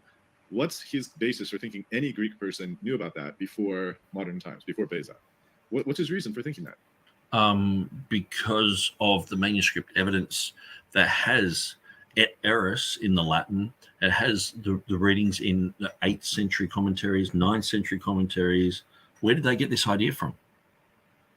If it had, the one which is and was and bananas, okay, and someone put a picture of or some sort of writing there like fruit or something like that, and then we found this commentary with all these things saying bananas here, and other commentaries and an Ethiopic version with bananas. It's like, well, they knew what that meant. That how this secondary reading, if you're just going with strictly with the manuscript wording and not recognizing nomina sacra there, you'd have to at least acknowledge that it's the secondary reading of Esomenos. How did these people know that it was Esomenos in the Ethiopic? How did they know it? And how did Hamo know it? How did Beatus of Libana know it? How did it end up in the Vulgate? How did because people were recognizing this. They were either recognizing it or it had that reading of Isomenos. And so I don't think that's a far stretch. And the thing is, if you're just rejecting all evidence, then I can understand you're like, well, where are you getting this from now? But when you're looking at all the evidence and you're trying to figure out how people came to those conclusions, you're like, well, perhaps they knew exactly what it meant. If you're only just understanding that what nomina sacra is, okay, with a theta and a sigma being theos, and I'm like, well, I think people knew that it meant theos all the way through, and you're like, how are you coming to that conclusion? Where did they write that? And it's like, well, they didn't really have to. It's the natural conclusion of what I'm talking about. If it is true that it's a nomina sacra, that this is the sacred name of God, it's the expansion of the name of Jehovah, then you would go, okay, well, if they knew that and they've replaced Isomenos with holy there, then they knew what they were doing initially, and their audience would know it. So it's not a far stretch to say, well, other people knew it too later on in history. I mean, Theodore Beza clearly saw it. Erasmus clearly saw that there was something wrong there for him to say it should read Erchomenos. That's what I'd like to know. I don't see any evidence from any of the Revelation commentaries that are in Greek. There aren't a lot of extant Greek. Well, I guess, okay, show me where the Greeks said that theos was just a contraction, where the Greeks said that. I mean, you can probably find something, but it's like, because it's such a common thing, it's just, you don't even say it. It's like the word don't being contracted. It's like, well, you see this and it's like, do not. It's two words, but they're condensed with an apostrophe over it. And we recognize it. We don't even think twice about it. And so I think the Greeks were very familiar with the construction. Many of their songs to do with holy, holy, holy, talking about things in threes, which was and is to come. This type of thing is very popular in Byzantine songs. And so I think that these guys, they knew that it was a holy name. And so that's my opinion. And so this is the thing. I'm like, okay, that's my opinion. I think that. And it's like, I'll prove it. And so, well, that's why I'm saying it's my opinion. Like in the book, I'm pretty clear about it. And that this is the context of what we're actually saying. I'm like, perhaps. And so, I understand that I've written it down, and again, it's just one of those things where it's like, maybe, it's just a side issue. So perhaps the Greeks knew what was going on. That's not a far stretch. Prove it. It's like, it's a perhaps.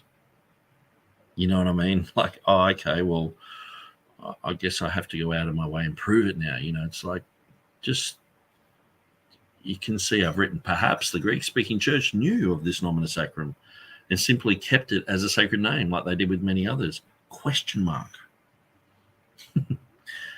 Prove it. Okay, well, perhaps it's going to rain tomorrow. Well, you'll prove it. So, okay. But I think my perhaps has a lot of weight behind it. You know what I mean? Like, if you can't explain, like, you have to explain how it got in the Ethiopic, how it got in Hamo Halberstadensis's commentary and text, how it got in Beatus of Libana's text, how it got into the Vulgate. You have to explain these things. How did that happen? Why is it a secondary reading? then you go, well, maybe some people saw it differently. Maybe some people saw it as the expanded name of Jehovah. Yes, exactly like Beezer did.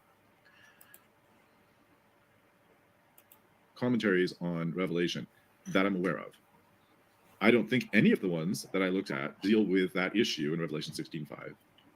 Andreas' commentary, which is what Revelation is based on, is a Greek commentary. So in other words, the text of Revelation was actually taken from the Greek commentary by Andrew of Crete, if I recall correctly. Or was it Andrew of Caesarea? Might have been Andrew of Caesarea. But anyway, Andreas or Andrew is the commentator, and his Greek is the Greek that was used by Erasmus in creating the Textus Receptus, what became the Textus Receptus Revelation text. Not purely that, but that was the main source text.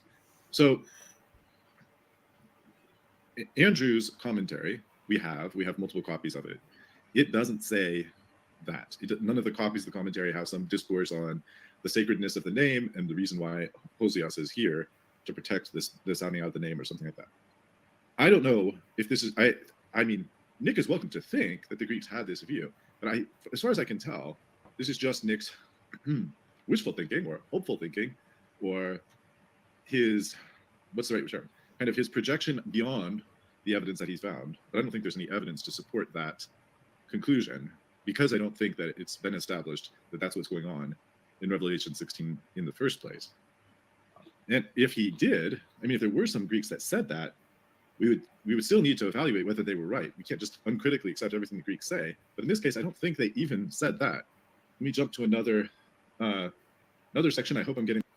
Yeah, so if it was played the section where we're reading through that part in the book, then I'm explaining that it wouldn't be as messy as it seems. It's very clear that I'm saying a hypothetical, perhaps this. And I'm like, well, I think this, that I'm talking about. And I think I've actually got a lot of weight behind me saying that, because, if I'm like, okay, well, that house over there is made out of cheese. And then you think, well, if it's made out of cheese, perhaps mice are eating that house. It's like, it's just a conclusion that you think, well, perhaps that's happening. It's like, if this is a nomina sacra, people probably would have known it was a nomina sacra. The original writers would have known, the audience would have known, and perhaps right up until Constantinople fell, perhaps they all knew. That's an interesting thing to think about,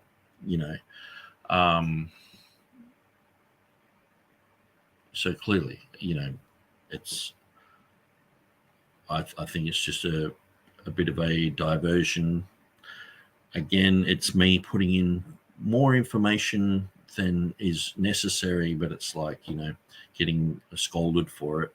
It's like, well, if you, a Truden fan should be able to see that if someone adopts my position, which is not my position, it's Theodore Beza's position and the Reformation period position, post-Reformation mostly, that if you were to say this is a nomen sacrum, then you would go, okay, well, perhaps people knew about this. Perhaps the Greeks, who have been speaking fluent Greek since the time of Christ, they can read their Bible way better than we can. Perhaps they recognize this as like, yeah, this is a type of nomina sacra. That's not like beyond the realm of possibilities. And if you haven't adopted anything that I'm saying, of course, it's ridiculous.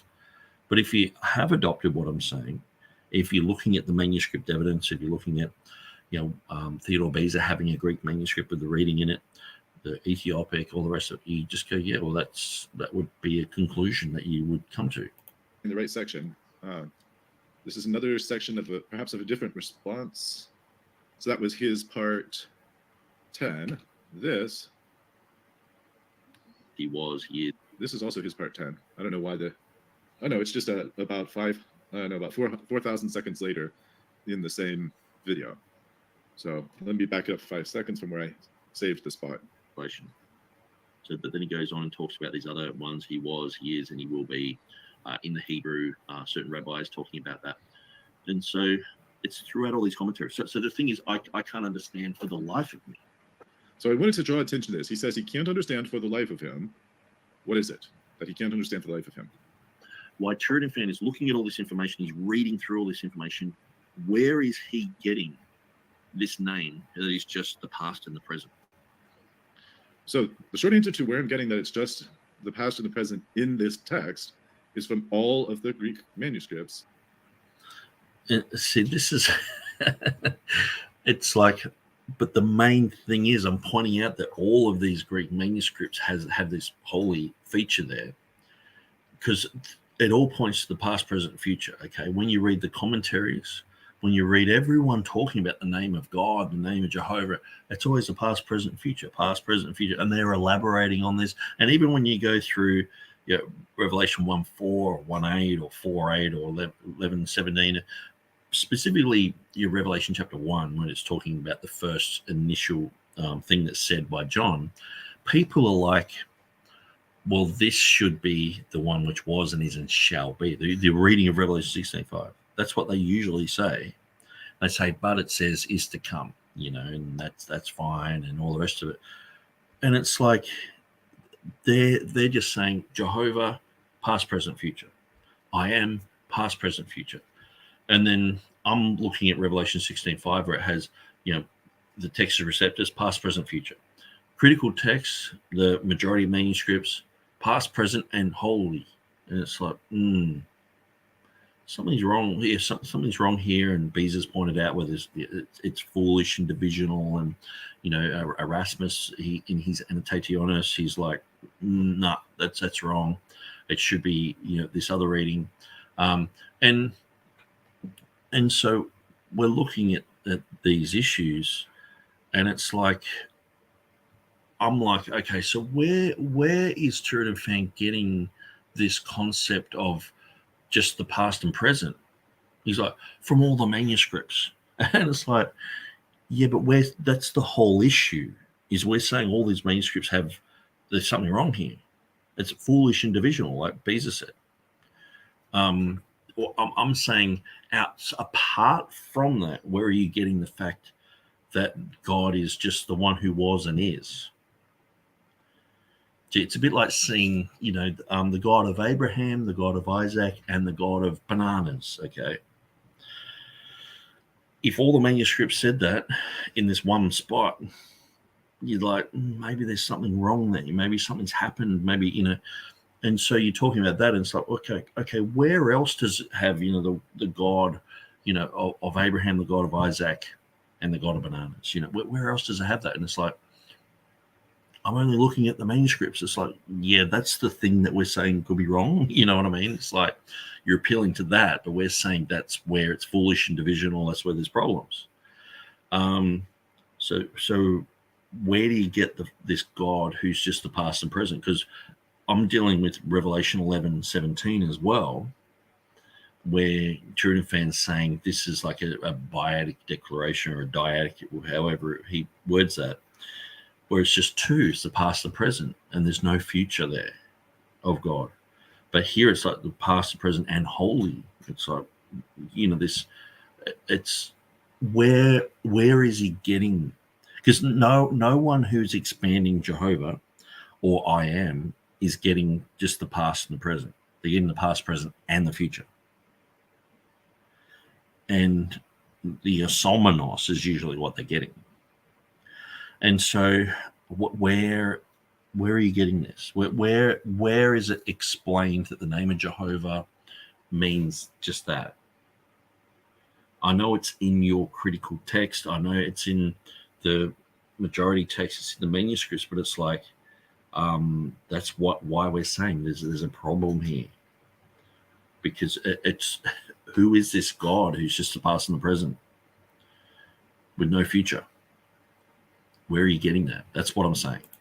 When you look at all the Greek manuscripts, there are some that may depart from that, but the vast majority, both old and new, have just who was and is the Holy One. Or who was and is, O Holy One. Probably a better translation. Who was and is. Or if you have who was and is, and then to tie the righteous, you are, and holy, they have and holy there. So it's righteous you are, who was and is, and holy. So that's one of the readings that's available in the manuscripts. But as far as I can tell, the original is just who was and is, the Holy One, or O Holy One. But yeah, that's where that's what he asked for the life of him. Why did it come up with that? That's the reason why. And that's also the case in Revelation 11. The Greek manuscripts of Revelation 11 also have just past and present. And then there are commentators who say things like there's nothing future with God. And we talked about that in a previous episode. So it does make sense that someone might deny on that basis. But for me, it's not that. It's not that there's no basis in commentators to say there's no future with God. Everything is present. It says also, on top of that, it's just because something is true of God, and it's true that he's eternal, past, present, future, it's all the same to him. Just because something is true of God doesn't mean it's mentioned in every place it could be mentioned. And I'd written down for my notes, I said, I can't for the life of me understand why. If this is a special phrase that means God's name, why isn't it used in the other places? Why would you use a different phrase, who was and is to come, instead of saying and shall be in the other places? I think I've exhausted this like over and over and over, where clearly Revelation 16:5 is, he's like, I can't for the life of me figure out why there's no nomina sacra there. And that's because if it's almost like he's not really getting it, even though I've gone through, over and over and over, what is I am expanded? What is Jehovah expanded?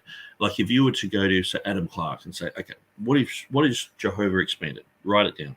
He would say, the past, the present, and the future, but he would specifically say, which is, which was, and which shall be. The Revelation 16:5 reading, because all the other ones is to come. It's an event. It's the one who was and is, and like I've said time and time again, the past, the present, and Christmas. It's an event. It's something that's going to happen in the future, the second coming of Christ. So having the one which was and is and shall be, which is going on into the eternity future, that's the purest form. And, we've gone through all this, the purest form of the Triadic Declaration, not the holiest form, but just the most distinct form, the way that you would elaborate on the name of Jehovah. If you were to ask anyone who knows Hebrew, how would you explain the I am? Well, it's the past, the present, and the future. It's the one which was and is and will be, shall be. And so that's why it's the purest form. It's the other one is close, but it's different in a sense where it's got two aspects and it's got that future form of coming. The final Triadic Declaration is the exact way that you would have I am or Jehovah expanded. I think I've explained that probably about 40 times in this series. So it's like, I know for the life of you, can't understand this. It's like, for the life of me, I've explained it like 40 times. If that's the actual name of God, why would you substitute and it is to come? That's the part that would be very confusing. And that form, which was and is to come, is used twice in chapter 1, once in chapter 4, and then the interpolation in chapter 11 has that as well, is to come. All of those are different from Revelation 16 as proposed in the Textus Receptus. So why isn't he acknowledging that Beza said he had an ancient manuscript with this reading in it? It's just not even in the radar. It's like, well, it's not in Nick's book. It sort of came solidified afterwards. So we don't have to deal with it. You deal with all the information regardless of when it came about. And so you have to explain that. Esomenos. And that is exactly how, if you read the commentaries on Revelation 1:4, even in just the ones that I provided in my book, you go through it, they're like, well, the name of Jehovah expanded is, and it's got the reading of Revelation 16:5 there. The name of I am expanded is reading of Revelation 16:5 there. Most of them are not saying that it's the one who was and is to come. They're saying that's very, very relevant, but is to come is obviously an event. It's not the future. Yeah, esomenos and erkomenos are different words. Very similar, but they're different words. And so that's why. Anyway, there's another section about 2,000 seconds later that I want to jump to from the same response by Nick. Why on earth would I think, so when I'm looking at TurretinFan's, he's just influenced by these guys. It's like, no, evolution is true. And well, I'm not saying I'm not uninfluenced by people. I'm sure I'm influenced by people, but no. Let's back that up just a second so we can hear the accusation. But honest. And so why on earth would I think, so when I'm looking at TurretinFan's, he's just influenced by these guys. It's like, no, evolution is true. And you're showing that, hang on, you're saying that this DNA matches up with here and there. And it's like, no, this is still human DNA. Oh, no. Well, you've got to go with the science. You've got to go with the facts. You've got to go with the linguistic data that shows you that the name of God is if it's expanded, it's going to be the past, present, and the future. Again, if it's the expanded name and it's past, present, and future, in the 4 other places in the TR that Nick identifies, it would seem to follow that it should be that here as well. And if it isn't, then it stands to reason that it wasn't the expanded name in the other places. But then why would you assume that it is here? Theodore has a manuscript. It's in Beta Libana, Hamer Halberstadensis. It's in the Ethiopic, and it's, you know what I mean? Like, the evidence, you know. Why not just say who was and is the name of God, and is to come is an additional characteristic that's present there? I think I've explained this like over and over and over again. I'm not sure what's, I know I can explain it, but I can't make someone think it. You can lead the horse to water, you can't make it drink. But it's like, I don't know how else I can explain that. The reading is in Theodore Beza's manuscript. The reading is in other documents. And so this reading is the purest form of the Triadic Declaration, so the one who was and is to come. Most commentators will say that the name of Jehovah expanded equals what Revelation 16:5 is saying. That I am expanded is what Revelation 16:5 is saying. And so let me just point out an example. Let me go to my book. Okay, so let's go back to some of these commentaries. Okay.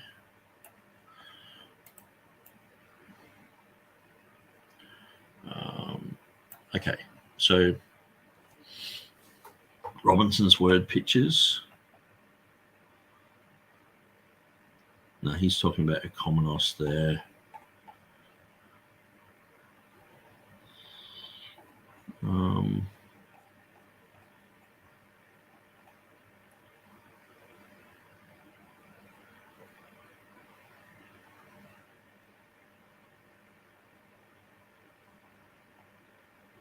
Okay, so even John Gill, he's like, okay, so, but rather this is to be understood of the first person of God, the Father, and the phrases are expressive both of his eternity, he being God from everlasting to everlasting, and of his immutability, he being now what he always was and will be. So notice it's got the will be there.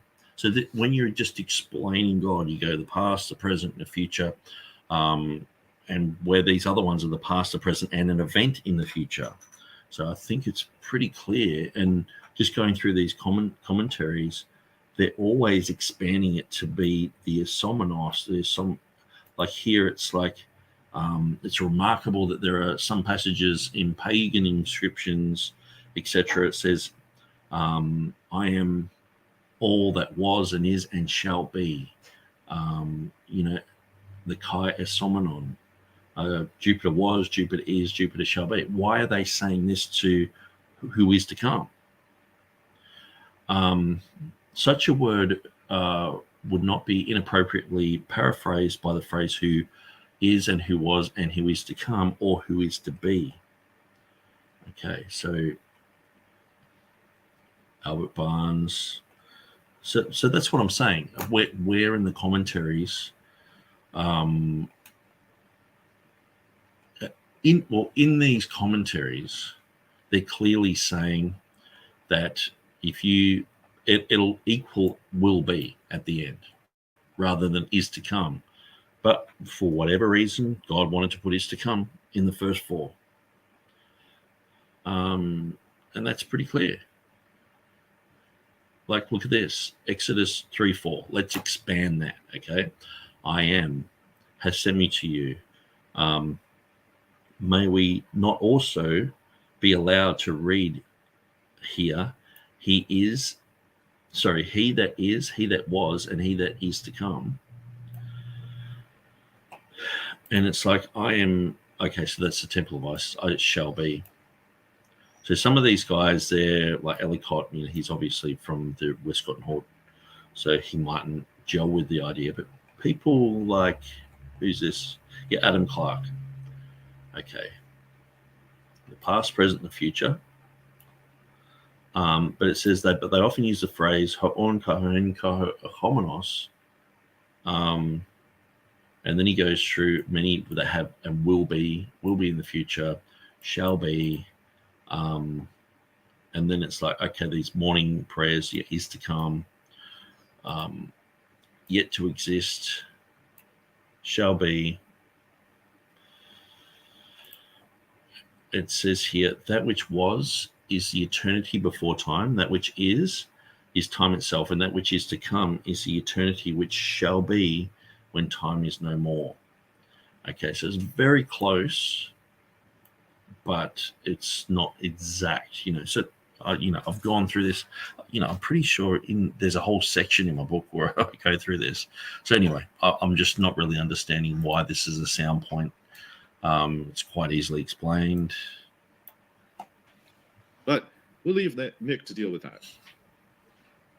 I think I wanted to do a little bit more of what he said here. Let me let him respond a little bit longer. With I am and with Jehovah, it's a precedent with the other verses.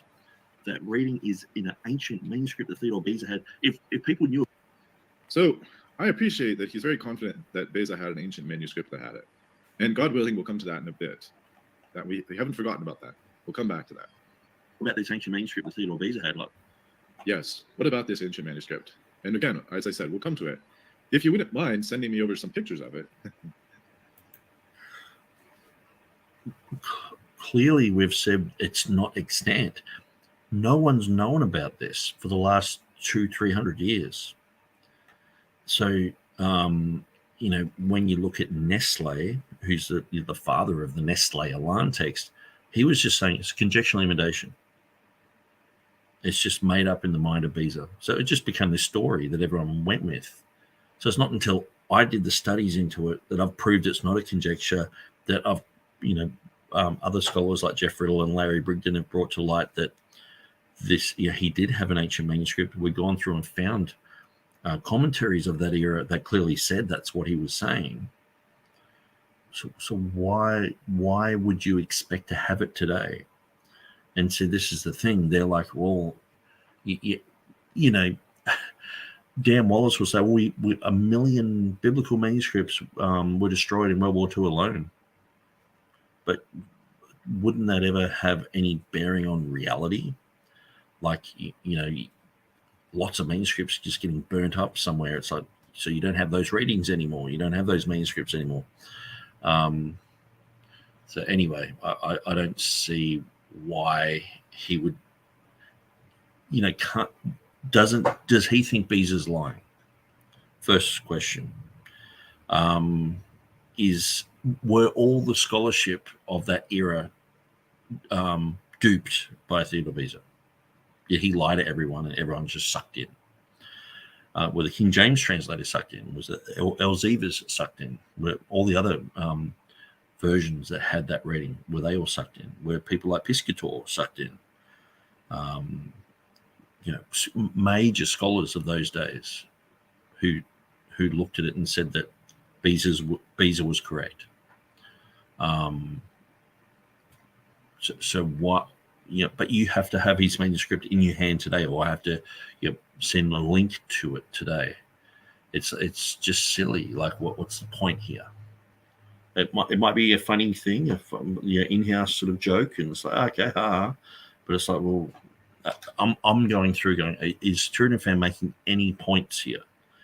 Because sometimes people can go, oh, well, he's done 10 videos debunking Nick Sayers, and is he making any points whatsoever, or is it just saying things that are easily debunked? But of course, that won't happen. 20 years ago or 30 years ago, when James White wrote his book, he wouldn't have said it's a conjectural emendation. I run into people all the time who say, oh, apparently Beza had a manuscript, but he had a conjectural emendation. Like, they don't even know what a conjectural emendation is, but James White said it, so they're going with it. And I just don't find that the scholarship that's involved with looking at nomina sacra, looking at it, like James White definitely fails, and I point that out clearly in my book. But I just don't find that people know these things. They don't know the link to Jehovah. They don't. So maybe it's linked to Jehovah. Maybe. But if it is, maybe it's linked to Jehovah. I mean, but do I have to put 100 commentaries? I just went through, it was Study Light, and went, okay, well, these 5 or 10 commentaries or whatever, we'll put them there, because they all pretty much talk about it. Ones that didn't, I was like, oh, I will leave that out. And they all talk about it. The name of Jehovah is the one which was and isn't shall be. It's like, clearly that's a link to Jehovah. It's how else can I explain this? It's I can't fathom not seeing that. So it's really hard it's a bit like looking at the moon and say that's the moon in the sky, and someone saying it's not the moon. You just sort of like how do you get there? How do you not see this? How do you not see it's like, even it's, I can't, I don't have words to describe how you can't see that. Sorry. I mean, yeah, but I guess if you willingly don't want to see it, I can understand that. But if you're trying to see it, it's the explanation that all of the commentaries in my book that I put there, that pretty much say that. Jehovah expanded. Was and is and shall be. I am expanded. Was and is and shall be. The name of Jehovah is, was and is and shall be. So, and you can't see the link to Jehovah there? It's like, is it any less linked because it just says who was and is? If I am is linked to Jehovah, why would who was and is not be linked to Jehovah? That doesn't make much sense, does it? If a singular description works. But okay, so he's saying if you've got I am, okay, that's just a singular thing. But see, the thing is, I am is expanded as the past, present, and future. And you would, where else has it got just the two, the past and the present, or maybe the present and the future, or the past and the future? I know some manuscripts in different languages they struggle with this, and it seems like it might have the past and the future and wholly or whatever, and it's like, but anyway. let's jump now to, I think, there's actually more I wanted to respond to here. Sorry for this repeated stop and start. Know the link to I am. They don't know the link to the Trade Declaration. They don't know the Old Testament formation of having nomina sacra, and where nomina sacra originated with Jehovah. The first ever nomina sacra was with Jehovah. So wouldn't you think that an expansion of Jehovah could have a type of nomina sacra on it? There's one thing to say it couldn't did, and there's another thing to say it did. You know what I mean? It's not out of the realms of impossibility. It's just sort of like, no, that's just Nick hasn't shown us anything yet. So now see, that's another extreme, is to say Nick hasn't shown us anything. That's not what I said. This is all part of the internal evidence I'm going through. Then we go through the external evidence, and we can look at the manuscripts, and we can look at quotations of early church writers, and we can look at what Theodore Beza said himself, because Theodore Beza, he was a brilliant guy, and his concepts were well received in the era where people were speaking fluently Latin, Greek, Hebrew. This type of scholarship was flourishing in Europe, and he was considered a guru in his field, and people looked up to him and said, yeah, what he's saying is correct. Well, that's fine. It's great to have gurus. It's great to have people who are respected in their field, and there are such people today, but not sure any of them have the same level of respect that Beza had. Whether or not they had the same level of learning, different question. Whether they're right or wrong, though, is a much more important question. Not whether or not they're gurus or have the respect of people. And just a quick reminder to Nick, although Beza is a persuasive authority on these things, I know that Nick will not accept Beza's authority to change any of the readings, any of the translatable differences between the King James and Beza. So don't expect me to immediately accede to whatever Beza demands. You wouldn't do that yourself. You would want something more to back up what Beza has to say. So when we come to Beza, though, we'll see what Beza said. And so it's not like I'm making this up. So there may be things that Nick is making up along the way. I'm not saying he's not making up anything, that he's not using his creative juices at all. But of course, he's right that this reading isn't something that he came up with. And a good portion of the defense of this reading is also not necessarily something he entirely came up with himself. But how much is him and how much is Beza? We'll come to that, God willing, in a future episode. But if you read his Annotationis, And God willing, we will do so. Revelation 1:4. Why is he mentioning Jehovah? Why is he mentioning I am? He's saying it's a nomen sacrum there. We'll see if he says that. That would be an interesting question, because if you're talking about the notes at 1:4, it would be interesting to see if he is saying that it is a nomen sacrum at Revelation 1:4. But again, let's come back. The holy name. So it's pretty clear that okay, so that's Revelation 1:4.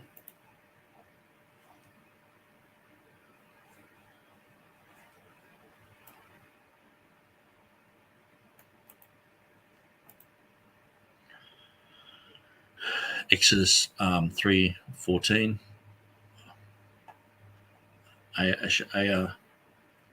And then you've got the Sacrum Illud Nomen Jehovah, the sacred name of Jehovah. And so it's very clear.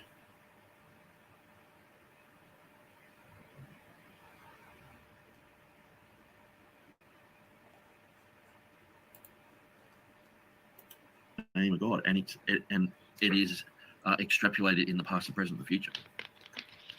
So it's not my idea. Yeah. Anyway, if they had the overstrike over the word, such that you could see that this is intended as some kind of abbreviation or substitution, then we could be at least on this. We could at least have something on which to hang our hat. It hasn't pointed us to anything like that. Does it exist? I don't know. I haven't done the research on that to see all those early manuscripts to see if there are any that have an over this super what do you call it? Super linear mark, this line over the words.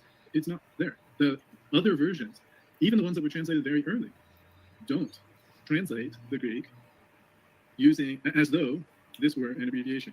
That was a known abbreviation. So if it was an abbreviation, this was an abbreviation that then fooled all of the translators, the Coptic. Actually, I should be careful about saying which all of them are, because I'm not sure whether or not whether Revelation was translated into all the early languages. Was it in? It fooled them all. No, Ethiopic has it. So here, Nick, you're overstating the point when you say the Ethiopic has it. The Ethiopic does not have the substitution that Beza proposed. It does not have a triadic declaration and omit the holy. Instead, so you notice he said two things there. It doesn't have the triadic declaration and omit the holy. And so this is one thing that Stephen Boyce was bringing up something about, because I said, it's got the future form, shall be, okay, in the Ethiopic. So that's the future reading, okay. And he was like, you said it had the triadic declaration there. And I was like, oh, did I? Sorry if I ever did say that. And in the debate, I was like that. And then so, obviously, I'm like, well, maybe I misspoke somewhere or whatever. So I went through all of the information that I'd ever said about the Ethiopic. I'd never claimed that it was, the full, triadic declaration. I never said that. I never said it didn't have Lord there or did have Lord there. And so, but after studying it, I was like, no, it does have Lord there. And then after studying it, I was like, no, it does have the triadic declaration there. And I never said it didn't have holy. And so you have to be pretty careful about what you're saying, because I'm the one who studied this. People who are, trying to debunk what I'm saying and all the rest of it. Here's the Ethiopic here. Okay. So you have, this means the one who was and is to come. Okay. So it says it there. But it's different here in Revelation 16:5. And that is one who was and is and shall be. It's very clear. And so this with the green underlined here is the name Jehovah or Lord, So, Stephen Boyce harped on about how this says God. It doesn't. It says Lord. I think, he was having issues with that. And so, as far as I can tell, the Ethiopic here, so I've typed it all out, so I've done all the homework for these guys so they can check it all out for themselves, What's funny is, like, they're not going to anyone else for this information. They have to read through my stuff and then go, okay, well, that's what it's saying. Then try and point out a fault in it and then run with that fault on what I've double checked and gone to the source material on. So it's sort of like, I'm the one who's gone to the end of the cave and gone, well, there's these paintings here, of horses at the end of the. I know there's this cave in France where you have to swim a whole 24 meters, and then you get to this other part of the cave and there's pictures of horses, and they're very ancient. And so I'm the one who's swimming there, getting this information, bringing it back out, and they're looking at that information and saying, you're wrong. And it's like, you guys swim there. You know what I mean? Do the homework yourself. Get the Ethiopic. Go through it. Try and prove yourselves wrong. Try and prove me wrong first, and then prove yourselves wrong, and read through it. Look these words up. I've laid it all out on a silver platter for you. You should be able to go through this. There's enough information on the Ethiopic just on my website that should guide you in a certain direction. And so,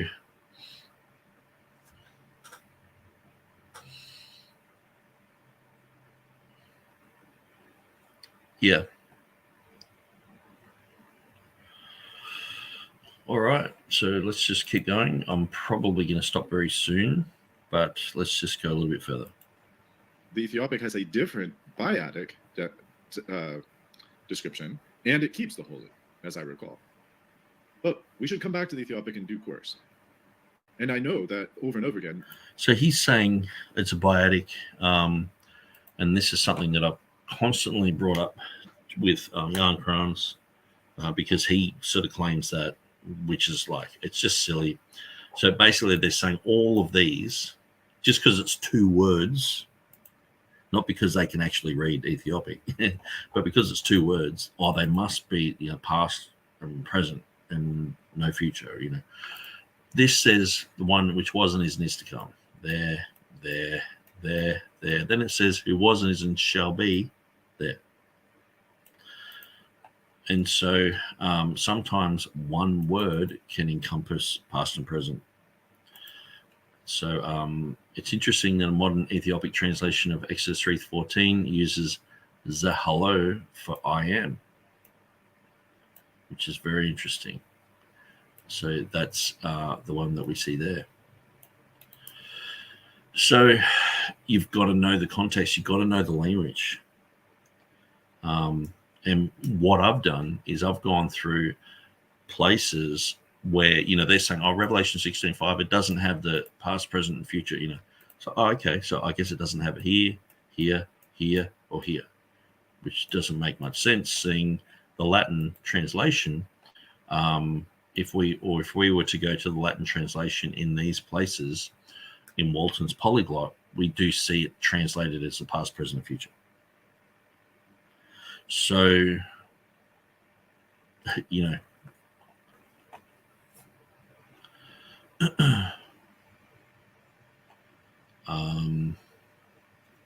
maybe there's other things about the Ethiopic.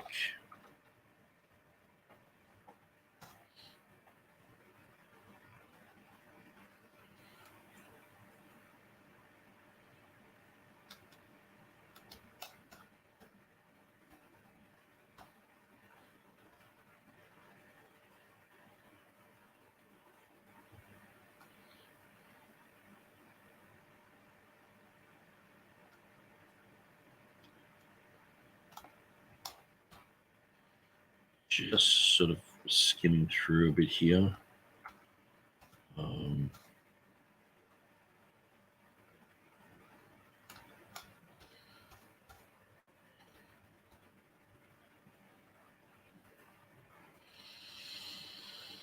Okay, so they're saying that this, the main thing that I've always pointed to is et eris, the future form of the Ethiopic. So he's got Betis. So it's amazing. This is in the Ethiopic, Betis of Libana, the Sahidic, or Betis of Libana has the futurist. So this has been known to people for a long time. But anyway, let's keep going. Nick, in other contexts, you said, I'm not saying it has exactly what the TR has. I'm just saying that it has the future here. But that isn't what Base's conjecture was. Just that the future should be here. His conjecture is that the word holy shouldn't be there, and instead the word isomenos. No.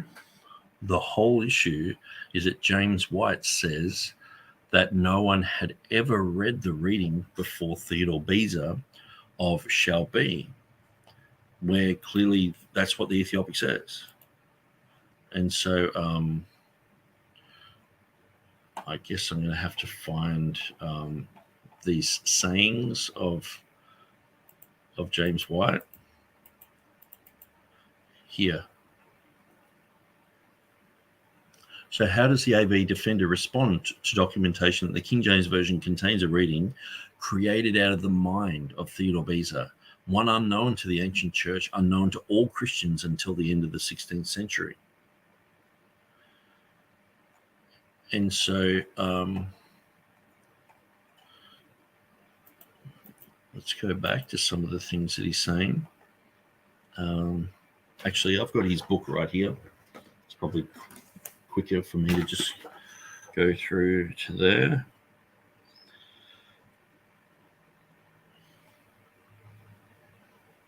So is James White talking about the Triadic Declaration? No, I talk about it. James White's talking about the future form. So he says the entire manuscript tradition reads, O Holy One. The entire manuscript. containing the Greek phrase hozios. So why does the KJV read "and shall be"? So he doesn't deal with the trade declaration at all. He's only dealing with the future form. And then he goes on to say, well, he changed the lettering because they were similar. Then he said he had no manuscript evidence for this when he did. So I talk about the trade declaration. I talk about this expansion. I talk about other places in Revelation. James White, whose book I'm debunking in my book, he doesn't talk about all that. So it's pretty clear that, I'm not, you can't say, well, I'm making certain claims when I'm not. Because clearly, James White was just talking about the future form. So that's what I'm talking about. And I've gone through this many times, regardless of whether it says the one who was and is to come and holy. Manuscripts say whatever they're going to say. And the thing is, whether it's substituted or whether it's still got holy there or whether holy is completely missing, Theodore Beza had an ancient manuscript with the reading. So why aren't you? It just I don't know. It just amazes me that you're not thinking along those lines. It's sort of like, I've written my book, and then it's like, pretty much proven, from my perspective that this is all nomina sacra, all the rest of it, and then it's like Theodore Beza had a manuscript. It's just like the mic drop, bang. It's like, why won't you bring that up? Theodore Beza, and why is it always just questioned? Oh, we'll deal with that later. Pretty much that sort of information for most TR people, like that, a lot of people read through my book and were like, okay, we can see it. I can see that. And a lot of people were like, wow, it's information I've never heard of before, and that's interesting, and da-da-da. But then when it's like, okay, and he had an ancient manuscript, most people are just like, oh, case closed. Because most people in this era, they are still like in that James White mindset where you've got to have it in front of you, manuscript evidence. But even though they don't have that manuscript right here extant today, it's enough for them to see that, Beza wrote about it. Everyone in that era knew that it was a reading from an old ancient manuscript. And so I just don't see why TurretinFan is not getting up to speed with that. I mean, it's like critiquing. I'm just trying to think of an example. It's like if I was trying to prove that there was a certain type of fish out there, and I'm like, look, they drew it, they talked about it, they did this and did that, and then someone found a fish. Like, wouldn't that override? Like, all my other stuff is still true, but it's like they found the fish, and here they've got a drawing of it or whatever. And it's like Theodore Beza has the manuscript with the reading.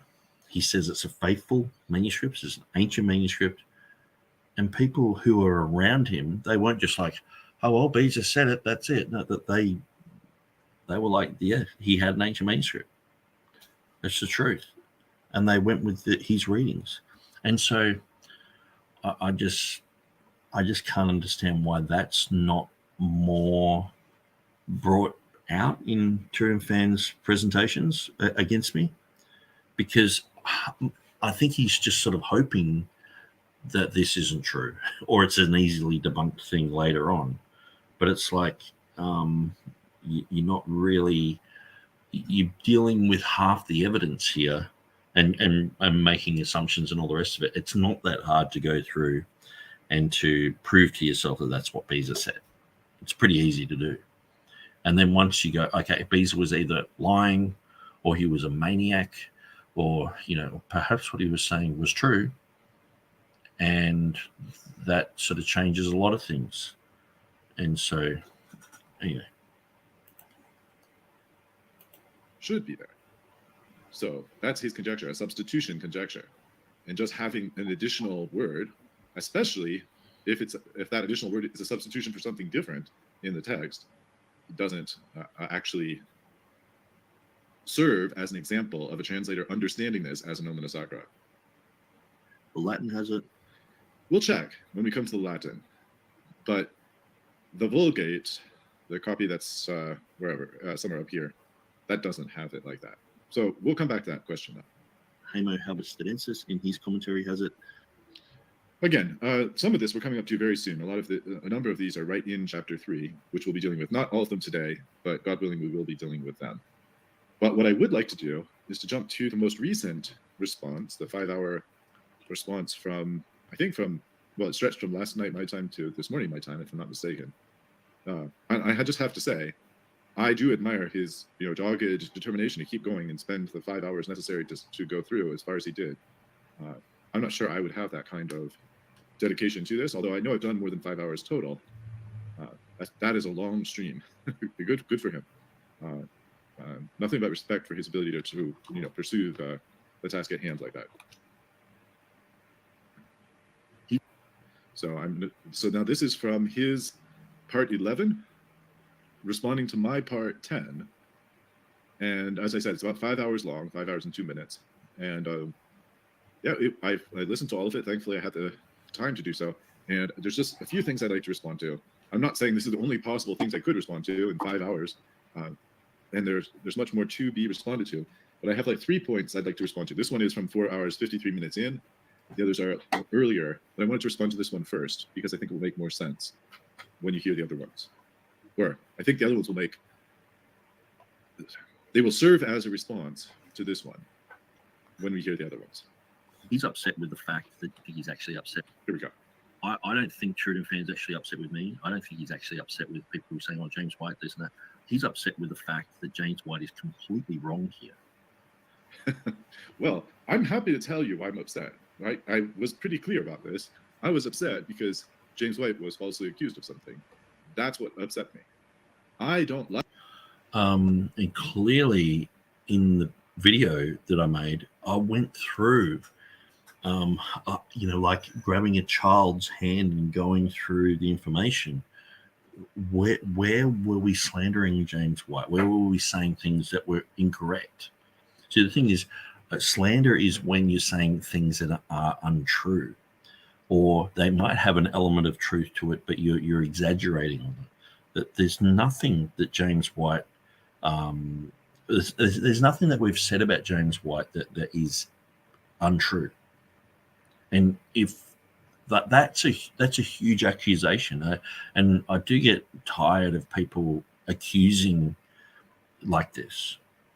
Just say, oh, you're just lying about someone. It's like, well, no, I take lying very seriously. And people who know me know that. Like, if someone accuses me of being a liar, it's like, well, what are you trying to... So you saying that I'm a liar? Like, to me, certain sins are really bad to do. And so living your life as a liar and unrepentant, like, it's like just saying, okay, well, you're an adulterer. Like, or you're a pedophile, or you're a, whatever. It's like just some sort of accusation. It's like, hey, hang on.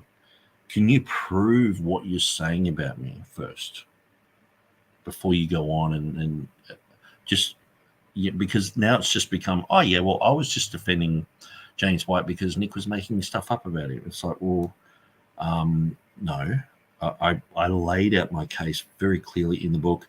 I've just done a 5-hour video last week, showing you clearly why I said what I said about James White. The same accusations, as you're calling them, were made by Jeff Riddle and James Snap, which, where can you point out where they're lying? It's very clear that James White was wrong and stubborn and unteachable and all the rest of it. So, I like it when James is wrong, of course. He's a friend of mine. Why would I like him to be wrong? But that's not what upsets me, because I know James is fallible. I know he makes mistakes. We all do, if we're honest about it. I've made mistakes. I've had to walk things back before. I don't like doing it, but I have to do it when I make mistakes. That's the way it goes. I don't like to be the one to have to point out James's mistakes if he makes them, because a lot of people who don't like him will just glom onto those corrections But if it has to be done, it has to be done. We have to be, what's the right word? We have to be fair, and we have to be forthright. And trying to conceal somebody's error, to try to pretend they didn't make a mistake when they did, what's the point of that? First of all, any person who can look at the subject can figure out that's what's going on. So we're not really accomplishing anything by doing it. And on top of that, how is that honest and truthful? It's better to just say, James made a mistake, if you made a mistake, and move on. People do make mistakes, and I disagree with things openly with James from time to time. But anyway, let me let him continue this bit of psychology. The thing is, James made a mistake, and then he would constantly cover it up. So until he was squeezed to the point where he has to admit it. That it's like, I did not have sexual relations with that woman. And then there's so much pressure, then he's like, I did have sexual relations with that woman. That's, you can't say, well, he came clean in the end, so he's a good guy. It's like you weren't there for the journey of having to squeeze this guy for that information. I was. About me. And we can't let the emotional response cloud what's just been said. That James White is two-faced. So yeah, when you accuse James White of being two-faced, that's a bit different from, James White was wrong about something or made a mistake about something. Not in my terminology. It's not just about him making a mistake. He was clearly covering up. He didn't admit fault. He was saying, "Oh, Jeff Riddle and James Snap, these guys, they're idiots," and then he's turned around and realized that they were right, but never said sorry or never said. This is the way that James White works. Like, he's done this with me all the way through this whole journey of, hey, the Ethiopic says this. Hey, Beatus of Libanus says this. He's gone all the way through all of these examples. And then he sort of gets to the point where he's like, oh, yeah, well, like he's learnt it himself. He's learnt something himself. And it's like, you got that information from me, but all the way through, he's like, you're an idiot, you're an idiot, you're an idiot. And so if you can't get that James White was covering up, being deceptive from the last video, I don't know what could, maybe just the blue dress or those are a little bit different. But let's jump back to go back to the first of these is from about, let's see, it's about 2,500 seconds earlier. So let's see how that pans out here. It's 4 hours and 11 minutes in. This is also about conjectural emanations. This is and two in the Nestle Allen 28, which I reject. Yeah. Okay. I reject all conjectural emanations. I just want to make sure everybody heard that. He says about these conjectural emanations, I reject them. I reject all conjectural emanations. Now, I can't tell from the Kugi the Kugi sweater or whatever it is that James White is wearing what year this is. The fact that his head is shaved tells me it's in 2019. He's doing a whole dividing line program in a Sunday school type of Bible college setting, and he said he rejects all conjectural emanations. And then he said the Nestle Alarm has two conjectural emanations that he rejects, and he goes with the Tyndale House text reading. Me, it's not, let's say, more than 10 years ago. I don't remember when he started shaving his head like that. And the fact that his beard This is 2019. is, a bit gray, but not. Because this had recently happened, and this is me responding to this. So solely white tells me it's not the last year or so. But aside from that, I'm not sure. You could probably figure out more with the logo, or maybe if you could zoom in enough to read the title on there, maybe you could figure it out. But this is James White saying for himself that he doesn't accept. But you're not getting it. In 2014, he was shown conjectural emanations are in your text, James.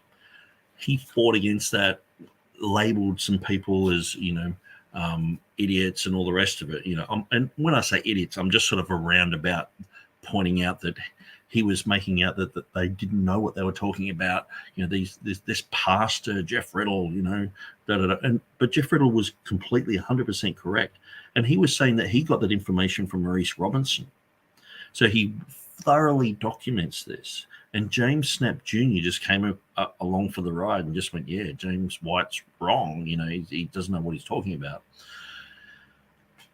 And then he was doing programs saying, oh, Jeff Riddle's wrong, doesn't know what he's talking about. You know, these people, blah, blah, blah.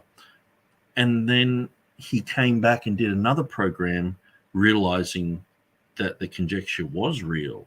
I think someone had pointed it out to him. And he's like, that's in 2014. Okay. And so didn't hear boo for 5 years until this video when he's doing this on me. And up until then, he had never admitted, never come out and said, hey, you know, like, I really just want to let you guys know that, yeah, the Nestle alarm text has these conjectural emanations and, you know, I reject those readings. This is when he admitted that he rejected those readings. That's why we were all shocked about it. And this became like a massive talking point. It's like, have you heard James White? He's rejecting the NA28 and he's going with the Tinder House text now. Because it was like he just changed teams. It was like, oh, you barrack for them now. Okay. And we were all shocked. And, you know, Jeff Riddle wrote about this and Snap talked about this. And so did most people in the confessional bibliology group, in the text and canon group of Robert Truelove. There are heaps of people talking about all this. And so it just seems like TurretinFan just doesn't know about it. And I can't make you know this. You've got to go back and follow the breadcrumbs that I've put there. And if you can't watch through my video and get what I've said, and I've shown video information, Jeff Riddle's page, links, go through all those and you'll be able to clearly see what was going on. But now he's like, oh, this video proves that James White doesn't accept the conjectural emanations. It's like, yeah, this is the end of the battle. It's like the end of World War II, and it's like, oh, we finally, you know, got the victory over the Nazis. And then he, you know, he's like, well, something that was said in, well, how can I put this? I've given myself a really bad example there.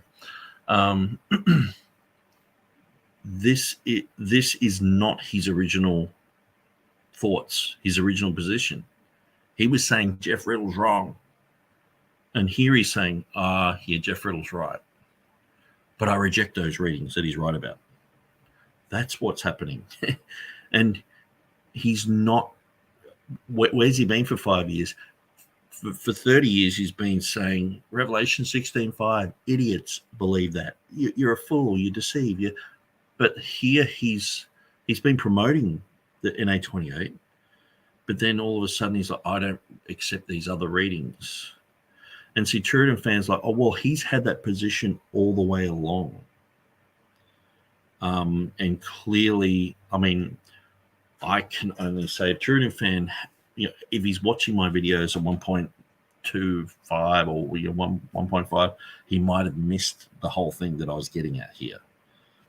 And I went at length out of my way to explain it to him. But I can lead the horse to water, but I can't make people think the conclusions that you know, I've got all the breadcrumbs leading up to the solution. And it's like, if you don't want to see it, if you are just thinking that James White has always said this, despite what James Snap Jr. says, despite what Robert Truelove said, despite what I've said in my book, because I put that whole section in my book because it was like, this guy's not admitting it. And then he finally admitted it here in 2019. This is the year that I wrote my book. That's why I just put a footnote there. I'm not going to change my book because he changes like the weather. I'm like, well, oh, okay, he's changed it. So I put a footnote. Well, it must be acknowledged that James White has said that he no longer acknowledges these conjectural emanations, that he no longer follows them, or, you know. I mean, yeah, anyway. Conjectural emanations. And I'll back it up so you can hear it one more time. I know Nick was drinking something at that moment when he said it, and I don't know if he heard it or not. I'll just play it one more time. Total inconsistency. Last one. This is also about conjectural emanations. This is it. And 2 in the Netze Arlen 28, Mm, which I reject. yeah.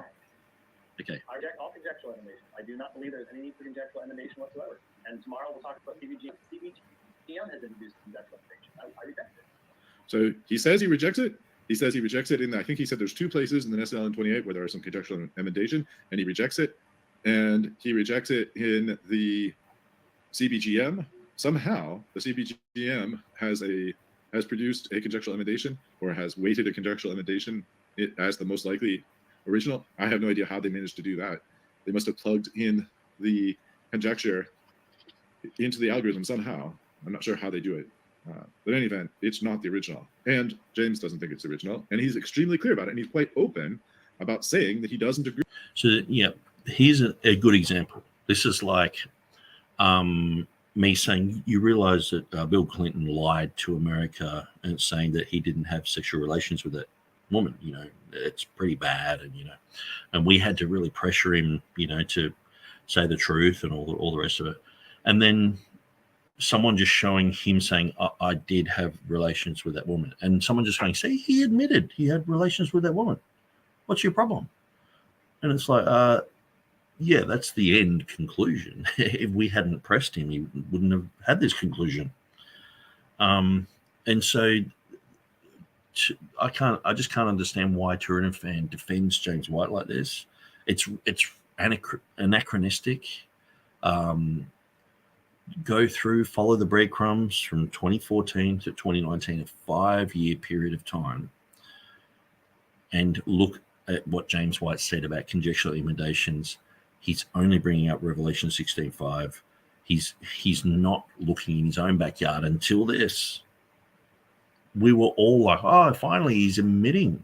Because it was one of those really dumb things where it's sort of like, you're just not admitting that it's in your text. And we just kept bringing it up to the point where it's, you know, I'm publicly saying, hey, James, what on Twitter, what about your conjectures? Then he finally admitted it. So he admitted it because I brought it up in Twitter. So TurretinFan is simply not understanding the sequence of events that happened. Because if you've got someone saying one thing one day and then saying something different the next, you've got to admit that that's happened. Where TurretinFan's just like, see, he said it in this period of time, that means he's always meant it. It's like, no. Are you listening to anything I'm saying? Are you listening to anything Jeff Riddle saying? Are you even looking up the links that I'm putting there, or am I just wasting my time?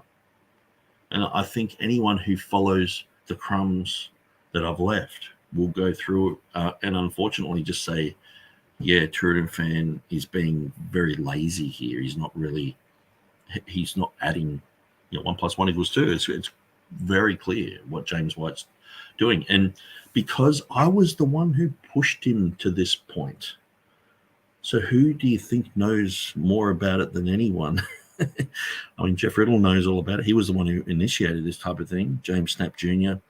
But these guys are like leaders in their movement. When Jeff Riddle says something, it's like there's another 200 people who are confessional bibliology and Reformed Baptist guys. They're following him, what he says. They all know about this, and so it's all throughout forums everywhere. It's not like this just sort of happened. It's just something in my mind. And so you've got to get up to speed with reality, Agree with the mainstream textual criticism. When the mainstream textual criticism says that it's a conjectural emendation, that's the original reading. And he has never supported conjectural emendations, at least not knowingly. Maybe he unwittingly supported a conjectural emendation, but not knowingly. It's not really about whether he supported one knowingly or rejected one knowingly. It's the fact that he was deceptive about it. Firstly, that he didn't acknowledge that these were pointed out by Jeff Riddle, because his opposition can never be right, because he's winning these debate points. And also, why isn't he howling about it like he does about Revelation 16:5? Why isn't he saying that people who follow these readings are involved with the most egregious form of deception and all? Like I've spelled out in my book. There's 10 other reasons that I could give, but it's just like if you're just like, well, he's a friend of mine, I don't want to say anything bad about him, and he's a nice guy, and all the rest of it. It's like, well, you're missing the whole point. The whole point is he's deceptive. He withholds information. He has a double standard where he will critique us like we're, the barbarians from the north. But he, when his crew does these conjectures, I reject them and quietly walk out the room and bow and say, yes, my masters, sorry, I have this one little problem with you. Okay, goodbye, masters. It's like, but with us, he's like, you bunch of idiots. It's like, we're just pointing out his inconsistencies. And I think I've gone over and above to prove that. So it's just something that I just have to say, well, you have to deal with that now. And that's significant because there's about 2,000 seconds later, there's another section that Nick brought up. And I recognize this was like 4 hours into his material, so maybe he was just tired of hearing my voice at this point. I would be tired of hearing my own voice. I'm sorry, I am, we talk about James White getting upset. I do get upset when my friends are falsely accused. So you notice he's saying we're falsely accusing James White. So this is huge. This means he's saying I'm a liar. We are falsely accusing, false accusers all the way through Proverbs. Don't lie, don't slander, don't. A false accuser is a fool, and all this. We're false accusers, and this is me, Jeff Riddle, and James Snap. We're all false accusers. Not James White's wrong. We're wrong. And falsely, I'm a liar. Okay, so first of all, Nick, just because I say that James White's being falsely accused doesn't necessarily mean that you are a liar. It means you're wrong in your accusation, but you'll only be a liar if you know you're wrong and you're saying it anyway. So either I'm a liar or I'm just wrong.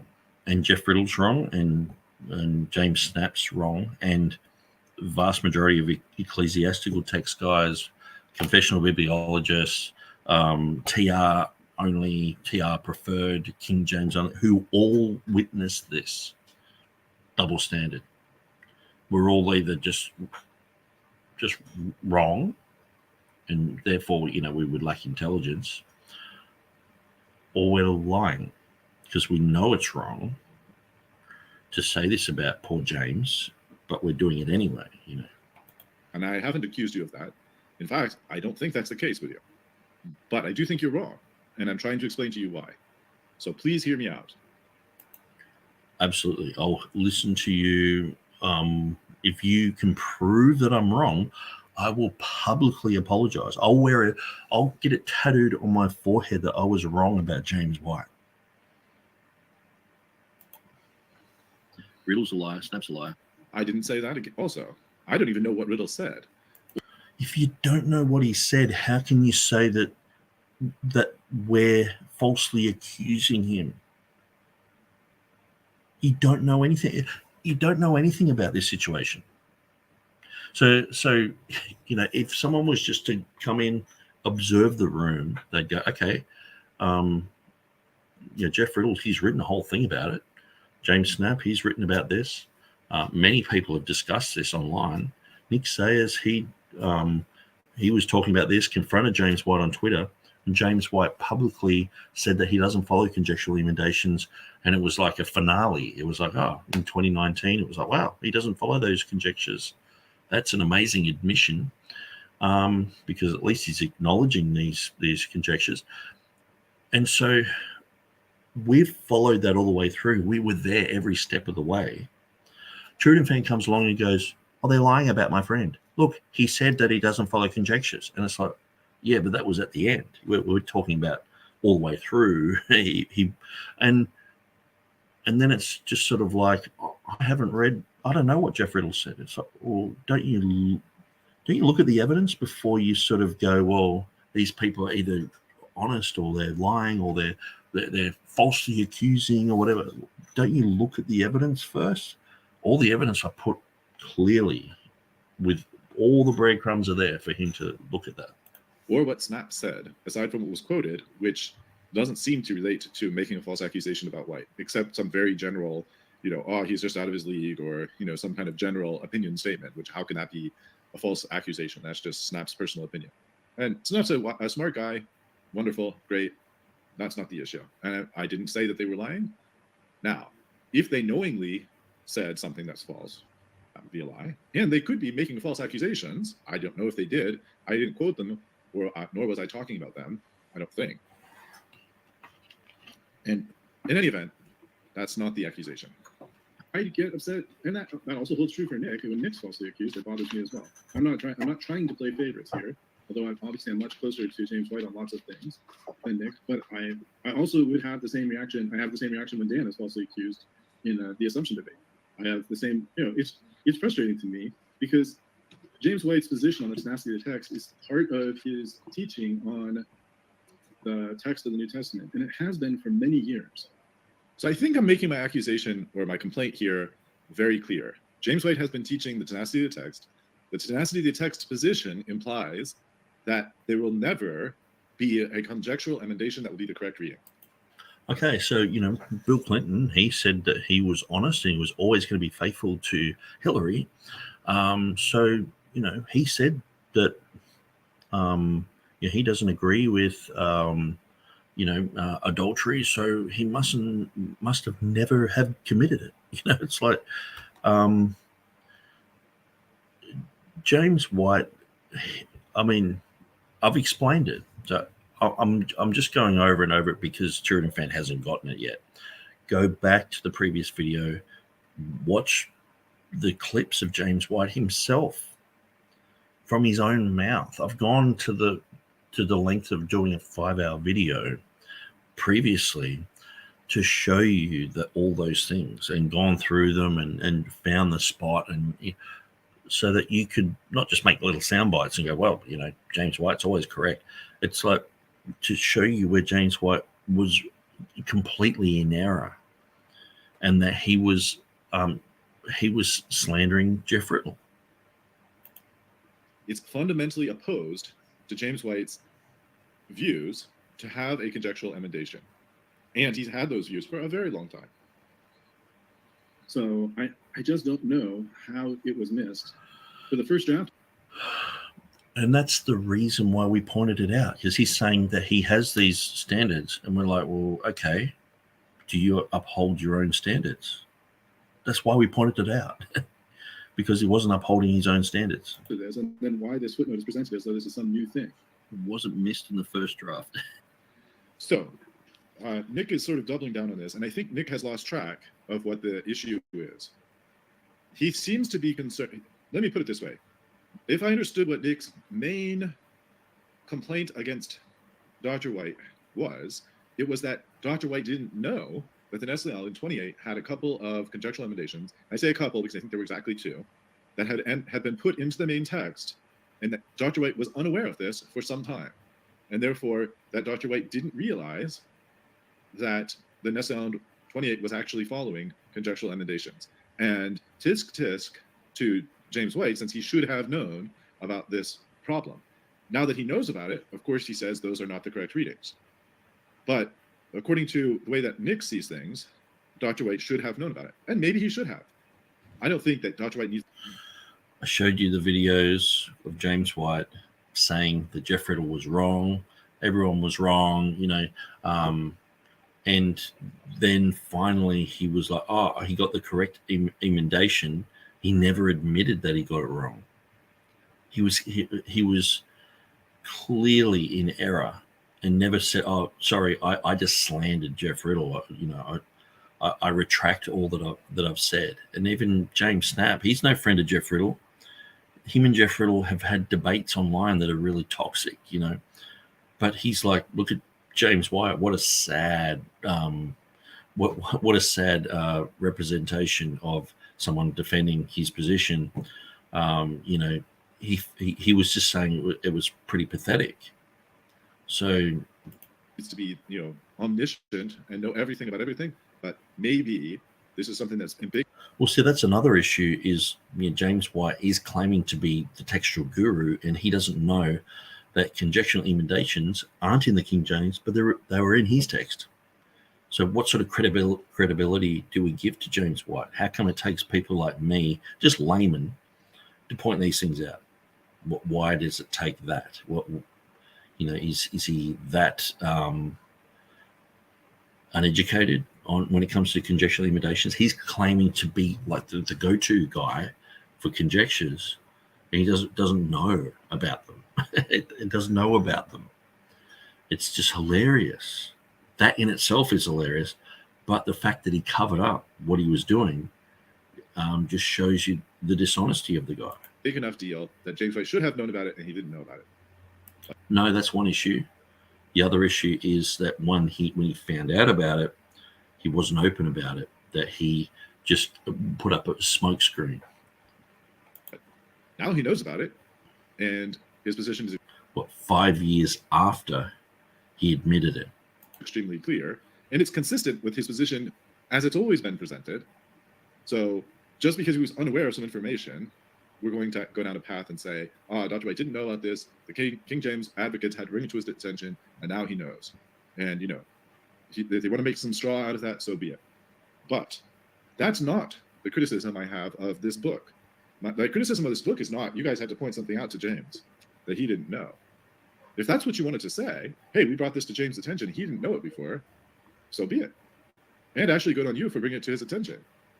That's moving scholarship forward when you bring things to people's attention that they didn't realize before. My concern is this. This is me quoting from Nick's book. Nick says, first of all, he said, but the Nestle 28 edition has several conjectural emendations that don't seem to worry James White, who howls at those who defend the reading of shalt be. So far, if this is all he had said, that doesn't seem to worry him, so be it. That's just like, that's how it seems. It seems like it doesn't bother him. Maybe it didn't bother him because he didn't know about them. Maybe. But he knew in 2014, as I pointed out. My book got published in 2019. To make amendments to my book, even for a footnote like this, was huge. And so he's come public and said all this stuff, and it's like, he's changed his position. So I've amended my book with a footnote. I couldn't just delete everything else I'd written, because up until that moment when he said that was just the facts. And then he's changed his mind, and it's like, we have to change with James White. Maybe we could reconcile that with this sentence. So far, so we're on the same page. Then he says, but do any of the conjectural emendations in the modern Greek text have anywhere near the amount of validation as Revelation 16:5, for example, in Acts 16:12 and 2 Peter 3:10? Why does White not howl at the scribes in Munster, Germany, like he does to those who defend the TR KJV reading at Revelation 16:5? Again, if Dr. White didn't know about it, and you brought it to his attention, and then well, Dr. White did know about it in 2014. It was brought to his attention there. So you look at 5 years later. So you're actually destroying your own point. You're like, you guys have shown him. Good on you guys. It's like, no, I didn't even show him. Riddle and Snap did. I wrote what they had in my first article, and that was getting spread around. And then it was like, okay, can you put that in a book? And it's like, okay, I'll put it in the book. And then James White's done a full backflip, like just before I printed the book. And I'm like, I'll put a footnote there saying he's done a backflip. That's what's happened. So where's James White talking about this from then? From then until now, 2019, 2020, 2021, 2022, it's another 4 years. Where is he howling like he does with us? He said, no, I'm down with those. This would be fine. And in fact, if he didn't know about them, that would explain why he's not, quote unquote, howling about them. That's Nick's word, howl. Then he says, Jeff Riddle reveals how at 2 Peter 3:10 in the Nestle 27 edition, it was clearly marked as a conjecture, but in the Nestle 28, it is no longer marked. And you see, it seems like the withdrawing of the marking of conjectural emendation made people think that the Nestle 28 no longer followed conjectural emendations because they're no longer marked. But in fact, apparently that is not the case. So Jeff Riddle was on the ball on that point, evidently. I haven't double checked this, but I'm just taking Nick and Jeff Riddle, as attested by Nick, at their word. So far, so good. Then he says he also shared how White rebukes the supporters for adopting 1 John 5:7 for not having majority reading, but then White adopts readings with absolutely no evidence whatsoever and staunchly defends them. So this is the sentence that's problematic, Nick. If you're listening to me, this is the sentence that's problematic. White adopts readings with absolutely no evidence whatsoever and staunchly defends them. That's not true. Oh my goodness. Did you even watch the last video I did? Like, it's just, you know, please, you know, he does a whole dividing line program staunchly defending, you know, that's what Jeff Riddle was talking about. But Turretin fans, I don't even know what Jeff Riddle said. Well, then you don't know what James White said. Then you're just sort of making this up. You have your own idea, just with fragmentary sort of concepts. And it's like, oh yeah, I think Jeff Riddle said this. And, oh, I don't know, I don't care. And it's, but James White's always right because he's got the tenacity of the text. So you just have, like, listen to me, Turretin fan, you have no idea what you're talking about here. And it's sort of, I'm just going to sort of go through this and try and not to stop because I thought you would have watched my previous video, but you obviously haven't. So let me just keep going through. Maybe you acknowledge it in your next video and sort of say, oh, sorry, yeah, I do realize James White was all over the place with all this, and he did know from 2014, and he admitted it in 2019. It's a 5-year gap. It's been 9 years since then, and so he probably should have brought up the conjectural limitation issue, especially since there's none in the King James, but they're in the critical text. Now, are you lying? I didn't say you were lying. Maybe you just made a mistake. Maybe you thought that because James White is associated with the Nestle or associated with the NRSV, and therefore somehow has said nice things about the Nestle in 28 and said it's a great addition, or said it doesn't have any conjectures, which if he said it doesn't and it does, then he made a mistake. He did a whole 2 dividing line programs on it. But in any event, if you say that White adopts readings with absolutely no evidence whatsoever and staunchly defends them, that's just not true. He doesn't adopt readings with absolutely no evidence whatsoever and staunchly defend them. That's what he did. When it's brought to his attention that something is a conjectural emendation, he immediately disclaims such a position. That is the most ridiculous statement I have ever heard, Turretin fan. Sorry. That is ridiculous. I mean, obviously, if it was falsely, it took him 5 years to admit it. Claimed as a conjecture, that would be a different story. But he doesn't adopt any of the conjectural emendations, and he doesn't staunchly defend them. And he didn't before, and he doesn't now. Wrong. So that's the problem. That's the thing that irritates. I'm sure I would be irritated too if I only knew that bit of information. But if you knew the whole story, you would go, oh, sorry, I'm just arguing for nothing. I'm just filling the internet with dead air. There are other things where there are other issues where it's just a matter of opinion. When you say things like White struggles with several verses, or White, here's another similar. White did struggle. If you'd watched his dividing line programs in 2014, you can see he's struggling. He's at a loss to work out what's actually going on in the first video. Second video, he finally sort of figures it out, and he's all over the place. So he struggled.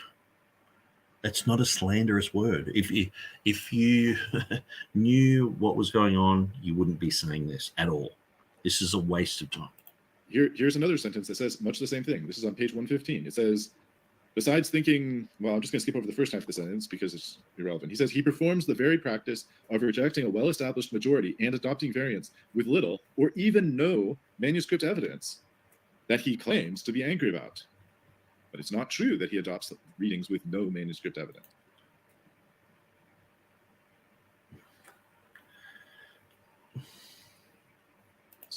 Then you say White advocates some very obscure readings with little or no evidence. Again, he doesn't adopt those readings with no evidence, including what he himself would consider conjectural emendations. But again, no, that's not true, Nick. It's not true, Nick, because, 5 years after we pointed that out to him, he admitted it. So it's not true. It's not, what planet are you living on, man? He doesn't do that. He did do it. He doesn't do that. With hardly knowing any of the situation, hasn't read Riddle, doesn't know what Snap said, doesn't even really know what I've said. And then it's like, he doesn't do that.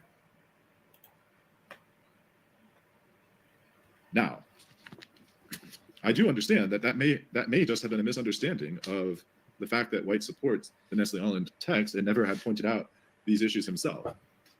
That's fine. It doesn't have to be, just because it's a mistake or an error or a false accusation doesn't mean it's a lie. I'm perfectly willing to give Nick the benefit of the doubt that he didn't know that what he was saying was wrong. If he knew it was wrong and he said it anyway, that would be a lie. So no, Nick, I'm not calling you a liar. I don't think you are a liar. I mean, everyone makes mistakes. I'm not suggesting you're sinlessly perfect, anything like that. But that's not who I take you to be. Is Nick Sayers, Patrick asks, is Nick Sayers' philosophy that if the King James Version isn't perfect, then God's word isn't perfect? No, I don't think that's his position.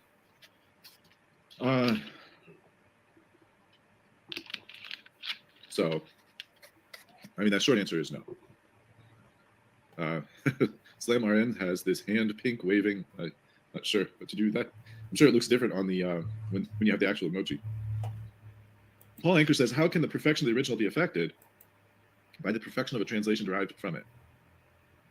I'm not sure what to take about that.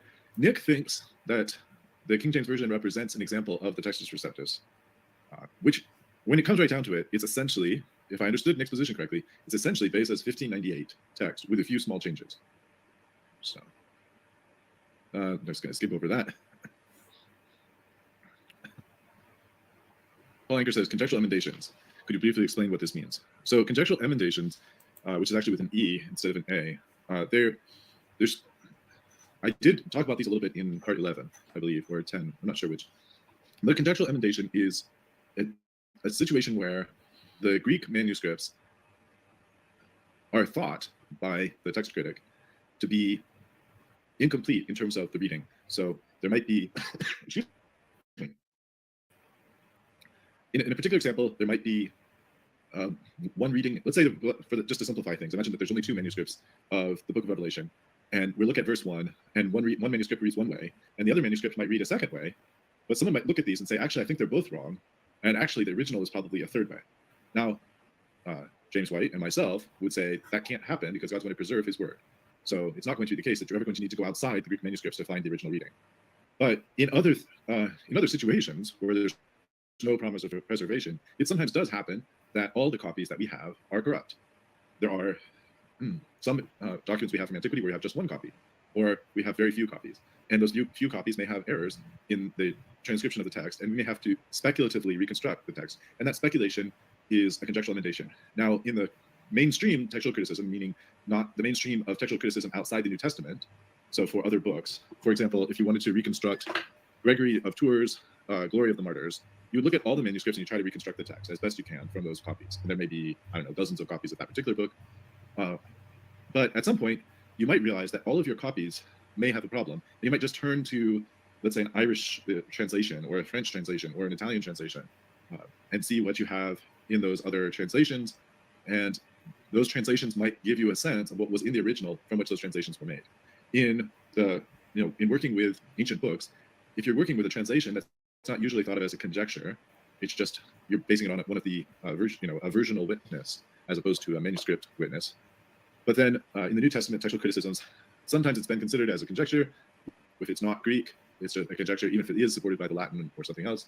But anyway, if you use the most general term for conjectural emendation, that's where there isn't any translation that has this reading, there isn't any Greek original that has this reading, and so you're just conjecturing what the original might have been, using your own God-given faculties, maybe by restoring it from a parallel place somewhere else, maybe by just your knowledge of the Greek language or something else. So, excuse me. So all of these, there are other conjectural emendations that Beza offered, aside from Revelation 16:5, if Revelation 16:5 is indeed a conjectural emendation. But notice he said Beza offered more conjectures than Revelation 16:5. So I don't know where TurretinFan's getting this information from. Now, if he's talking about like conjectures, like things that are written in his Annotationis, okay, well, people conjecture all sorts of things, and concepts and ideas, and say, oh, perhaps this, perhaps that. But as far as anything reaching the actual text, he was not conjecturing in the way that James White would say, from nothing, or a type of conjecture like the Nestle Aland text has in 2 Peter chapter 3, verse 10. In any event, we will, and actually, John Calvin offers some as well. I think Turretin may have offered at least one. But the point is, these are places where, using reason, we're supposedly able to figure out what was the original and restore the original using our God-given reason, plus the Greek manuscripts we have. So some textual critics think that's okay. People like James White and myself are against that, and we don't accept people just using their intellect to try to revise the text apart from Greek manuscript support. So that's that. However, I did want to bring up one additional evidentiary piece here. This is from 2006, and this is Dr. White is discussing an interview that I think this was an interview that was done on Issues, etc., with Pastor Wilkin interviewing Bart Ehrman. And you can hear Dr. White's voice break in from time to time as he's going through this interview. But this is from January 26, 2006, or maybe from 25, 2006. I'm not sure. Okay, so just looking at this, I noticed that this was streamed 13 days ago. So I did my response probably, I think it was a week ago. So I've assumed that TurretinFan has watched my information. So like I said, we're caught in this vortex time warp where it's like, Back to the Future, where, Marty McFly is running around the corner like, is it 1984? Which year are we in? Or the Terminator or whatever. And we're sort of stuck in this loop. So I've thought that he's watched my previous video and then made this, where he hasn't yet. But I just hadn't responded. It's not like we're going tit for tat. He's putting the ball over the net and I'm hitting it back. He's hitting the ball over the net, then hitting himself back, and then hitting the ball, and then I'm hitting it back, and it's confusion. And so I guess in a way I probably should give TurretinFan an apology for, I've gone through all the James White stuff saying, what are you doing? Why don't you know this? And you can understand my frustration if you've watched my video by now, and then you're like, hang on, he does bring out a whole bunch of stuff that James White said and all the rest of it. So, and even like this video here, it's like, this would make absolutely no sense. And that's why I'm like, what are you doing? Are you brain dead sort of thing? And then it's like, oh, actually, you haven't watched my video because you couldn't have, because I've only made it a week ago and this was made 2 weeks ago. So sorry about that. I'm wrong on that. But I guess the next video that you brought out will probably deal with some of those things and hopefully go, yeah, well, I can see why Nick is saying these things about James White. Sure, which is right. Do you consider, say, I got the Nestle Aland 27th edition in my hand. Do you consider the everything below the fold, the record of variance there in the Greek New Testament, to be an honest record of changes? Well, it's certainly an honest record of changes, but it's nowhere near a complete record. If you had a book in your hand that listed all of the variants found in the manuscripts, then at best you would have one line of Greek text at the top of your page, and the entire rest of the page would be filled with the variant readings. Now, that sounds just horrible. But again, if you will apply the standards that he will give here in a few moments as to what are the criteria by which you examine textual variants, he would then have to also say, however, the reason we don't produce texts like that is because the vast majority of everything underneath that line, underneath that one line of text, would be irrelevant. They would be much later texts. They would be a single text over against all the rest of the manuscript tradition, and it would be utterly irrelevant, and that's why we don't have that. But he doesn't. He just sort of lets that stand. What is the purpose of dedicating your book to Bruce Metzger? He has some real currency in my theological circles. And how do you respond to those who say, look, Metzger actually drew the opposite conclusion you did, knowing equally well that there were variants on the text? What opposite conclusion did he draw? Well, that the text was reliable rather than unreliable. Well, I mean, I don't think he would disagree with too much in my book. The reason I dedicated it to him was because he was my teacher at Princeton Seminary. Who I went to Princeton Seminary originally to study with Bruce Metzger, and because he was the world's leading scholar on the Greek manuscripts of the New Testament, and he certainly agrees that there are thousands of variations among our manuscripts. He agrees that there are places where we aren't quite sure what the original text was. Now, do you see a difference between not quite sure and don't know? I see a difference there personally. And of course, I keep insisting that, as many others have said, one of those readings is the original reading because the tenacity of the text. So this is 2006, which I'm documenting. James White is saying, because of the tenacity of the text, one of the readings that we do have from the Greek manuscripts is the original reading.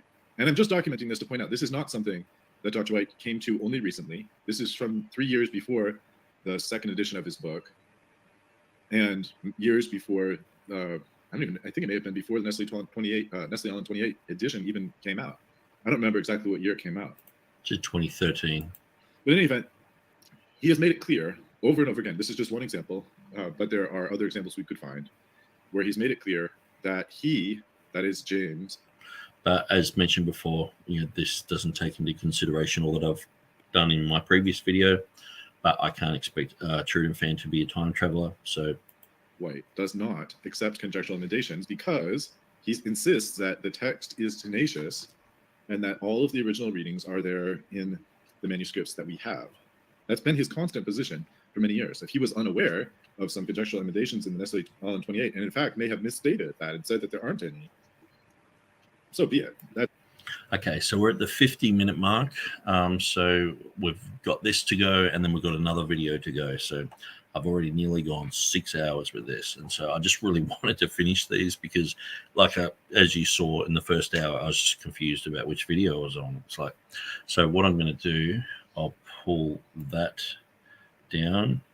We'll zoom that in. So we're at the 50-minute mark, and we are on part 12 of question mark. So TurretinFan might make another video and another video, so I'm trying to keep up to date with these. That's why I'm taking so long, and I don't want to just skip over things when things are being said, when there's accusations, or when it's like, oh, this is unimportant. Or I think I wrote the book quite well, and I think I've got a lot of really good information there, but and so it just takes time to go over these issues. So, well, God bless you guys, and thanks for sitting with me and listening through for 5 hours and 46 minutes on Revelation 16:5. Hopefully, this has helped you in some way. And again, I just want to say, yes, some of what I've been saying probably in the last hour and a bit, responding to TurretinFan's second video here, it's a little bit anachronistic for me to expect that he's watched my video, which I did last week, when this is a 2-week-old video. So this is the time loop that we've gotten stuck in.